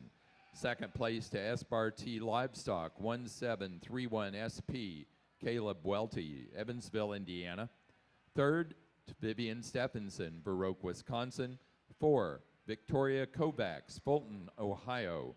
And fifth place to Caleb Welty, Evansville, Indiana. Placing on the class of Rambouillet Spring ewe lambs, first place to Knutson R23 6S, Cassandra Knutson, Centerville, South Dakota. Second to Dewdrop Farms 2341 Hague, Shepherd, Montana. Third place, Addison Inbody, Bluffton, Ohio. 4 to Addison Inbody, Bluffton, Ohio. And 5 to Posey Silo, State Center, Iowa. Placing on the pair of yearling ewes for the White Dorpers, first place, Vivian Stephenson, Baroque, Wisconsin. Second place, Caleb Welty, Evansville, Indiana. Third place, Mace Lambert, Laclede, Missouri. And 4, Irene Moore, Greensburg, Indiana.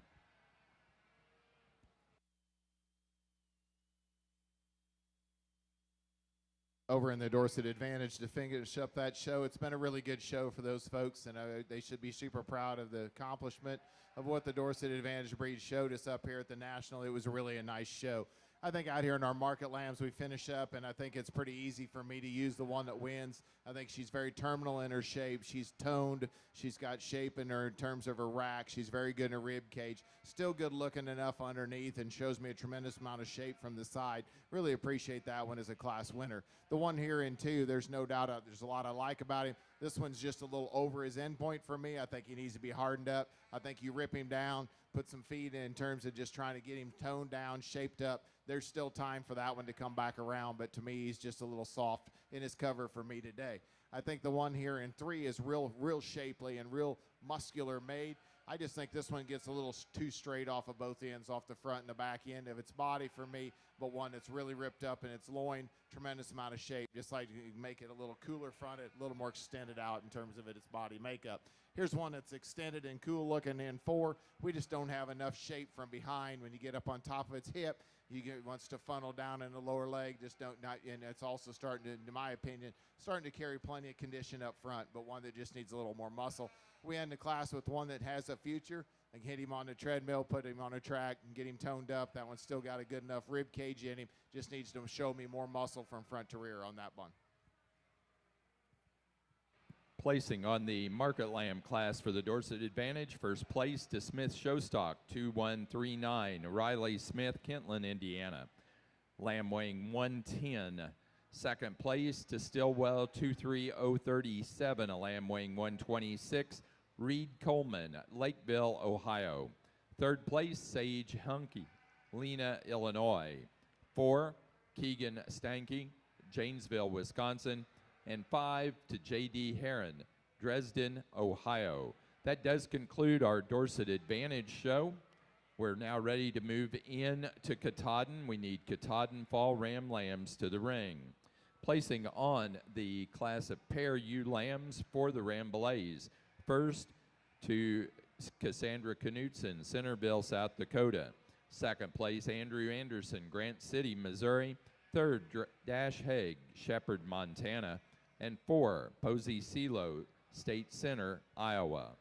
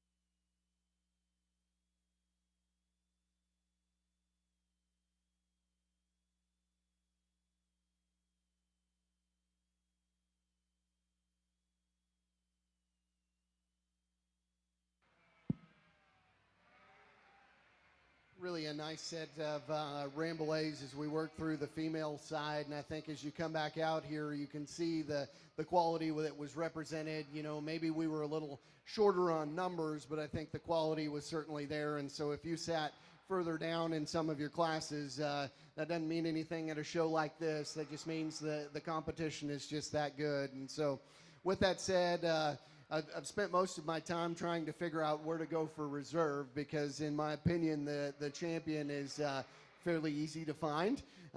In my opinion, it gets just a little bit closer as we study reserve, and all 3 of the ones that are in contention for reserve are all very, very different, in my opinion. There's one that's moderate and stout, and there's one that's stout and big, and there's one that's very good patterned and maybe not the stoutest. And so I think it does get pretty close. The yearling ewe is going to be our champion. Surprise, surprise. Nice sheep. Congratulations. And then from there, we're going to fall back and use the young group right here, their fall ewe lamb for reserve. So congratulations.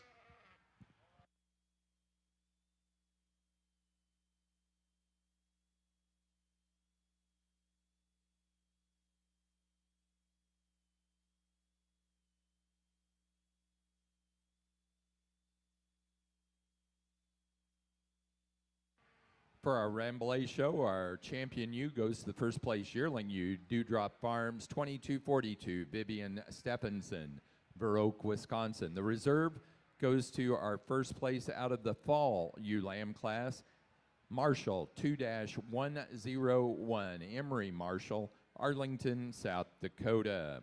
Now ready for young flock, Ramblay young flock.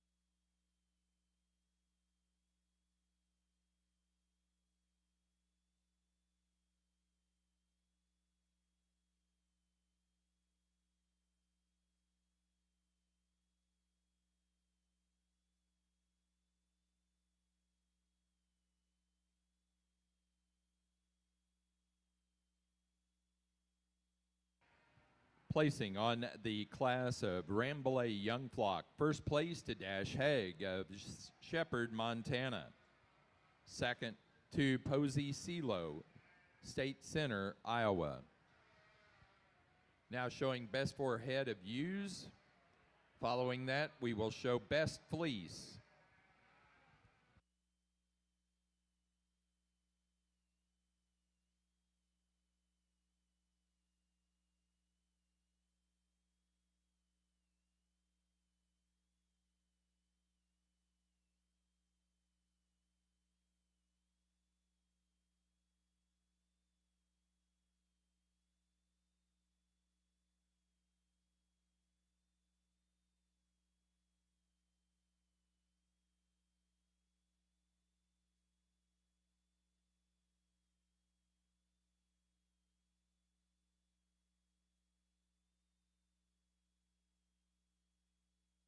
Real nice set of fall ewe lambs here in our white Dorper show, and we're leading off with the combination sheep, in my opinion.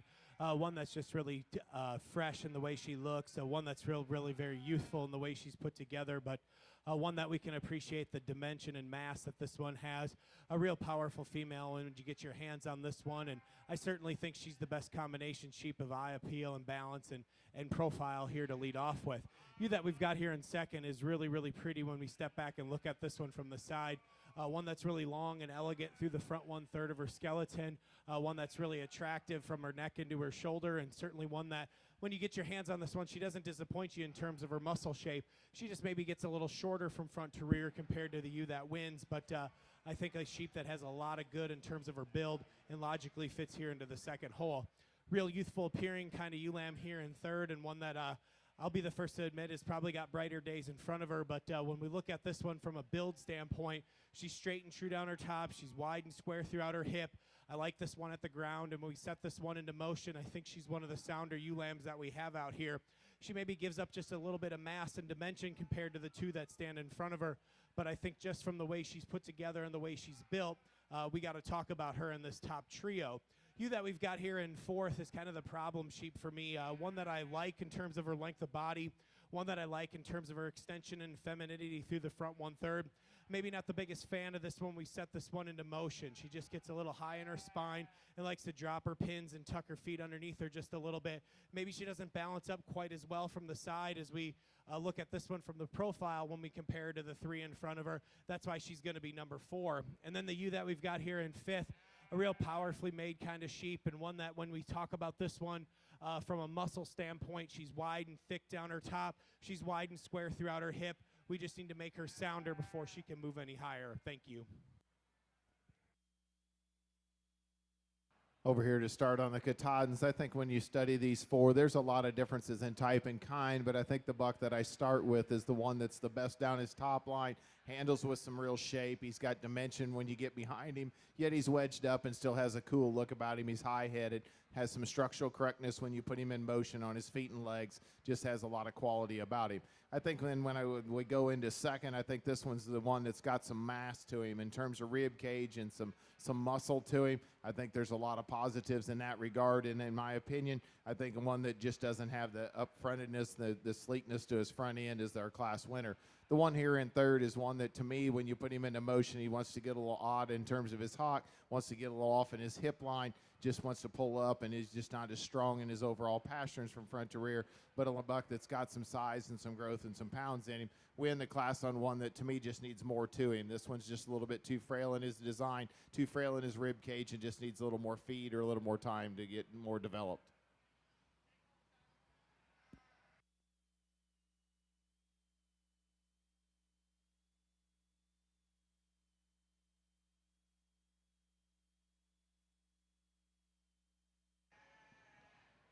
Placing on the white Dorper early fall ewe lamb class, first place to BW3 Dorpers F224 Will Wade, Jamestown, Indiana.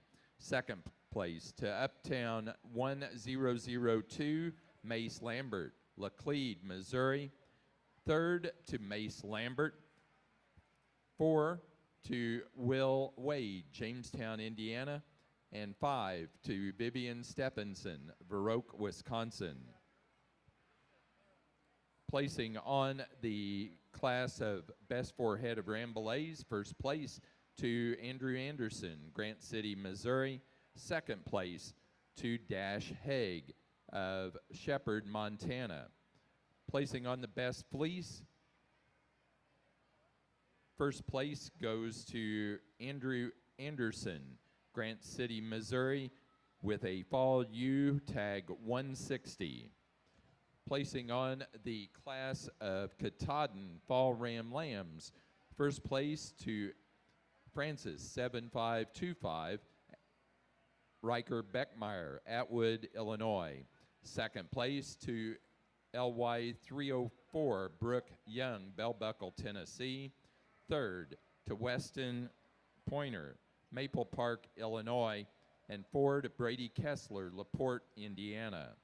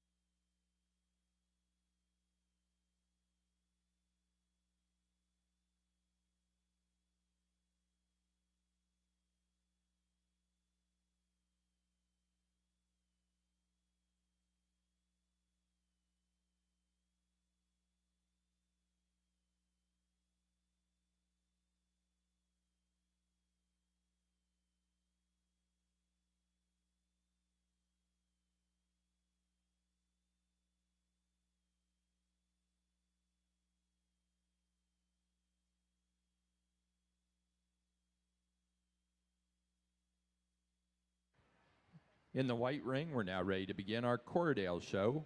So we need Fall Ram Lambs, Cordale Fall Ram Lambs to the ring.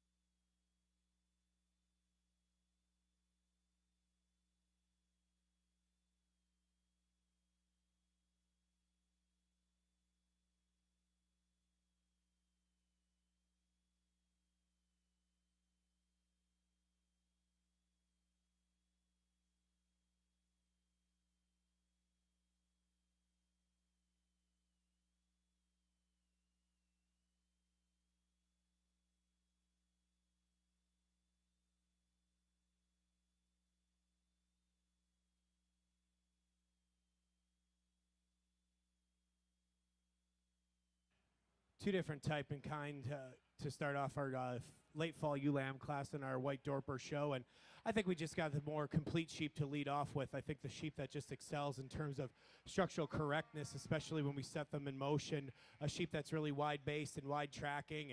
And when you come back and really study this sheep from the side here, I really like the way she comes together from her neck into her shoulder and then carries that width and thickness out through her rib cage and into her rear flank. And when she's set up here, you can really appreciate the balance and eye appeal that this female has. ewe that we have here in second, a real expressively muscled kind of a sheep, and one that we can certainly talk about how much expression of muscle she has directly behind her. Certainly one that's wide-hipped and wide-pinned when we view this one from behind. I just need to make her better on her hind legs, especially her hind hocks, as she really gets tight when she gets into motion here. But certainly a lot of nice pieces in that female, especially when we talk about her in terms of femininity and elegance through the front one-third of her body. Ewe that comes at us here in third is similar in type and kind to our class winner in terms of build, a real rugged, bold, sprung kind of a sheep. We just need to make her better off her hind wheels as well before she can go any higher. Thank you.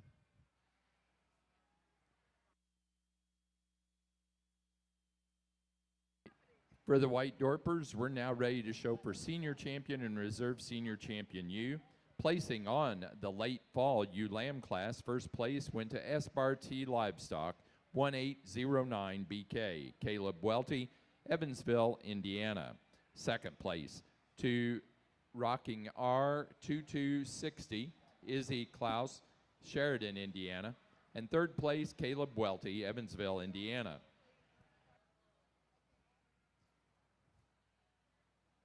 On the Katahdin side out here, we got some bucks out here that all have some differences in types and kind. I think when you really get on it, I know you look at this one that I start with and you think, well, he doesn't have as much dimension, but when you really get on him and handle him, he's the one that handles with the most real dimension to him from front to rear.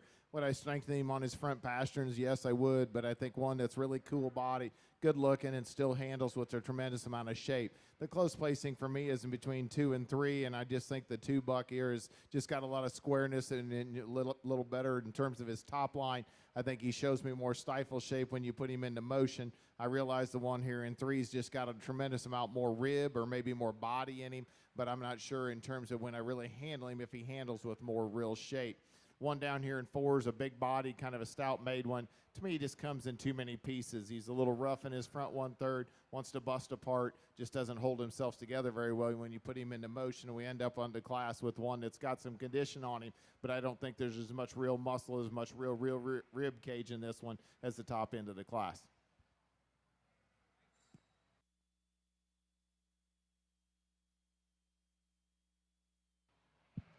Start out the Cordell show over on this side. Really a nice buck to lead off. Really good in terms of his top line. I think his underpinning and certainly feet and legs are good. I really like his head. To me, that's a masculine head. He's very breedy headed there, and certainly one you like from that aspect. I like the foot and the bone work in the sheep that's in second, and the fleece quality in the sheep that's in second. Very, very good in terms of his fleece. Big, bold, pretty fleece that's bright and white. He's got a very good front end in him. Love his foot and bone work. In motion, he could be just a little bit more comfortable. He gets a little tight in his loin. He's maybe just a little short in terms of his hip length. And then at the end of the day, he's just a little skinny as we study him out here. Nice sheep. Go ahead and give those guys a round of applause as they exit.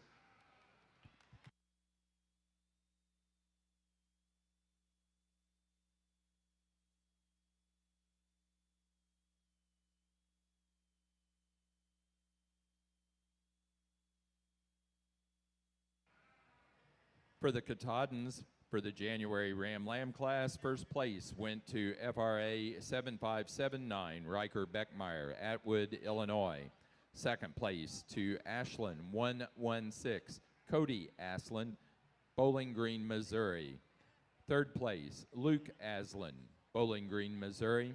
4, Weston Pointer, Maple Park, Illinois. And 5 to W. Hudson Wessend, Caldwell, Ohio. Placing on the class of fall ram lambs for the Cordales, first place goes to 2234, Brady Craig, St. Joseph, Illinois. Second place, Jackson Jeske, Lakeland, Florida, with Peters, 2205.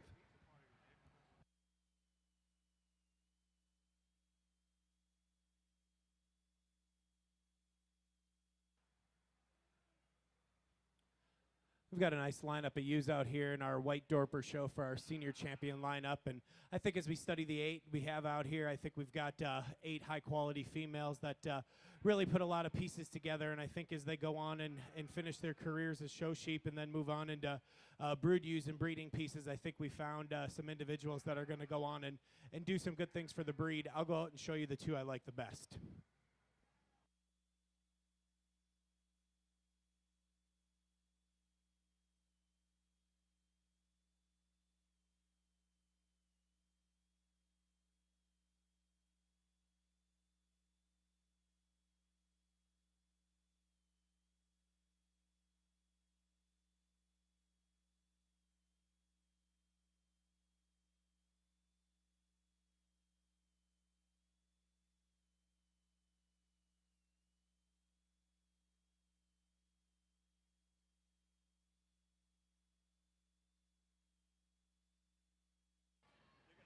For the White Dorper show, our senior champion went to the first place in the fall yearling ewe class, Lazy 5 Ranch 5999, Vivian Stephenson, Burr Oak, Wisconsin.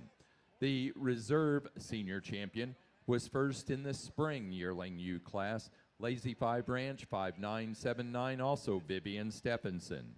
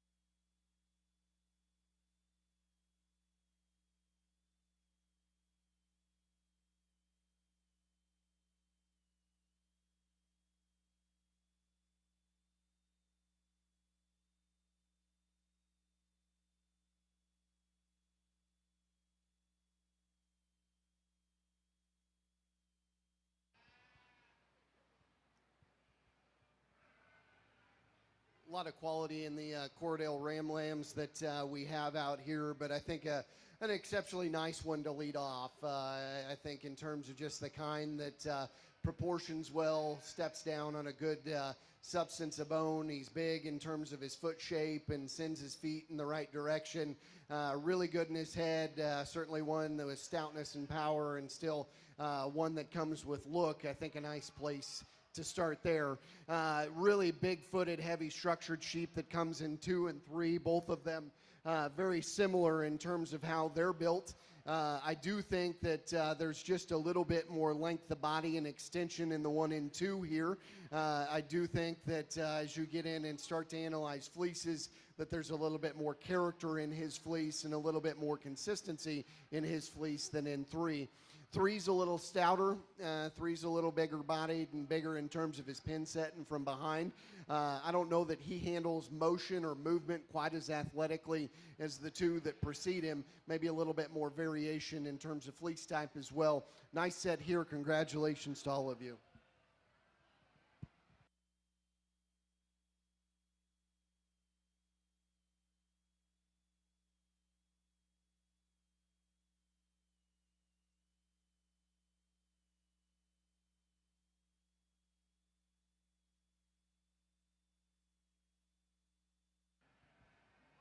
Results of the January Ram Lamb class for the Cordales. First place to 2303, Brady Craig, St. Joseph, Illinois. Second place to MV 2302, Devin Sachs, Greenville, Ohio. And third place to Caleb Sachs, Greenville, Ohio. in the Katahdin ring over here. I think we start with a buck that's got a lot of rib in him, and he's still good looking, and he's up and out. I think he handles it with some width and some dimension up into his loin edge, carries that out into his hip. In terms of when you really get on that one, I think he's just got more to him in terms of than the one here in second. The one in second, I'd call him more collected. I'd call him a little better looking in terms of well presented, in terms of just the way the young man's getting him shown. But when you really get on this one, handle him, I don't feel like this one's got as much real dimension to it. I think he's just one of those that just has a little better look and a little better balance. I appreciate some things about the growth extension of the one here in 3. I just don't feel like there's as much openness of cage in this one. Where I really, when I study him, when he walks around, he wants to narrow up, wants to throw his hocks just a little bit for me, but one that's got a lot of growth. He's high-headed, has some good look about him. 1 in 4's got a lot of body and rib, but just a little quicker in his kind for me in terms of being a little smaller framed and just not as big and extended. We end up with the dark brown one here. To me, that one's got some extension and look to him, a little too frail, a little too hard-gutted for me and to be up any higher in the class.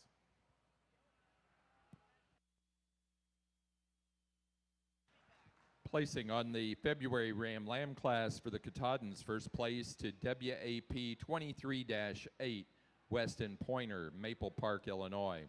Second place to FRA 7751, Riker Beckmeyer, Atwood, Illinois. Third to Lauren Julian, Mantua, Ohio. 4, Morgan Anderson, St. Croix Falls, Wisconsin. And 5 to Morgan Anderson.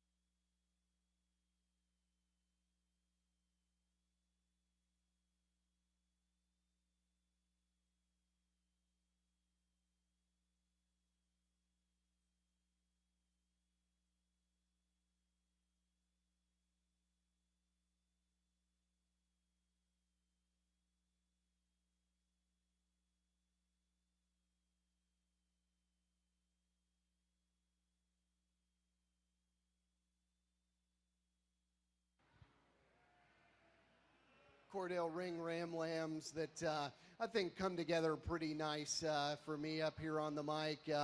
Really a stout, good-looking one that leads off here, and particularly early on, handled the ring really, really well. He's maybe getting just a little bit more tentative in his movement. For some reason, stepped on a rock or a stick or something, but nice sheep there, stout, powerful, good in terms of his look, and certainly one you get in on his fleece, and that only adds to his advantages within this particular class. I do see the sheep in second probably getting bigger. He's plenty young in terms of just his head and just his youthfulness. I think that one is a big extended sheep long term. Another one that I think has fleece quality as we study him today. He gets a little tight in terms of the center of his spine. He's one that maybe just needs to be a little bit stouter to run with that one that leads off. Really a nice sheep that sits in third. Big, high-performing, really big feet and stout-featured, and certainly one that you like in terms of his fleece quality as well. He's very good from that standpoint. Just needs to be more comfortable as we get him out in motion, handle his top line with just more comfortability. Nice set there. Congratulations.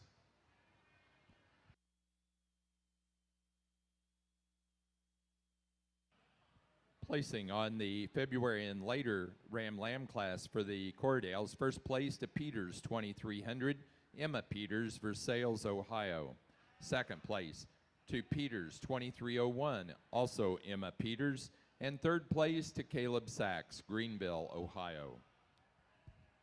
Here in our January ewe lambs and the White Dorper show, we've got a powerhouse ewe lamb to lead off with. I think she's just the one that puts all the pieces together. She's the real combination sheep of just power and mass and muscle and overall thickness and base width. I think as we study this one, she's still really very attractive from the side, but yet also she's really deep and powerful, but yet certainly looks like she's got the pieces that she's going to grow and continue to be a nice yearling ewe. really youthful appearing ewe lamb here in second, and I'll be the first to admit she kind of sticks out in terms of our top lineup here as being a little bit more moderate in her build, but certainly one that we can appreciate the way she's put together. I think as we talk about this one in terms of structure, she's almost flawless in her design in terms of her bone work, in terms of her top line, in terms of her hip shape and design. Certainly one that's maybe not as far along in terms of her maturity pattern, but one that I think just has so much quality in terms of skeletal build. We have to talk about her here in our top lineup. Ewe lamb that comes at us here in third, one that when she came into the ring, I thought she was really fancy and really a high-quality individual, certainly one that we can appreciate the length of body and growth and weight per day of age. I just need to see this sheep balance up better when we study this one from the side. She likes to get a little more bold in her shoulder in relation to her rear flank, but certainly I think a sheep that offers a lot of good in terms of quality. Another real youthful appearing ewe lamb comes at us here in fourth, and one that you really like a lot of things about this one. She sets down square on all four corners. She's straight and true down her top. She's elegant through the front one-third of her body.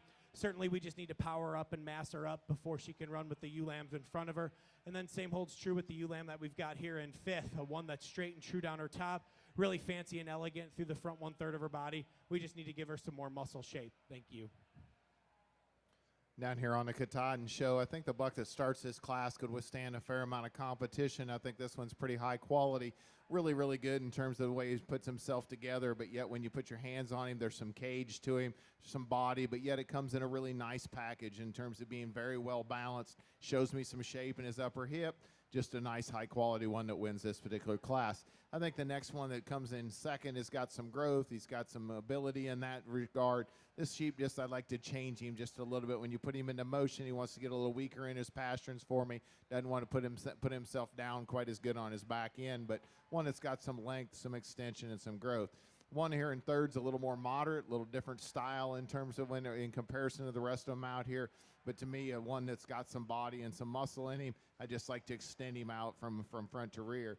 One here in four, to me, just need to open this one up naturally. Just doesn't have enough width and dimension from the front, from the back, just in any regard when you put your hands on him. But he's just good looking and kind of a sound structured one, just need more to him. Then we got the one we end up on the class, certainly one that looks like has a lot to him. There's just a fair amount of wool hair on him that just doesn't really handle as much shape when you really get on top of him.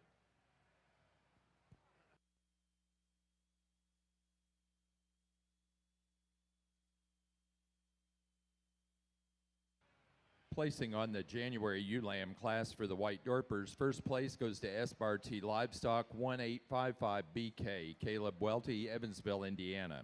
Second to Jennings Dorpers 1719, Owen Grinstead, Sheridan, Indiana. Third, Colin Anderson, West Carlton, New York. 4, Vivian Stephenson, Baroque, Wisconsin. And 5 to Bella Lazar, Adamsville, Ohio. Placing on the class of pair ram lambs for the Corriedales, first place Brady Craig, St. Joseph, Illinois. And second place to Emma Peters, Versailles, Ohio. Third place to Caleb Sachs of Greenville, Ohio. Placing on the class of Katahdin March Ram Lambs, first place to Salmon Run 814, Lauren Julian, Mantua, Ohio. Second to WAP 23-12, Weston Pointer, Maple Park, Illinois. Third, Logan Inbody, Bluffton, Ohio. 4, Morgan Anderson, St. Croix Falls, Wisconsin. And 5, Brady Kessler, LaPorte, Indiana.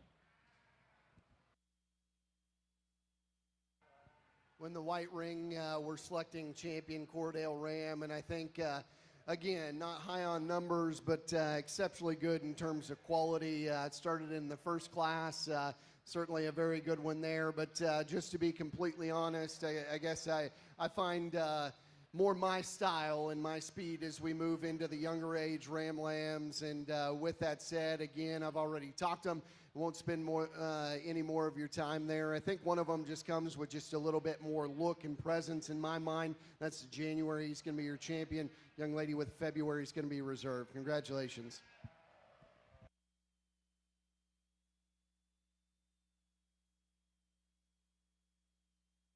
Champion Corriedale Ram goes to the first place January Ram Lamb 2303 Brady Craig, St. Joseph, Illinois.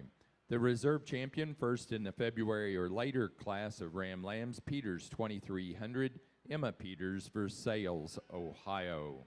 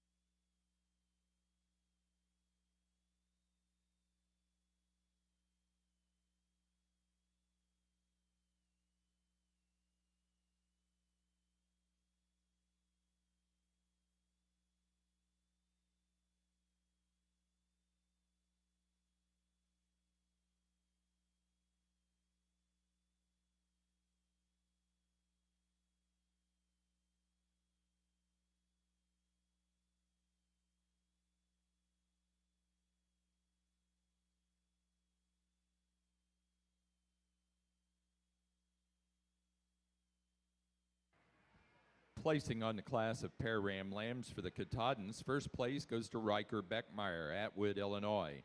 Second, Lauren Julian, Mantua, Ohio. Third, Weston Pointer, Maple Park, Illinois. 4, Morgan Anderson, St. Croix Falls, Wisconsin. And 5, Brady Kessler, LaPorte, Indiana.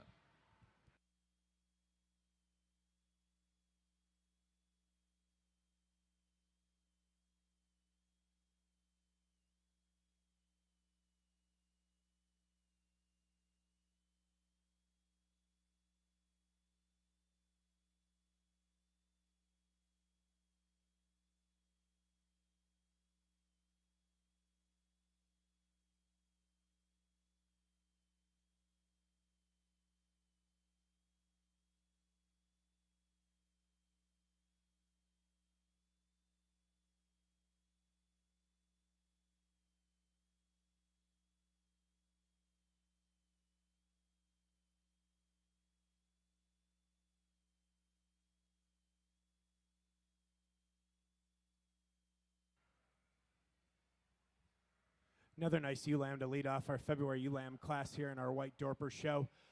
Just a real powerhouse kind of female, and one that really just puts all the pieces together and checks all the boxes in terms of dimension and power.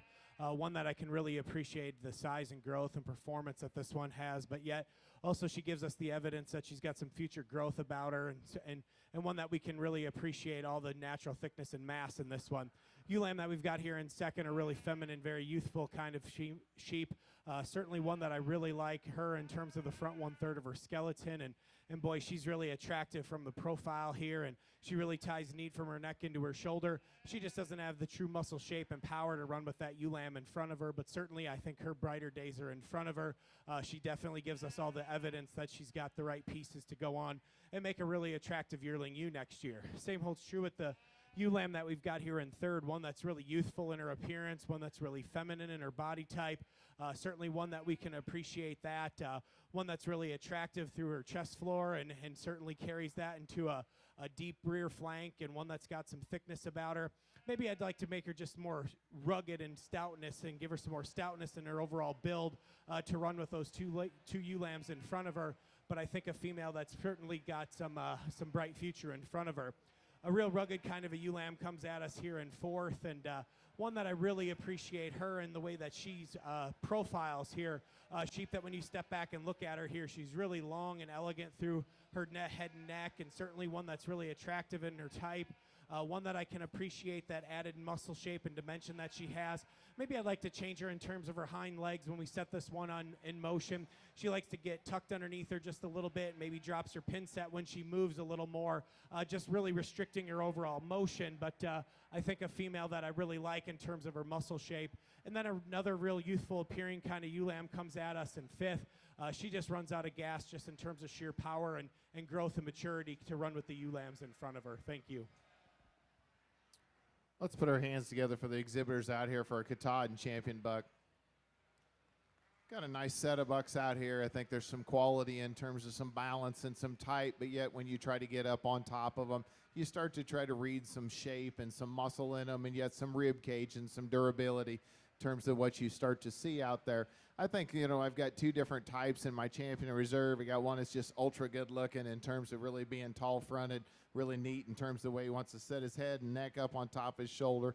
And then there's another buck that I just think has a little more durability, a little more rib cage in him, just a little more betterness in terms of softness to his rib cage and just the long term and in terms of studying some things.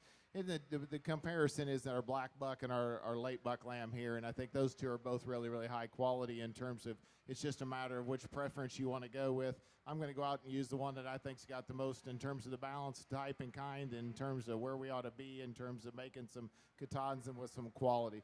We'll go out here and use this white one here. I think that's your champion, and we'll come back and get the black one for reserve. Congratulations. Congratulations. Congratulations. Thank you. Damn it, listen to them all scream, man.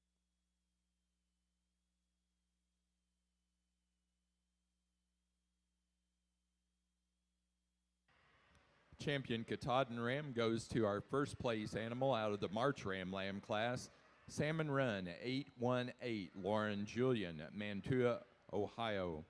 The reserve champion came from the Fall Ram Lamb class, FRA 7525, Riker Beckmeyer, Atwood, Illinois.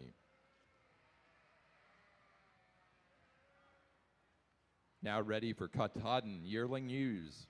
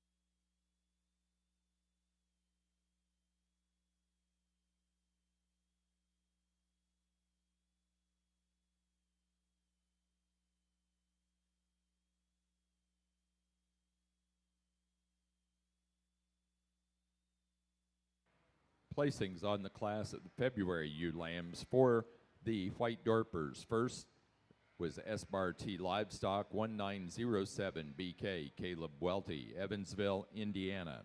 Second place, Two Rock Ranch 2314, Colin Anderson, West Carlton, New York. Third, Hainsley Hatfield, Zanesville, Ohio. 4, Caleb Welty, Evansville, Indiana. And 5, Bella Lazar, Adamsville, Ohio. Really nice ewe lamb here to lead off our March ewe lamb class. I think she's an easy class winner in my opinion. One that's just really straight and true in her lines, one that's really powerful, and certainly one that we can appreciate that elegance she has through the front 1/3 of her skeleton. I think where her big advantage comes from her profiling standpoint, there's just so much balance in this one. When we step back and look at her here, she comes together, she's straight and true in her lines, and I think she's probably the soundest ewe lamb that we have out here when we set these into motion. Big outline kind of ewe lamb comes at us here in second, and one that we can appreciate that added length of spine and length of hind saddle in this individual. one that maybe just runs out of gas in terms of balance as we talk about her in terms of the ewe lamb that wins today. She gets a little more bold in her shoulder and maybe just a little bit cut up in her rear flank in relation to their chest floor. So I like her here in second. I like her from a growth and performance standpoint. We got to make her better balanced. And then the ewe lamb that we round out here in third with, one that's really expressively muscled when we get on top of this one that's really wide in terms of her hips. She's wide in terms of her pin set. I need to make her better down her top line, make her sounder on the move. Thank you. Cordell yearling ewes, and I think a really good set, particularly these top two. Very good sheep, and I guess I'll tell you what I see from the outside. A big extended sheep that the young man brings us that leads off. She's just a little bit of a pill to show out here, and I think that's kind of why she's a little bit more hesitant out of her front end. But boy, her hip and hind leg design's very good. Her body shape's very good. She's big and upstanding and certainly very good from the outside. And then as you get in and start to analyze fleeces, she matches that quality from that aspect as well. Really a nice place to lead off there. I love the balance and the proportion of the sheep that comes in two. Little bitty ewe head and little bitty neck. I love those things. Comes into a big old barrel-shaped rib cage. Really, really good hip and hind leg design, and then a really high-quality fleece as well. Two very good sheep. That one just comes in a little bit smaller package. She's not quite as elevated up front. She's not quite as extended as that one, and I hate to be a comparative judge, but when it gets to this kind of quality, that's ultimately what happens. Two very nice ones to be first and second in the yearling ewes. And that's nothing taken away from three, because that is a stout, really, really round-bodied one that's big in her pin set. She's a little bit more vertical in her shoulder angle and a little bit more vertical in her hock placement. As a result, gets just a little bit plainer off of both ends. The biggest ewe in class is the one in four. Big and extended and on the standstill. There's a lot to appreciate about her. I do think that as we get her in motion, she needs to get out and travel with more comfortability. Probably needs just a little bit better set to her hock and hind leg. Maybe a little bit more variation from a fleece perspective as well. Number 5 here is really a good built one. Certainly one that you like a good deal, again, from a fleece perspective. Ultimately gets just a little dainty out here. She's a little frailer. She's maybe just a little flatter from behind as we study her compared to these really stout ones ahead of her. Nice set there. Give them a round of applause. Placing on the class of March ewe lambs for the White Dorpers, first to Welty Dorpers, 0051, Caleb Welty, Evansville, Indiana. Second, Espartee Livestock, 1957 BK, Caleb Welty, Evansville, Indiana. Third place to Colin Anderson, West Carlton, New York. For the yearling ewe class for the Cordales, first place went to 2218 Brady Craig, St. Joseph, Illinois. Second, Peters, 2207 Emma Peters, Versailles, Ohio. Third place to Courtney Copeland, Lewistown, Ohio. 4, Brady Craig, St. Joseph, Illinois. And 5, Emma Peters, Versailles, Ohio.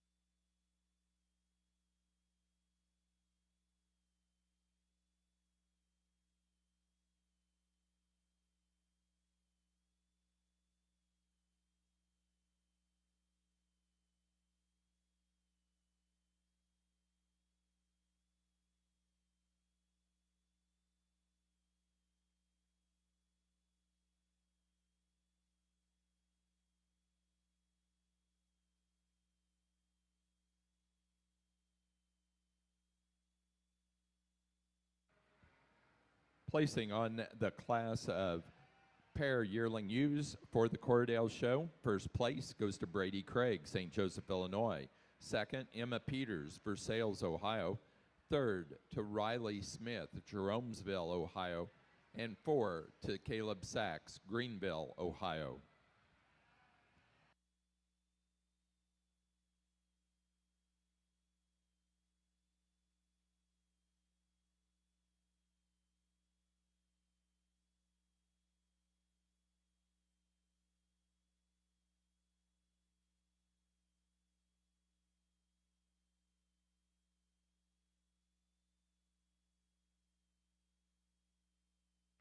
Placing on the pair of ewe lambs for the White Dorpers. First place to Caleb Welty, Evansville, Indiana. Second place, Will Wade, Jamestown, Indiana. Third, Mace Lambert, Laclede, Missouri. 4, Colin Anderson, West Carlton, New York. And 5, Hainsley Hatfield, Zanesville, Ohio.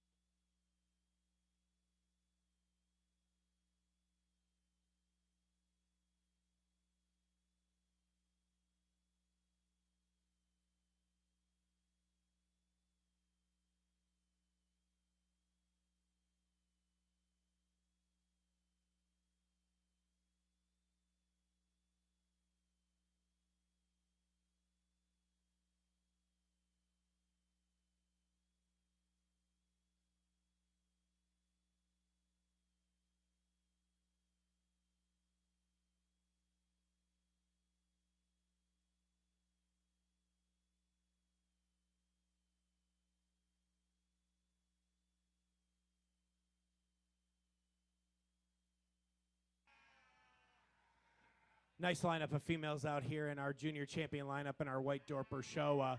Certainly a lot of quality that ran through all the classes that we had out here, and we'll certainly talk about those things when we bring them all back out for our champion lineup. But I think as we get out here and study the 6 individuals out here in our junior champion lineup, there's 2 that hit me the hardest. I'll go show you the 2 I like the best.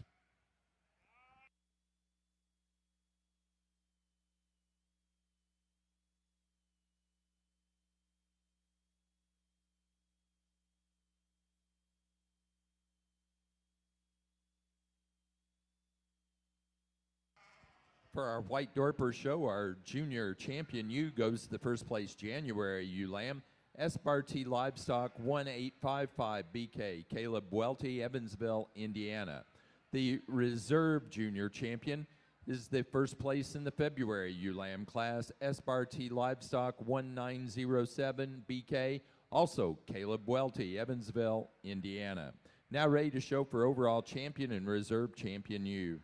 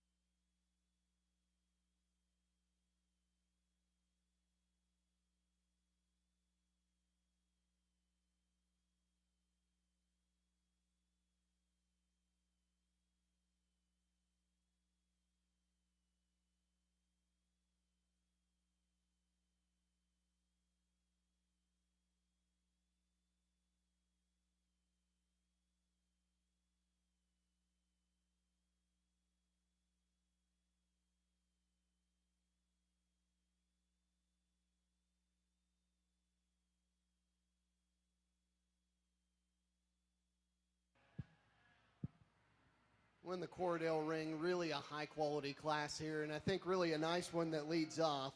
You want to talk about a really good one from the side that combines it with some stoutness and power and also fleece quality. I think that's certainly her. Very good headed, very good in terms of the angle of her shoulder, her top line, and certainly her body shape. And I just think a nice place to start. And her major advantage over the one in second is as we set them in motion, to me, she's naturally better through her front third. She's naturally more elevated at the top side of her shoulder. She just maintains herself considerably better on the move. Now, bigger footed, stouter structured one's the one that comes in second. And again, another one, both of these two are very good in terms of fleece quality. Love the consistency of character and boldness of crimp in this sheep as we work from shoulder back to britch. Very long, and if you're going to just measure them out and tell me which one's bigger long term, it's this one. We get them in motion, and she just gets too heavy in terms of her front end. She's a little bigger in terms of her neck shape anyways, and a little bigger in terms of her breastplate. And then as we set them in motion, she just gets a little heavier, needs to maintain herself a little better on the move. Sheep that comes next is certainly the brightest and whitest in terms of her fleece. I like that a great deal about her. Really a long-necked sheep that's short in terms of her shoulder. That one, as we get in motion, gets a little too tight in terms of her loin. She's maybe just a little shorter in terms of her hip as well. Big extended sheep that rounds out the set here. Love the front end design in that one. She's just a little bit too vertical in terms of her hind leg design for this guy. A little too tight in terms of her top as we set him in motion. Nice set there. Congratulations. On the Katahdin side over here in our top five, I think, there's a lot of condition in terms of body fat that changes if you really get up and handle some of these, and I think there's a significant difference in them. I think the ewe that we start out up here, I think she's very feminine to her design. She's very level in terms of her overall body makeup. She shows me some springer rib down low and shows me some shape and some flank in her, just a high-balanced type of a female that wins the class. The big stout-bodied one kind of looks like it in this one ewe, and I mean, I do believe she has some body to her. To me, she gets a little deeper in her heart, higher in her flank, and if I peeled some of the condition off of her, I'm not sure she would look quite as shiny as what she does out there, but one that does have some muscle and some stoutness. A real nice balanced one in here in third. She's not as long-sided. She doesn't handle as long in terms of her body makeup, but another one similar to my class winner in terms of being elevated, high at the point of her shoulder, laid in, and very feminine about her design. She's good enough in her top line. Let's like to make that one longer body, maybe a little stouter muscled. We start to run into one here in four that starts to bust apart and just really breaks down behind her shoulder, gets a little deeper in her heart. She's another one that's carrying a little condition on her in comparison to those ahead of her, but one that you certainly appreciates the productivity in her. Then we end up with a class with one that's got some frame and some lengths of body. Just when you put her into motion, she doesn't balance up very good, wants to come apart in her top line, gets a little off in her hip for me. Let's put our hands together for our white Dorper exhibitors as we go out and select our grand champion ewe. I think we've got 4 individuals out here. We brought out 2 nice yearling ewes and 2 ewe lambs from the junior division that really represent the breed quite well in terms of the way they're made and their overall quality, and certainly sheep that are going to go on and impact a breeding program and impact the breed. With that being said, I'll go out and show you the 2 I like the best. Let's put our hands together one more time.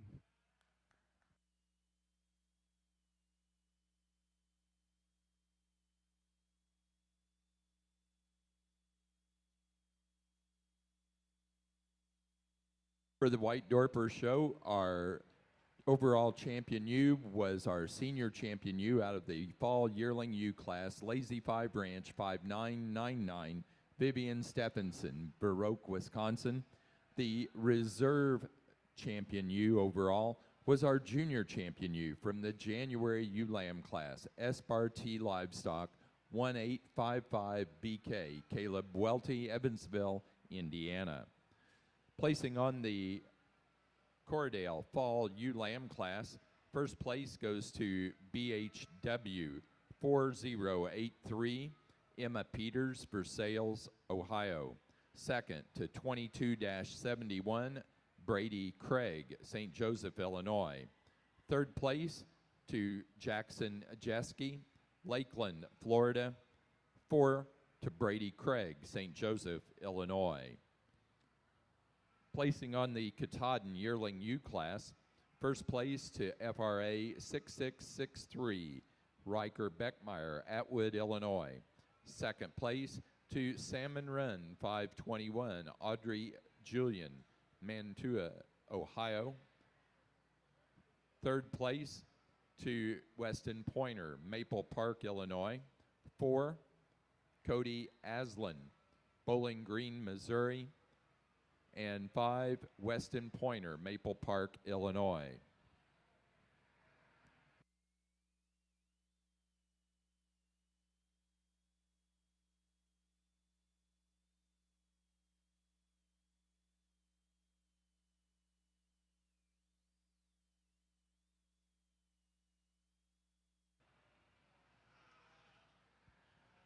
On the Cordell ewe lamb side, again, the quality's still certainly there. You know, the ewe that leads off really does so on the standstill, and she's got such a picturesque look through her front third.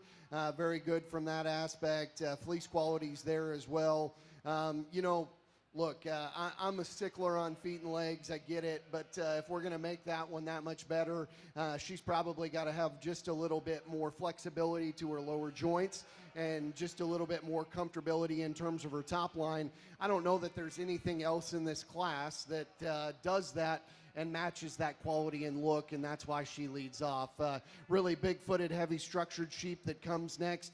Very, very good in terms of fleece quality, consistency, and boldness of crimp. Certainly very good in terms of the luster of that fleece.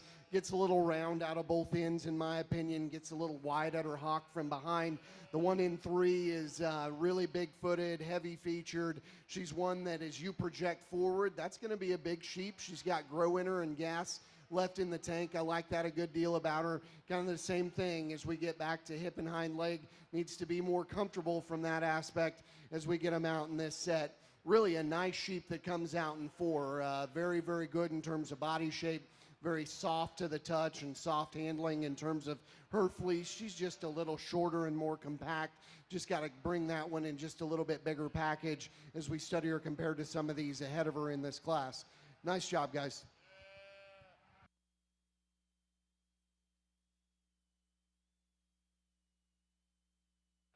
Placing on the Cordell January ewe lamb class, first place goes to 2302, Brady Craig, St. Joseph, Illinois. Second, Painter 0703, Corbin Reister, Washougal, Washington. Third, Caleb Sachs, Greenville, Ohio. And 4, Angeline, Arlington, Iowa. Placing on the class of pair yearling ewes for the Katahdins. First to Riker Beckmeyer, Atwood, Illinois. Second, Weston Pointer, Maple Park, Illinois.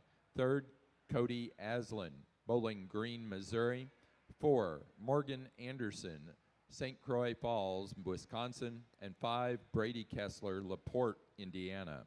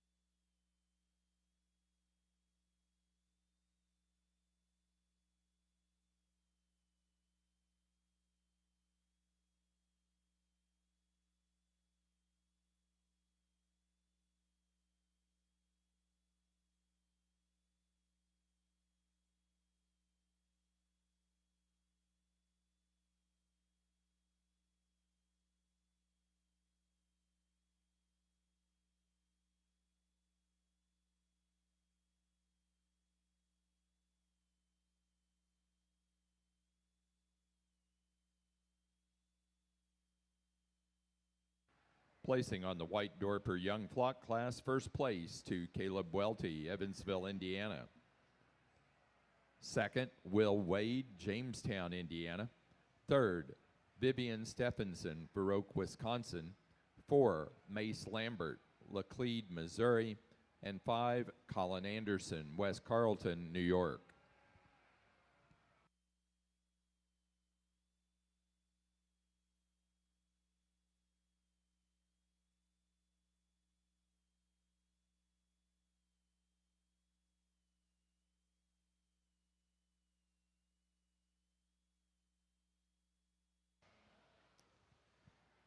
Corridale Ring, we step into a younger age class, and they come in a lot of different sizes and shapes and variations out here. And with that said, this is the type of sheep that I can get behind. That gal is one that I think just has a ton of future.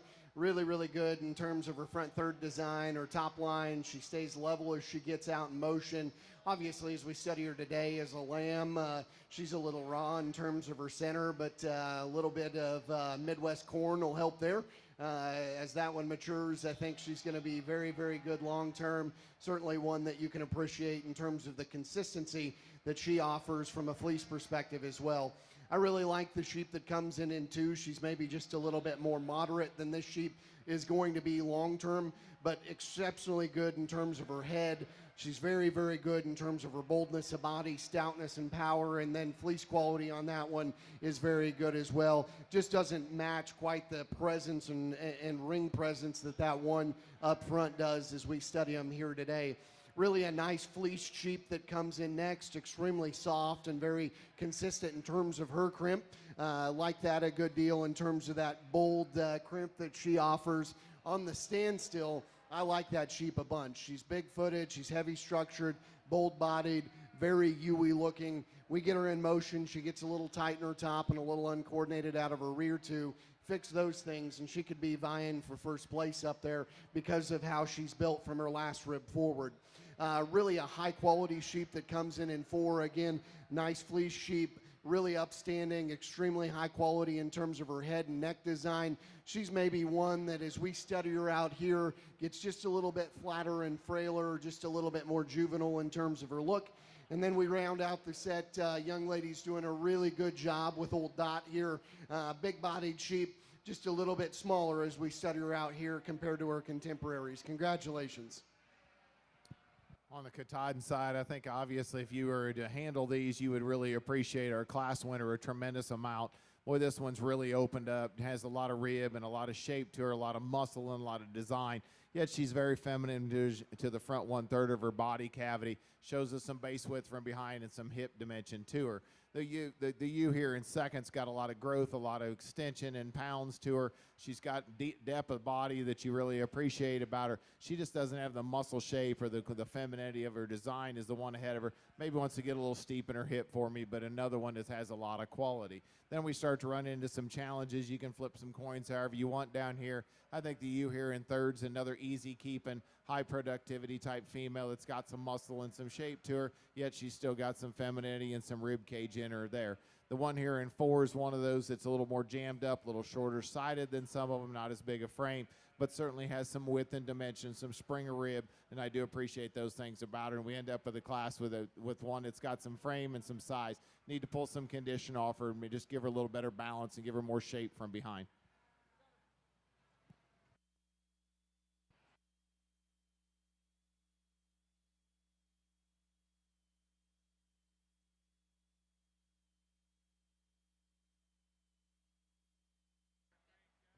Just one single entry here in our white Dorper Market Lamb show, but I think a sheep that could take a lot of competition or stand a lot of competition. The young lady does a nice job presenting this lamb, but when you get your hands on this one, there's a lot of natural thickness in this sheep. Really wide and powerful out through her hip. Certainly appreciate the base width and dimension in this one. Congratulations, young lady. Placing on the class of white Dorper best 4 head of ewes, first place to Vivian Stephenson, Baroque, Wisconsin. Second, Caleb Welty, Evansville, Indiana. Third place, Mace Lambert, Laclede, Missouri. 4, Hainsley Hatfield, Zanesville, Ohio. And 5, Colin Anderson of West Carrollton, New York. Placing on the class of February and later ewe lambs for the Corriedales, first place to 2313, Brady Craig, St. Joseph, Illinois. Second, Peters, 2303, Emma Peters, Versailles, Ohio. Third place to Caleb Sachs, Greenville, Ohio. 4, Emma Peters, Versailles, Ohio. And 5 to Spencer Copeland, Lewistown, Ohio. Placing on the Corriedale class of fall ewe lambs, first to FRA 7528, Riker Beckmeyer, Atwood, Illinois. Second place to WAP F27, Weston Pointer, Maple Park, Illinois. Third place, Jacoby Mag, Ottawa, Ohio. 4, Hudson Wesson, Caldwell, Ohio. And 5 to Brady Kessler, LaPorte, Indiana.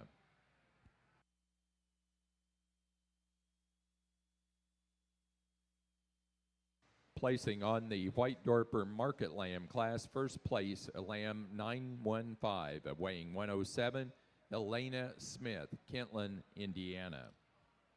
That does conclude our White Dorper show. Placing on the pair of ewe lambs for the Corriedales, first place to Emma Peters, Versailles, Ohio. Second place to Brady Craig, St. Joseph, Illinois. Third, Caleb Sachs, Greenville, Ohio.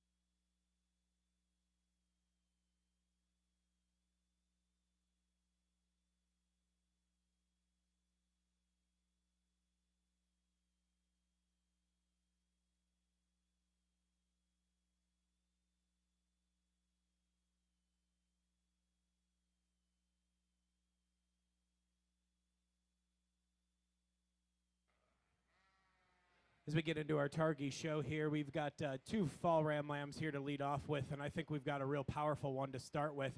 I think a sheep that just has the advantage in terms of structural correctness, and certainly some one that has the advantage of mass and dimension.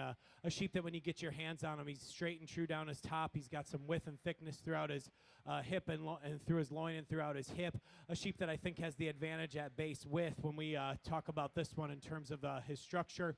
One that when you open up that fleece, he's uniform from front to rear. He's really fine in terms of his overall makeup, but I think a sheep that we can really appreciate a lot of nice things about him.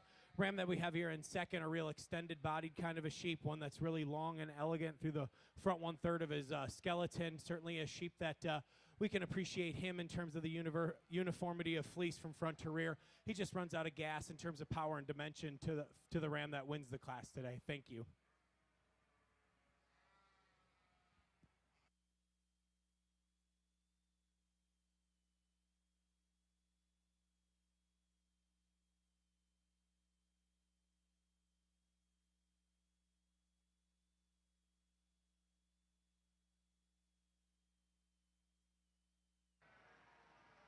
Placing on the class of Targhee Fall Ram Lambs, first place goes to Beestrom 2223, Carissa Shell, Alpena, South Dakota. Second place to Beestrom 2229, Alicia Holtz, Little Falls, Minnesota.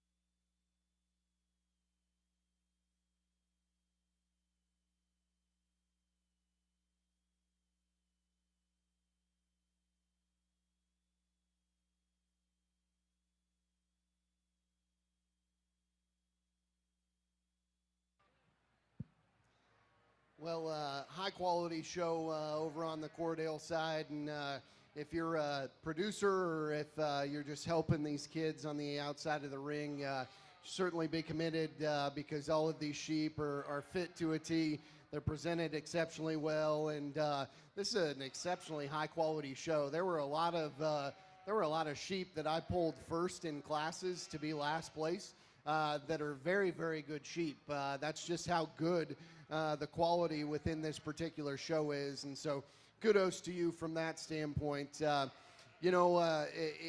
It's intriguing the decisions that you can make as you get into this particular lineup, because I do think that there's three different ones really in contention for Grand, and they're all just a little bit different. They're all obviously in different stages of their life. And so you've got to take that into consideration as well. But, with that said, I've been through and I've talked to them already. There's a particular type of sheep that I enjoy, and certainly the one that fits me the best is going to be our yearling. She'll be your champion. We're going to follow her with this sheep right here out of the falls. Congratulations to both of you. Just two Targhee buck lambs here, but I think we've got a nice one to lead off with, a sheep that just in terms of growth and performance and size and weight per day of age, I think has the advantage over the ram that we've got here in second. A sheep that I think sets down nicely on all four corners, and we can certainly appreciate the testicular development on this ram. I really like him in terms of his fleece. He's uniform and soft in terms of the handle of it. I certainly think this is a ram that, as we forecast forward, is going to have a lot of unique pieces that can go on and make a difference in a breeding program. Taking nothing away from the ram lamb we've got here in second, a real youthful appearing kind of a sheep. One that does have the advantage in terms of structural build. He's straighter and truer down his top and built better right behind his shoulder compared to the ram that wins the class. But we just need to make him stouter, give him some more dimension of muscle and growth and performance to run with the ram in front of him. Thank you.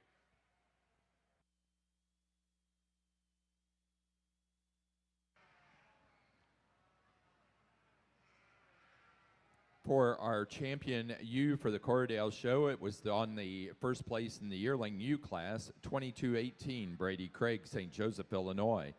The reserve champion came from the fall ewe lamb class, BHW 4083, Emma Peters, Versailles, Ohio. Placing on the class of Targhee January ram lambs, first place to JAM 23624. Abigail Stahlbaum, Arlington, Wisconsin. Second place to Holtz, 2301, Alicia Holtz, Little Falls, Minnesota.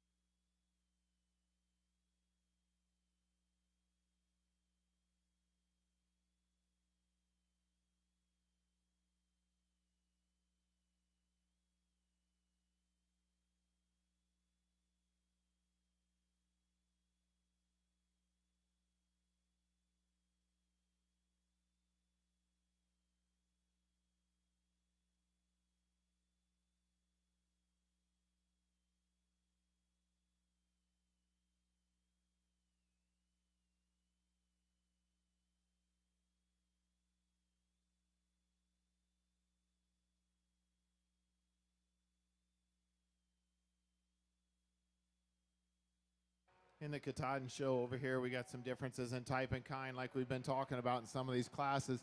I think the one that I win with has a tremendous amount of femininity and yet balance, and yet when you get your hands on a really wide loin, big hip, a lot of dimension to her. If I'd change her, might stouten her up at the ground a little bit, give her a little more bone.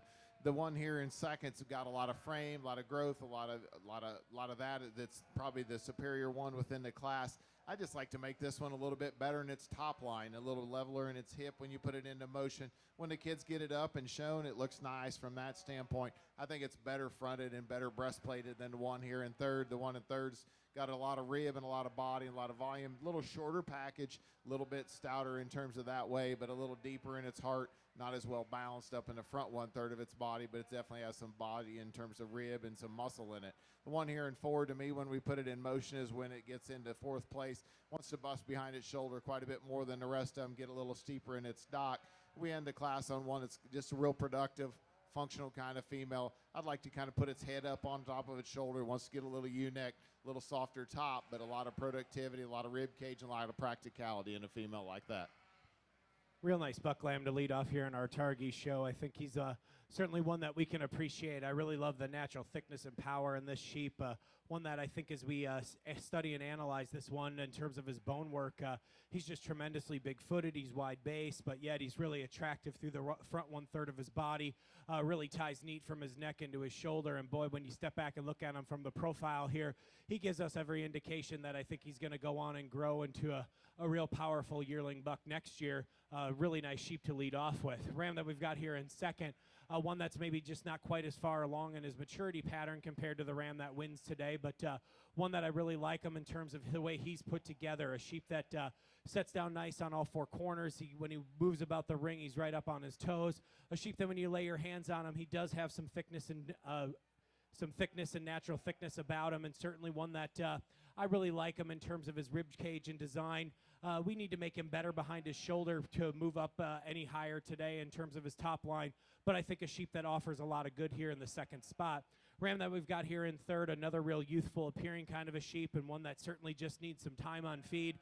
The young man does a nice job getting this sheep presented for us. We just need to power him up, give him some growth and performance, and really just time to run with the rams in front of him. Thank you.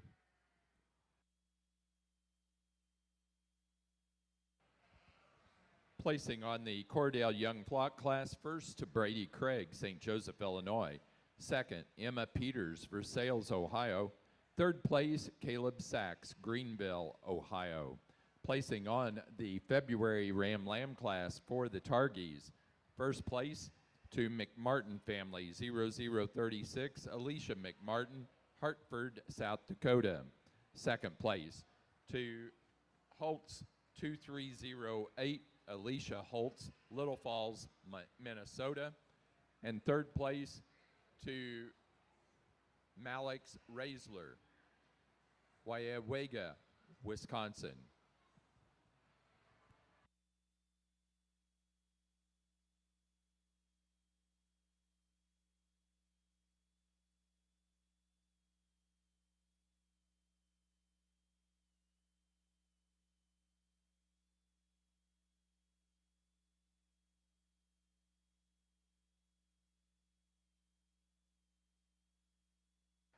Placing on the best 4 head of ewes class for the Cordales, first place to Brady Craig, St. Joseph, Illinois.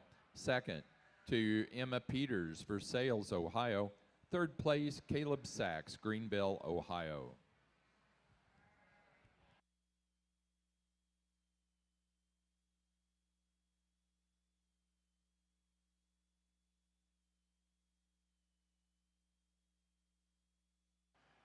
Placing on the January ewe-lamb class for the Katahdins. First place to FRA 7722, Riker Beckmeyer, Atwood, Illinois.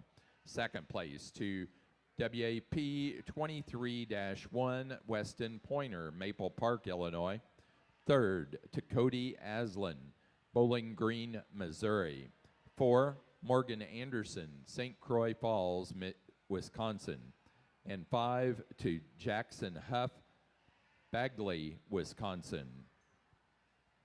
Here's we get in our March Ram Lamb class in the Targhee show. We've got a really complete sheep to lead off with, and I think one that wins pretty easily in the way he's built. Sheep that I really like from a profiling standpoint, one that's really youthful in his appearance, but yet he's really attractive through the front 1/3 of his body, and man, he certainly runs uphill in the way his neck and shoulder come together. He certainly has the advantage in terms of balance and eye appeal. I like him in terms of his fleece, in terms of uniformity from front to rear. Ram Lamb that we have here in second, a real youthful appearing kind of a sheep. And again, this guy just needs some time to grow and develop, and some time on feed. I think as we study the sheep, there's a lot of good parts and pieces in this individual in terms of his top line, in terms of his bone work, in terms of his base width. He just needs some time and maturity. Thank you.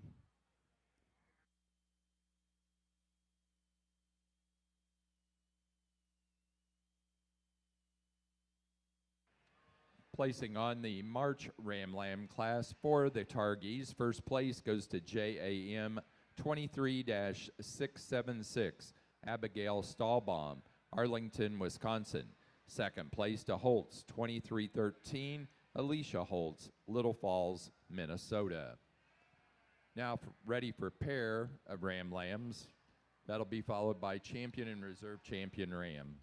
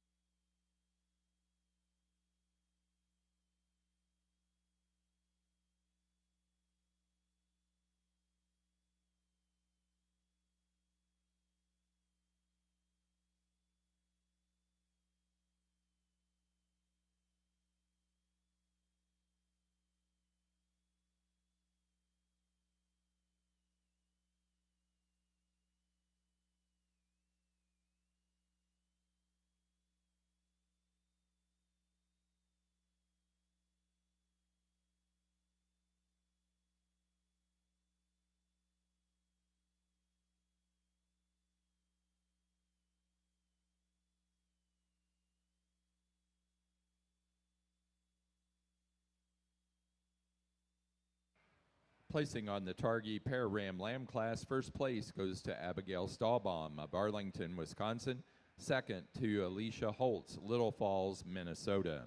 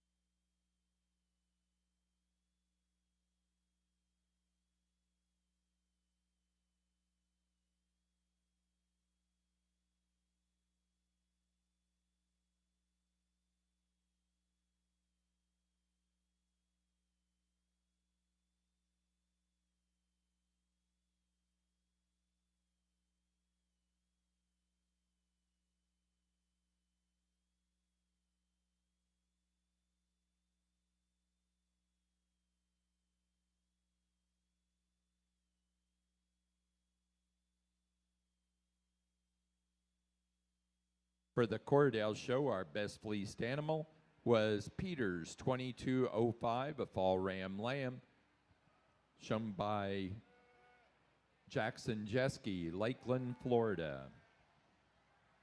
That does conclude our Cordell show.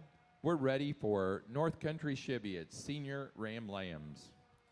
On the Katahdins over here in this class, there's not that one that just overwhelms me in terms of really when you get on and handle them.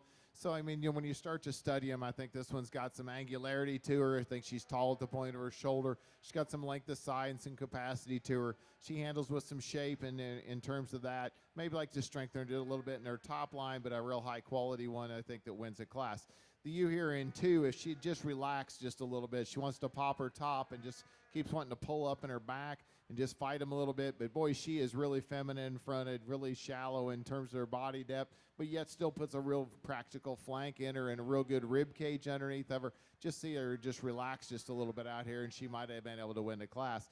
The ewe here in 3rd is a real big-bodied one, but a lot of that comes in a form of condition. She's easily the fattest one out here in terms of that. Just like to make her a little more feminine, a little cooler, and maybe peel some of the cover off of her from a practicality standpoint. The one here in 4 is real feminine and cool. This one gets a little harder bodied, a little higher flank, just doesn't have the bone work, a little frailer look to her. maybe a little narrower from front to rear in terms of her base. And we end the class with a real unique heighted one here that's really neat to look at in terms of just the spots and everything. This one just pops its top just way too much for me. Other than that, I really like her in terms of that. But when you put her out there and you put her in motion, she wants to break behind her shoulder, pop that loin up in her. But boy, that's a really neat, uniquely designed one from the outside on her hide. Here's we get in our Targhee show in the blue ring. We've got a nice set of bucks out here for our champion lineup. I think as we go through and look at the 8 individuals we have out here, we've got a lot of high-quality individuals that are going to go on and do some nice things for these breeders. I think we found sheep that are uniform in terms of their build, but also are high quality in terms of their fleeces. I'll go out and show you the 2 that I like best.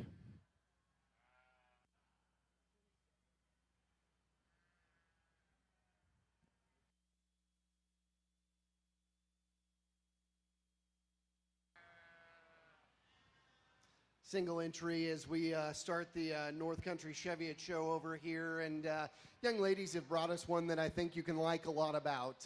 Could have stood some more competition. First and foremost, he's very good headed. He's got really a stout skull and very masculine from that standpoint. He's wide chested and bold bodied, handles with some muscularity, and certainly one you like a good deal on the standstill. Get him in motion. We can be a little nitpicky in terms of his hip and hind leg just a little bit, but nice way to start the show here. Congratulations.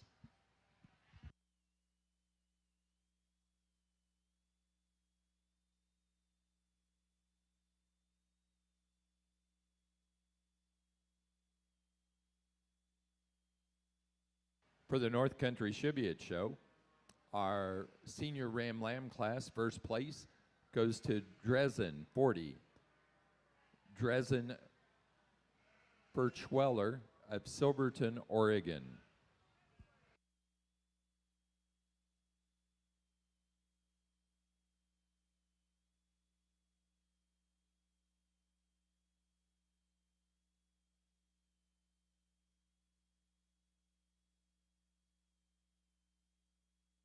Placing on the February class of Katahdin ewe lambs, first place goes to WAP 23-5, Weston Pointer, Maple Park, Illinois. Second place to WCSF 23050, Morgan Anderson, St. Croix Falls, Minnesota, or Wisconsin. Third place to Cody Aslin, Bowling Green, Missouri. 4, Riker Beckmeyer, Atwood, Illinois, and 5 to Hudson Wesson, Caldwell, Ohio. Single entry on the North Countries as we work into younger age group here. Nice sheep, very good in terms of his head again and his neck, and his assembly through his front third I think is very nice. He handles with some muscularity. If you're going to get nitpicky on him, it's probably his rear pasterns that could be just a little bit stronger. Nice sheep there. Congratulations to him.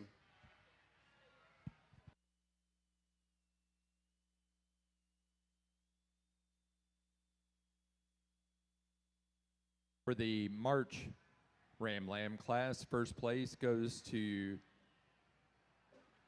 CHR 22131, Brock Kessler, LaPorte, Indiana. Now showing for champion and reserve champion Ram.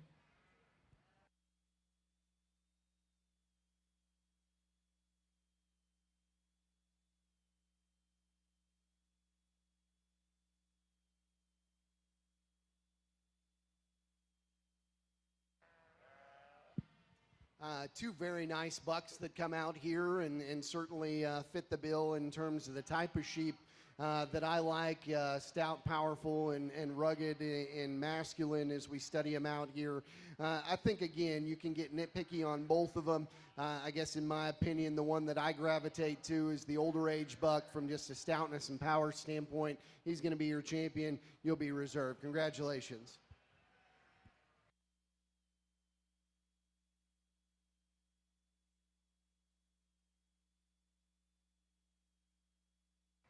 Champion Ram goes to our first place out of the senior Ram Lamb class, Dresden 40, Dresden Furchweller, Silverton, Oregon. Reserve champion to our first place in the March class, CHR 22131, Brock Kessler, LaPorte, Indiana. Now ready for yearling ewes.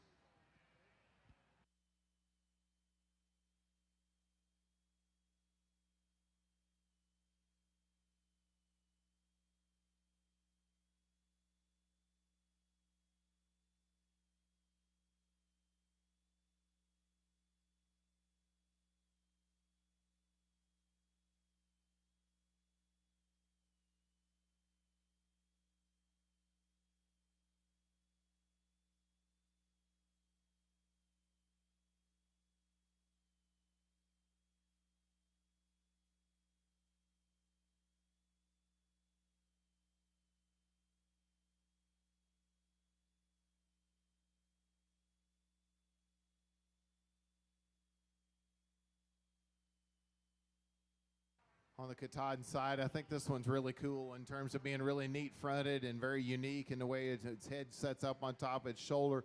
But yet when you get up on top of it and study, it's really got some rib cage and it's open and it's got some design to it. Looks like the kind that when she'll grow out should be really long necked, really cool looking, and yet still have a really good rib cage and give us some body, some design in her when she comes into as a yearling. 2 and 3 is close for me. They're two different types of sheep. I think I went ahead and used the one that's a little more like my class winner, a little cooler bodied, real level down its top line, real level out through its hip here in 2, has enough shape to it, not quite as open in its rib cage as a class winner, but still has a very good design about her. The one here in 3 is a big bodied one. Looks like the kind that could really start to get to be a big, massive looking type of a female as she matures. But on the second hand, to me, I don't find her as quite as feminine fronted. I see her a little steeper in her hip, a little flatter in her butt. One here in 4, just a little harsher body, gets a little tight in her flank for me, a little off kite. Could just be a maturity thing. Give her some time. She might come into it. The one that ends the class, really appreciate the front 1/3 of the body of this one. Just gets a little too high in the top, breaks behind its shoulder for me a little bit, but has a tremendous amount of muscle shape in it. Like to strengthen it on its pasterns also.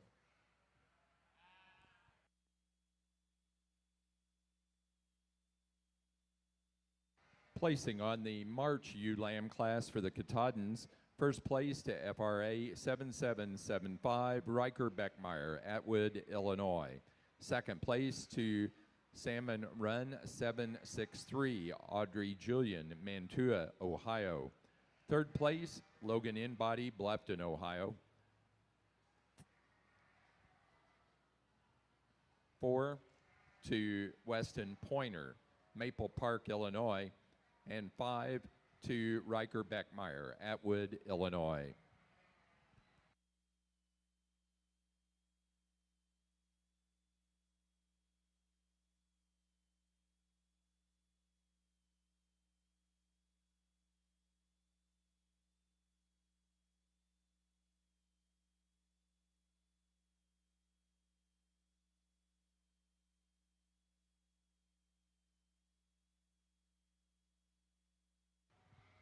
On the North Country side, move through the ewes here, and I think really a nice one to start off with. And again, I've preached it all day, but as you start at the ground, her foot shape's the best in class.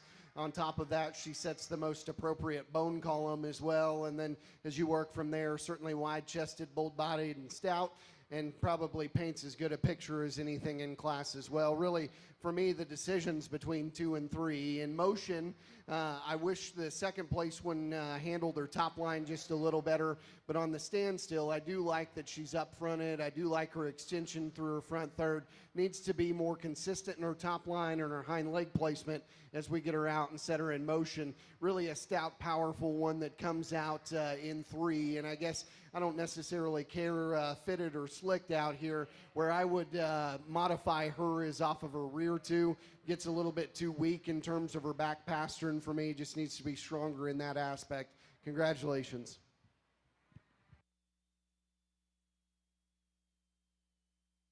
Now ready for pair of yearling ewes for the North Country Cheviots. Placing on that yearling ewe class, first place went to CHR 22023, Brock Kessler, LaPorte, Indiana. Second place to CHR 22049, also Brock Kessler. And third place to Ryan Liggett, Carmel, Indiana.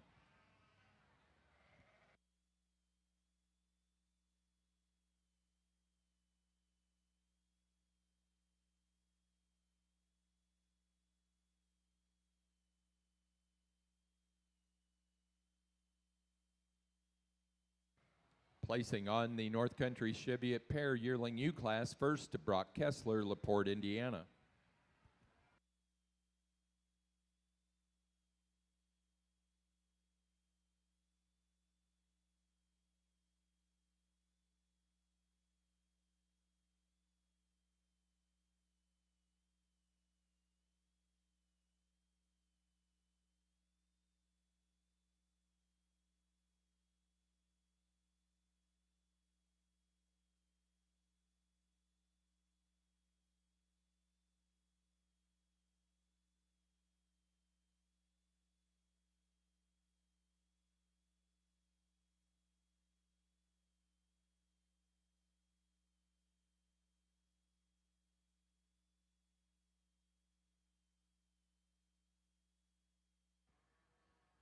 Nice set of females out here in our Targhee Yearling U class, and I think as we get in and talk about this one, the ewe that wins the class today, I think wins pretty easily. A sheep that is just ultra powerful when you get your hands on her, a sheep that's straight and true down her top, and really where her big advantage comes is when you talk about her down her top line, a sheep that's just really straight and true, one that really sets down on all four corners, but yet she's really balanced and really attractive.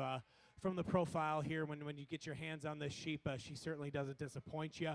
One that's really uniformed in terms of her fleece, but she's also presented to us in pretty short fleece today, which I can really appreciate as well.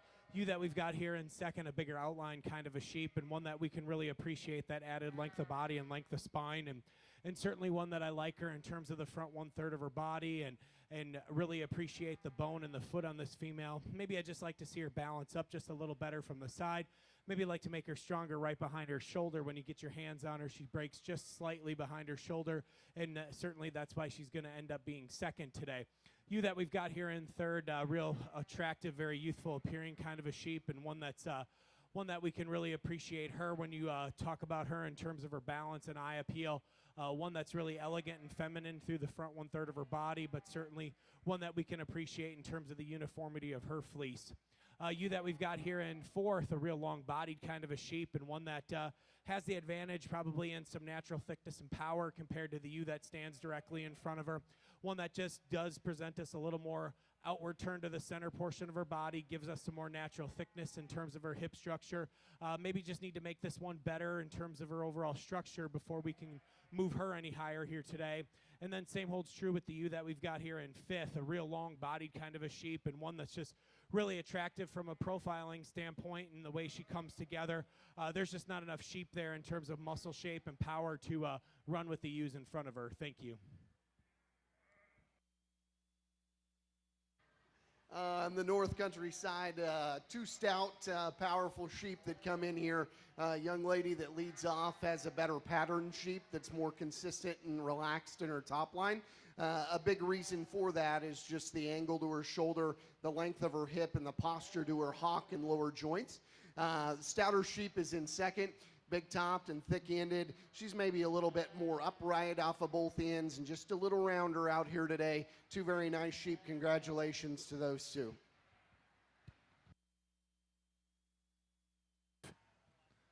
In the Katahdin show, let's put our hands together for all the first and seconds out here for our champion.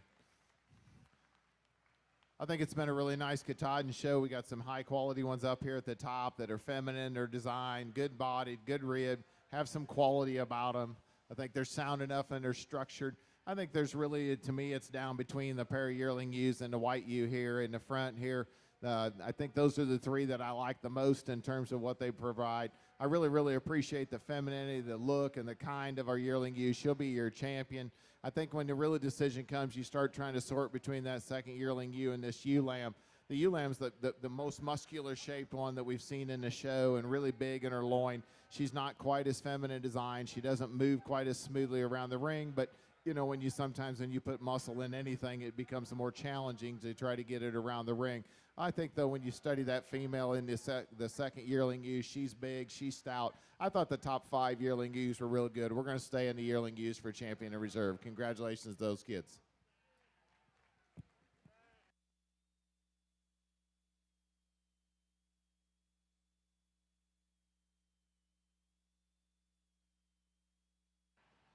For For the Katahdins, our champion went to the first place yearling ewe, FRA 6663, Riker Beckmeyer, Atwood, Illinois. The reserve champion was our second place yearling ewe, Salmon Run 521, Audrey Julian, Mantua, Ohio. Now ready for Young Flock.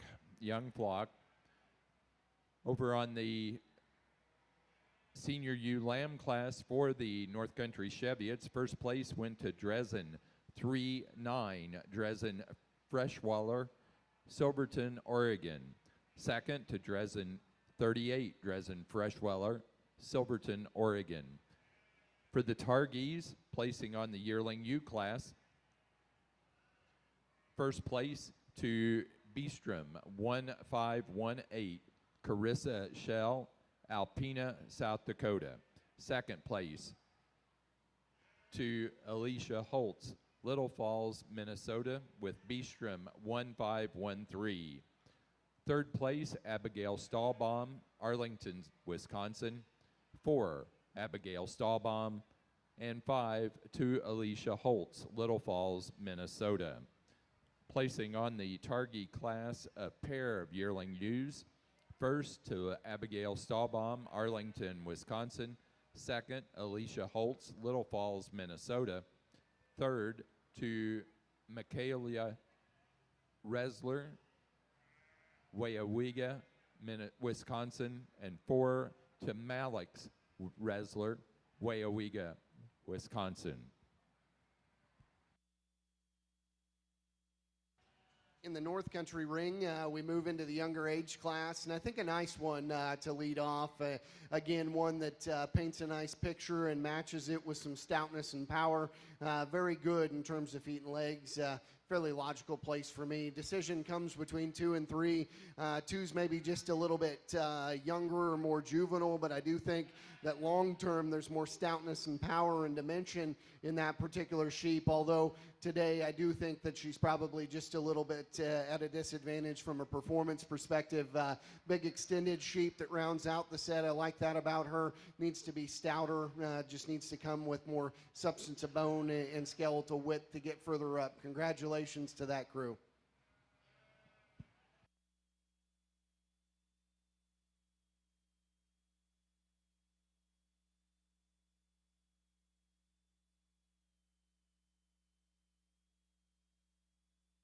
Real nice fall ewe lamb to lead off our Targhee class.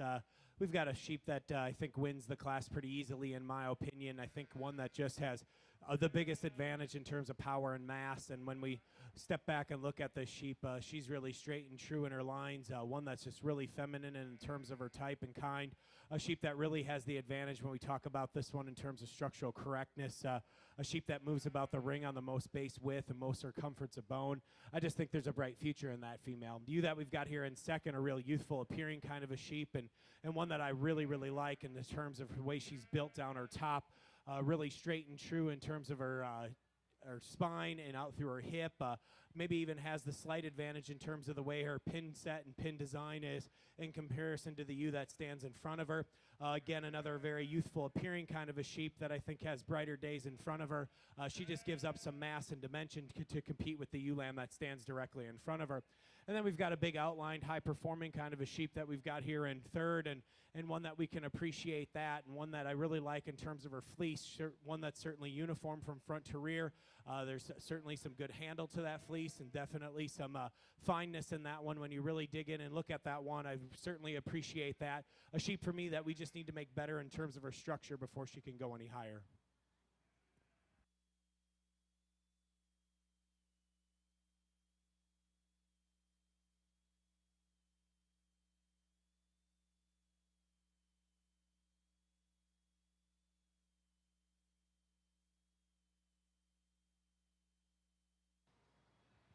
Placing on the North Country Cheviot class of February ewe lambs, first to CHR 22078, Brock Kessler, LaPorte, Indiana.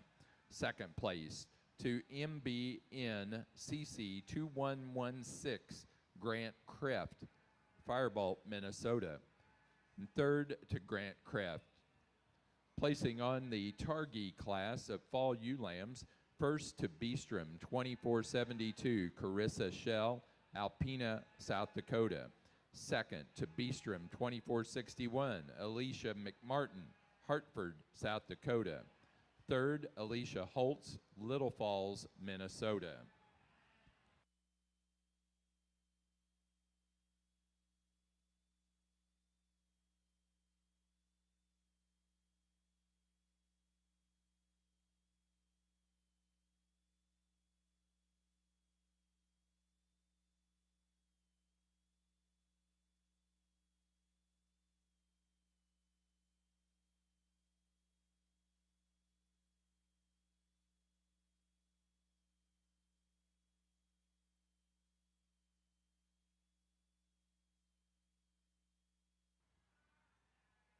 Just a single entry here in our January ULAM, but I think one that could stand a lot of competition. A real high-quality individual that I think has a bright future in front of her, a sheep that is just made really well. And when we the exhibitors get her set up, we can really appreciate the balance and eye appeal in this sheep, one that's really straight and true down her top. We'll look forward to seeing her in our champion lineup. Congratulations.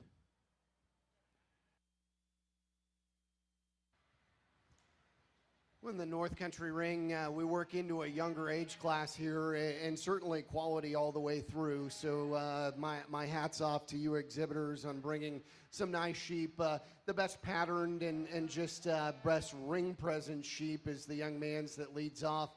Again, she's good-headed, she's good in terms of her neck, and I think that one, her skeleton is built to just progressively get better as she gets older. Nice sheep there. The stout sheep's in too. Big-backed and big-ended and robust in terms of her cage. Like all those things about her. It gets just a little round off both ends, in my opinion. A little coarser than that one that we lead off with. The biggest sheep, in my opinion, upon maturity comes in 3. I like her in terms of her length of body. She's plenty good in terms of soundness of structure.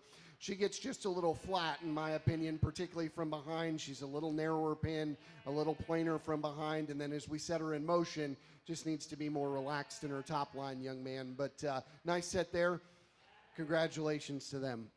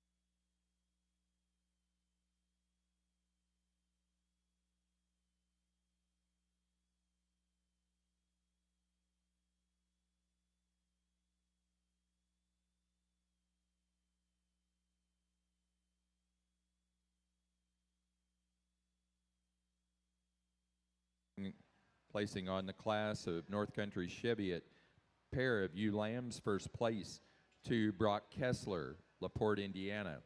Second place to Dresden Furchweller, Silverton, Oregon. And third place to Grant Kreft, Firebolt, Minnesota. Another nice class of February ewe lambs here in our Targhee show, and we got a little more competition in this one. It runs a little deeper, but I think the ewe lamb that leads off is a really complete kind of sheep, and one that wins the class pretty easily. I think as we analyze this one and really study this one in terms of her build, she's just really correct in the way she's put together. A sheep that really balances up well from the side, and as we talk about this one and forecast this one forward, I think she's going to be a really impressive yearling ewe next year as she continues to grow and mature.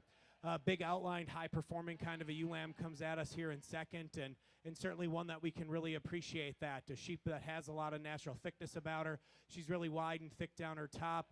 Maybe just gives up some overall balance and eye appeal compared to the ewe lamb that wins today, and that's why we're going to leave her second. Ewe lamb that comes at us here in third is really similar in type and kind to the sheep that stands directly in front of her. One that is really youthful in her look, and one that has some ruggedness and stoutness about her, one that's certainly got some width and thickness to her when you get your hands on her. She just shortens up from front to rear as we analyze her and compare her to the two that stand in front of her. We just need to make her longer bodied. Real youthful ewe lamb here in fourth, and certainly one where she's on the behind the eight ball in terms of maturity. Certainly a ewe lamb that just needs more growth and performance to run with the ewe lambs in front of her, but certainly one that's really correct in the way she comes together down her top line. I really like her in terms of her elevation and extension she has through her head and neck. And then the ewe lamb we're going to round out the class with, and again, another very youthful appearing kind of a sheep that we just need to give some more natural thickness and muscle to before she can go any higher. Thank you.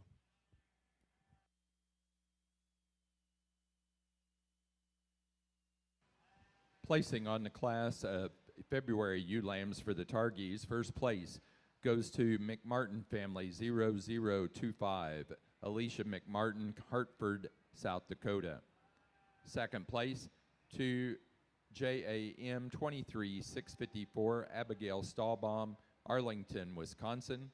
Third to Abigail Stahlbaum. Fourth place to McKaylee Wrestler, Wyowega, Wisconsin. And 5 to Alicia Holtz, Little Falls, Minnesota.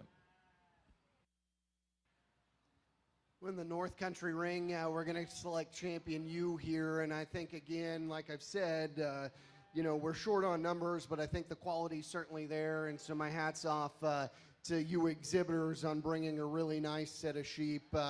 It does get a little bit close maybe for reserve as you study these and start to project them moving forward. But at the end of the day, the two that I'm just the most comfortable with keeping together out of the yearling ewes, they're going to be your champion and reserve up here. Congratulations.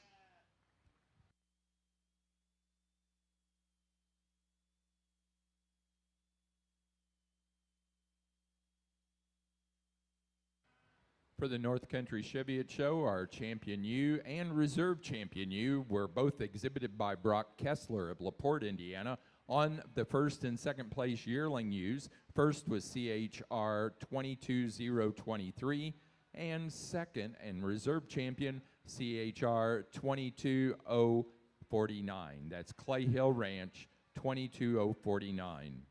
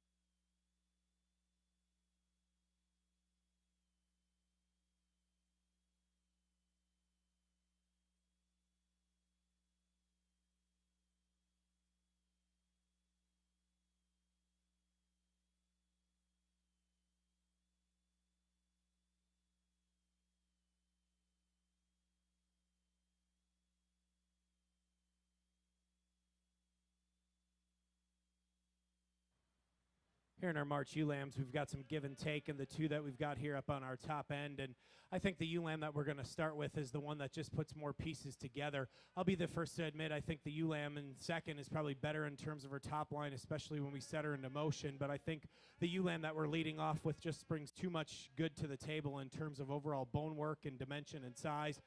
Certainly a sheep that you can appreciate in terms of her center body and width and thickness. The ewe lamb that we've got here in second, like I said, is better in terms of her top line, handles her spine just a little bit better when we set this one into motion. But she just gives up some length of body and true growth and performance compared to the ewe that wins. That's why she's going to be second today. And then the ewe lamb that comes here in third, a real youthful appearing kind of a sheep, one that just needs to get powered up in terms of dimension and growth to run with the two in front of her. Thank you.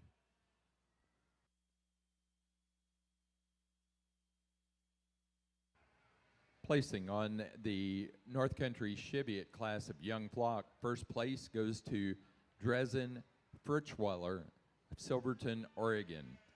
The second place to Brock Kessler, LaPorte, Indiana.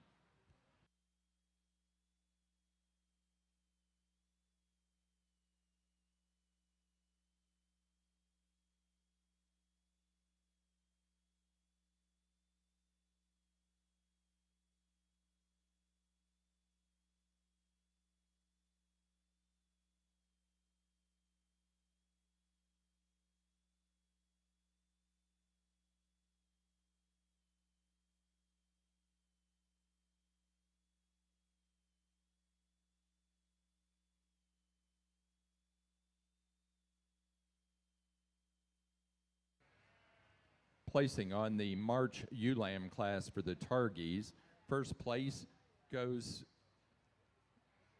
to Raisler 230-110, McKaylee Raisler, Wyowega, Wisconsin. Second place to JAM 23-673, Abigail Stahlbaum, Arlington, Wisconsin. Third place to Michaela Raisler, Wyowega, Wisconsin.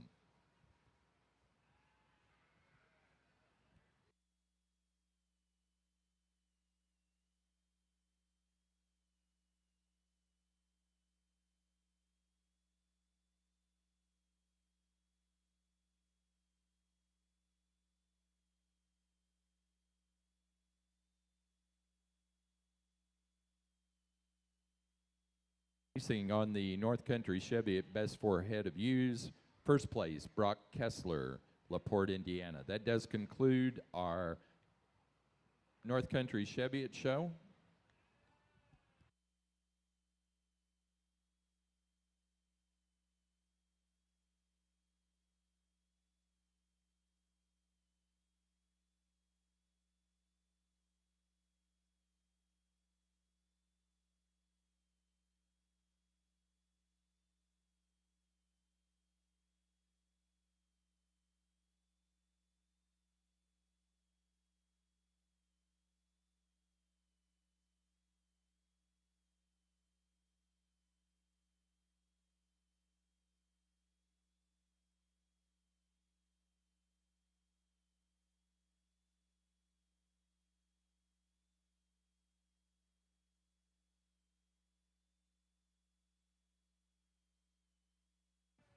They've just informed me that there is plenty of pizza. They've still got a lot of pizza left. They'd like for folks to come and get it. It's in the main lobby over in Pavilion number 1.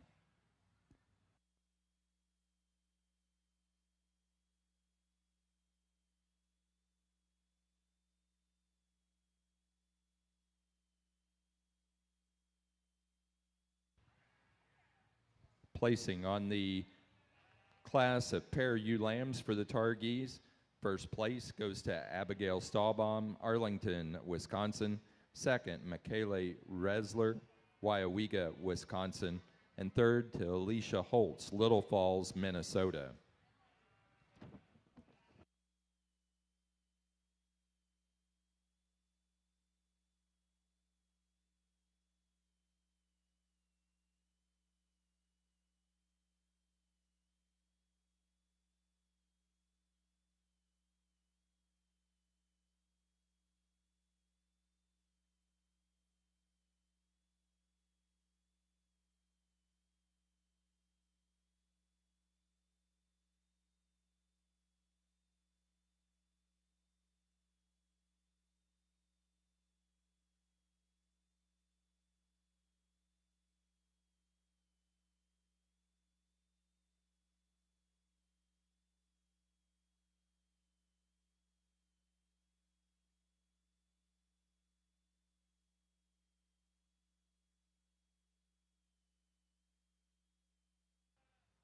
Let's put our hands together for our Targhee exhibitors. We had a nice show here today. Certainly we didn't have a lot of numbers, but we had a lot of high-quality individuals, and I think the sheep that we brought out here really represent the breed well in terms of the breed quality that we've got out here, in terms of their fleeces, in terms of their build, and certainly usefulness to what they're going to do for their particular programs. I'll go out and show you the two that I like the best.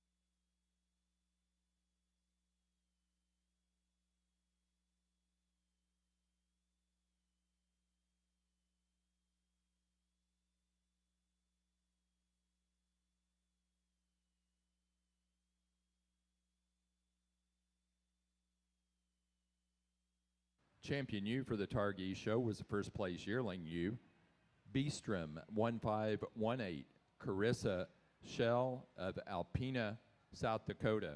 Reserve champion went to our first place in the fall ewe lamb class, Beestrom 2417, also Carissa Shell, Alpena, South Dakota.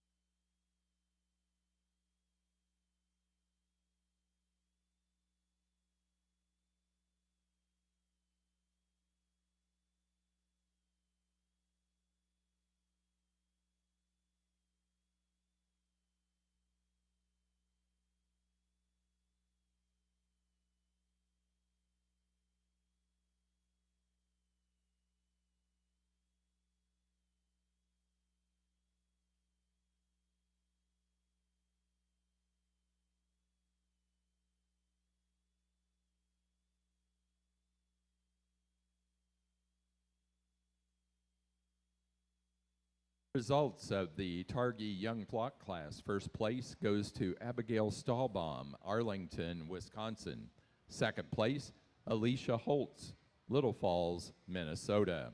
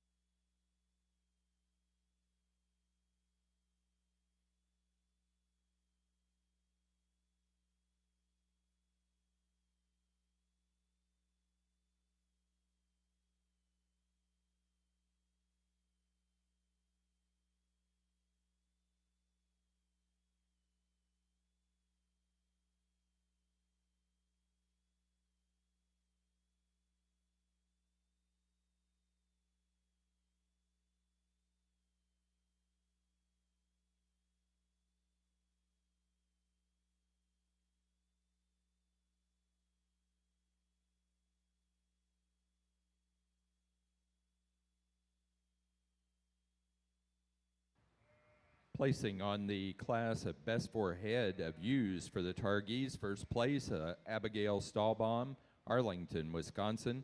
Second place, Alicia Holtz, Little Falls, Minnesota. And third to Michaela Raisler, Wyowega, Wisconsin.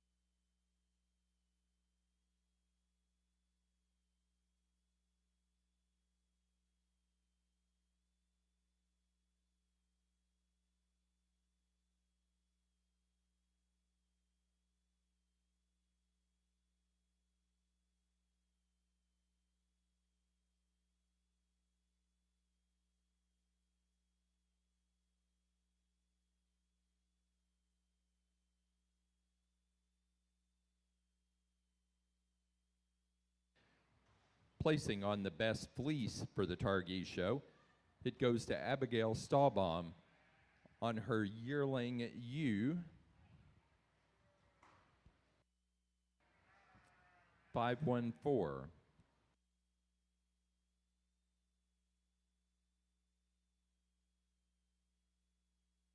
Does conclude our Targhee show. We're ready for spring ram lambs with the Shetlands.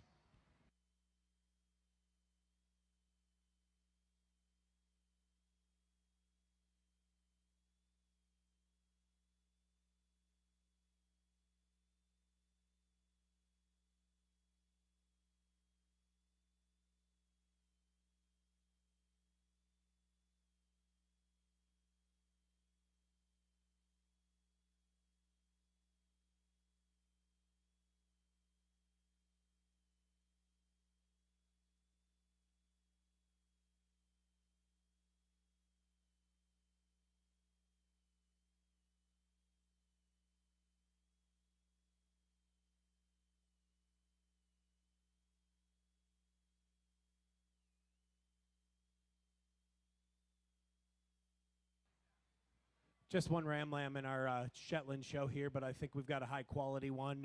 Certainly a ram that I can appreciate in terms of his fleece, one that's certainly got some luster and uniformity from front to rear. The young lady does a nice job exhibiting the sheep. Congratulations.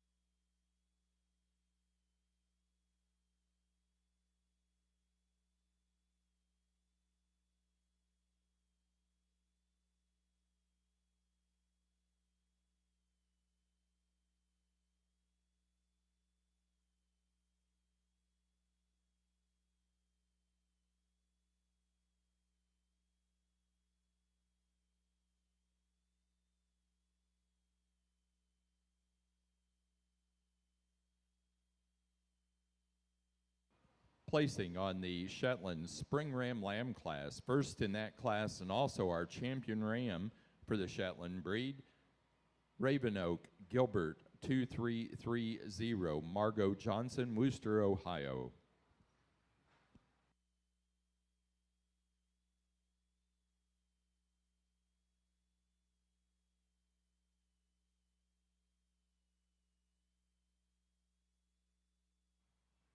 Nice set of Shetland yearling ewes out here in our lineup, and we've got a sheep that lead off that I think wins the class pretty easily. One that I can certainly appreciate the overall style and eye appeal in this female. One that's really elegant through the front third of her body, and when you get your hands on her, she's straight and true in terms of her structure. Really like the fleece on this one. One that's certainly uniform from front to rear. Ewe that comes at us here in second, one that has an advantage in terms of natural thickness and dimension compared to the ewe lamb that stands in third, but one that I like this one in terms of her fleece better than I like the one here in third. The one that we've got here in third is a sheep that just gives up some growth and performance, one that's maybe just not as uniform from front to rear in terms of her fleece. Thank you.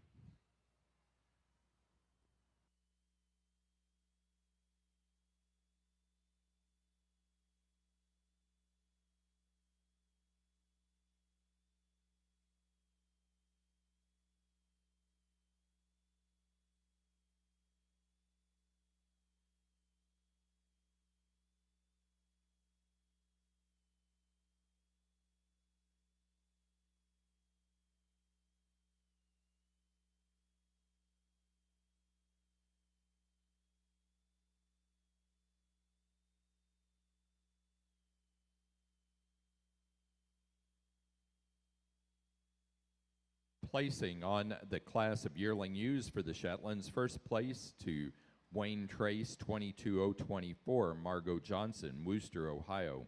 Second place to God's Green Earth Tropical Storm 0490, Margot Johnson, Wooster, Ohio. And third to Bailey Hirschbrock of Sterling, Connecticut.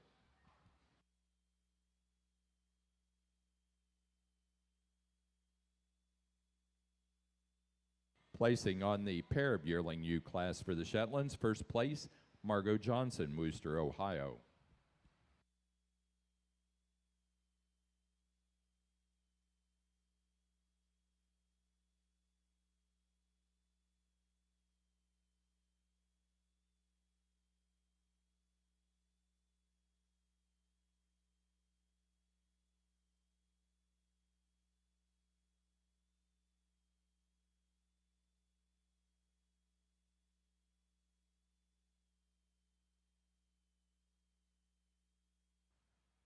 Just one single entry ewe lamb here in our Shetland show, but I think we've got a high quality one. Really like the fleece on this one. Certainly uniformity and from front to rear in this fleece. When you open it up, it's got some luster to it and some uniformity. One that's really soft as well. High quality individual here. We'll look forward to seeing that one back in our champion lineup.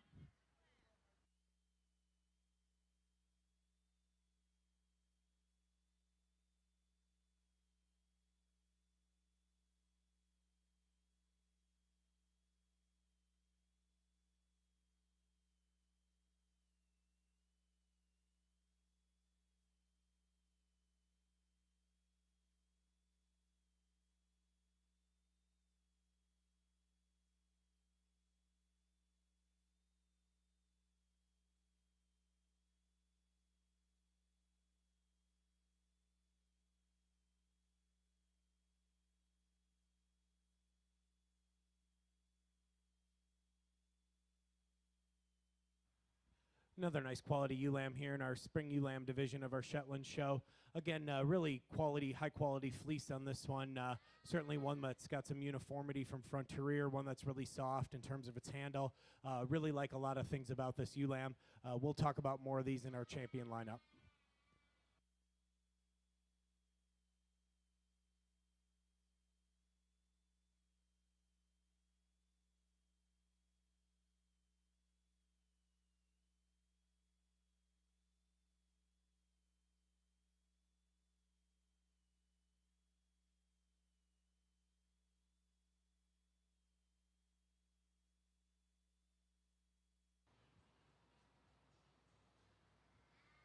For the Winter Ewe Lamb class for the Shetlands, first place to Raven Oak Iris, 2317, Margot Johnson, Wooster, Ohio. And for the Spring Ewe Lamb class, Raven Oak Grace, 2331, Margot Johnson, Wooster, Ohio.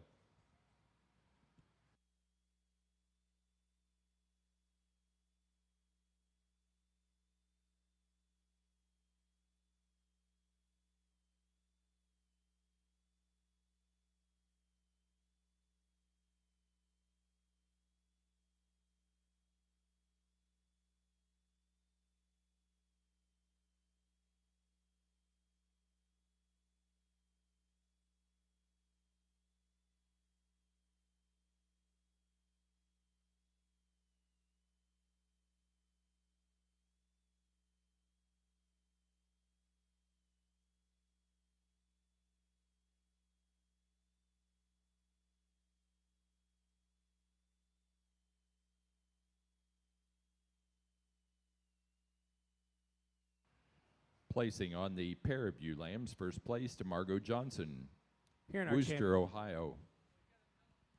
Here in our champion lineup, we've got a nice set of females in our Shetland show. We didn't have a lot of numbers, but we had some quality. We're going to use our yearling ewe as champion. We'll come back and use the winter ewe lamb for reserve. Congratulations.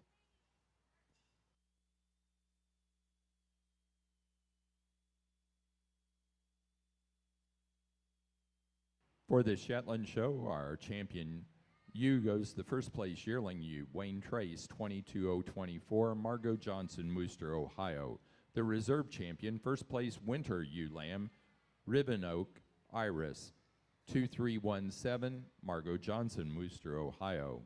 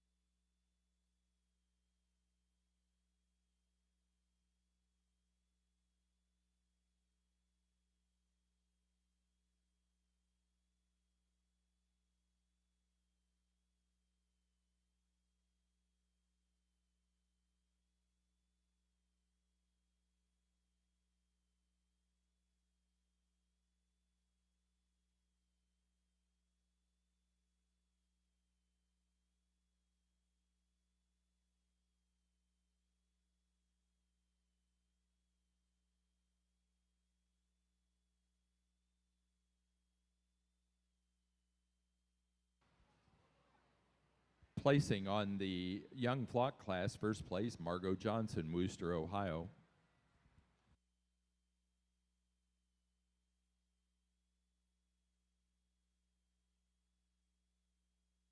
Placing on the best four head, first place, Margot Johnson, Wooster, Ohio.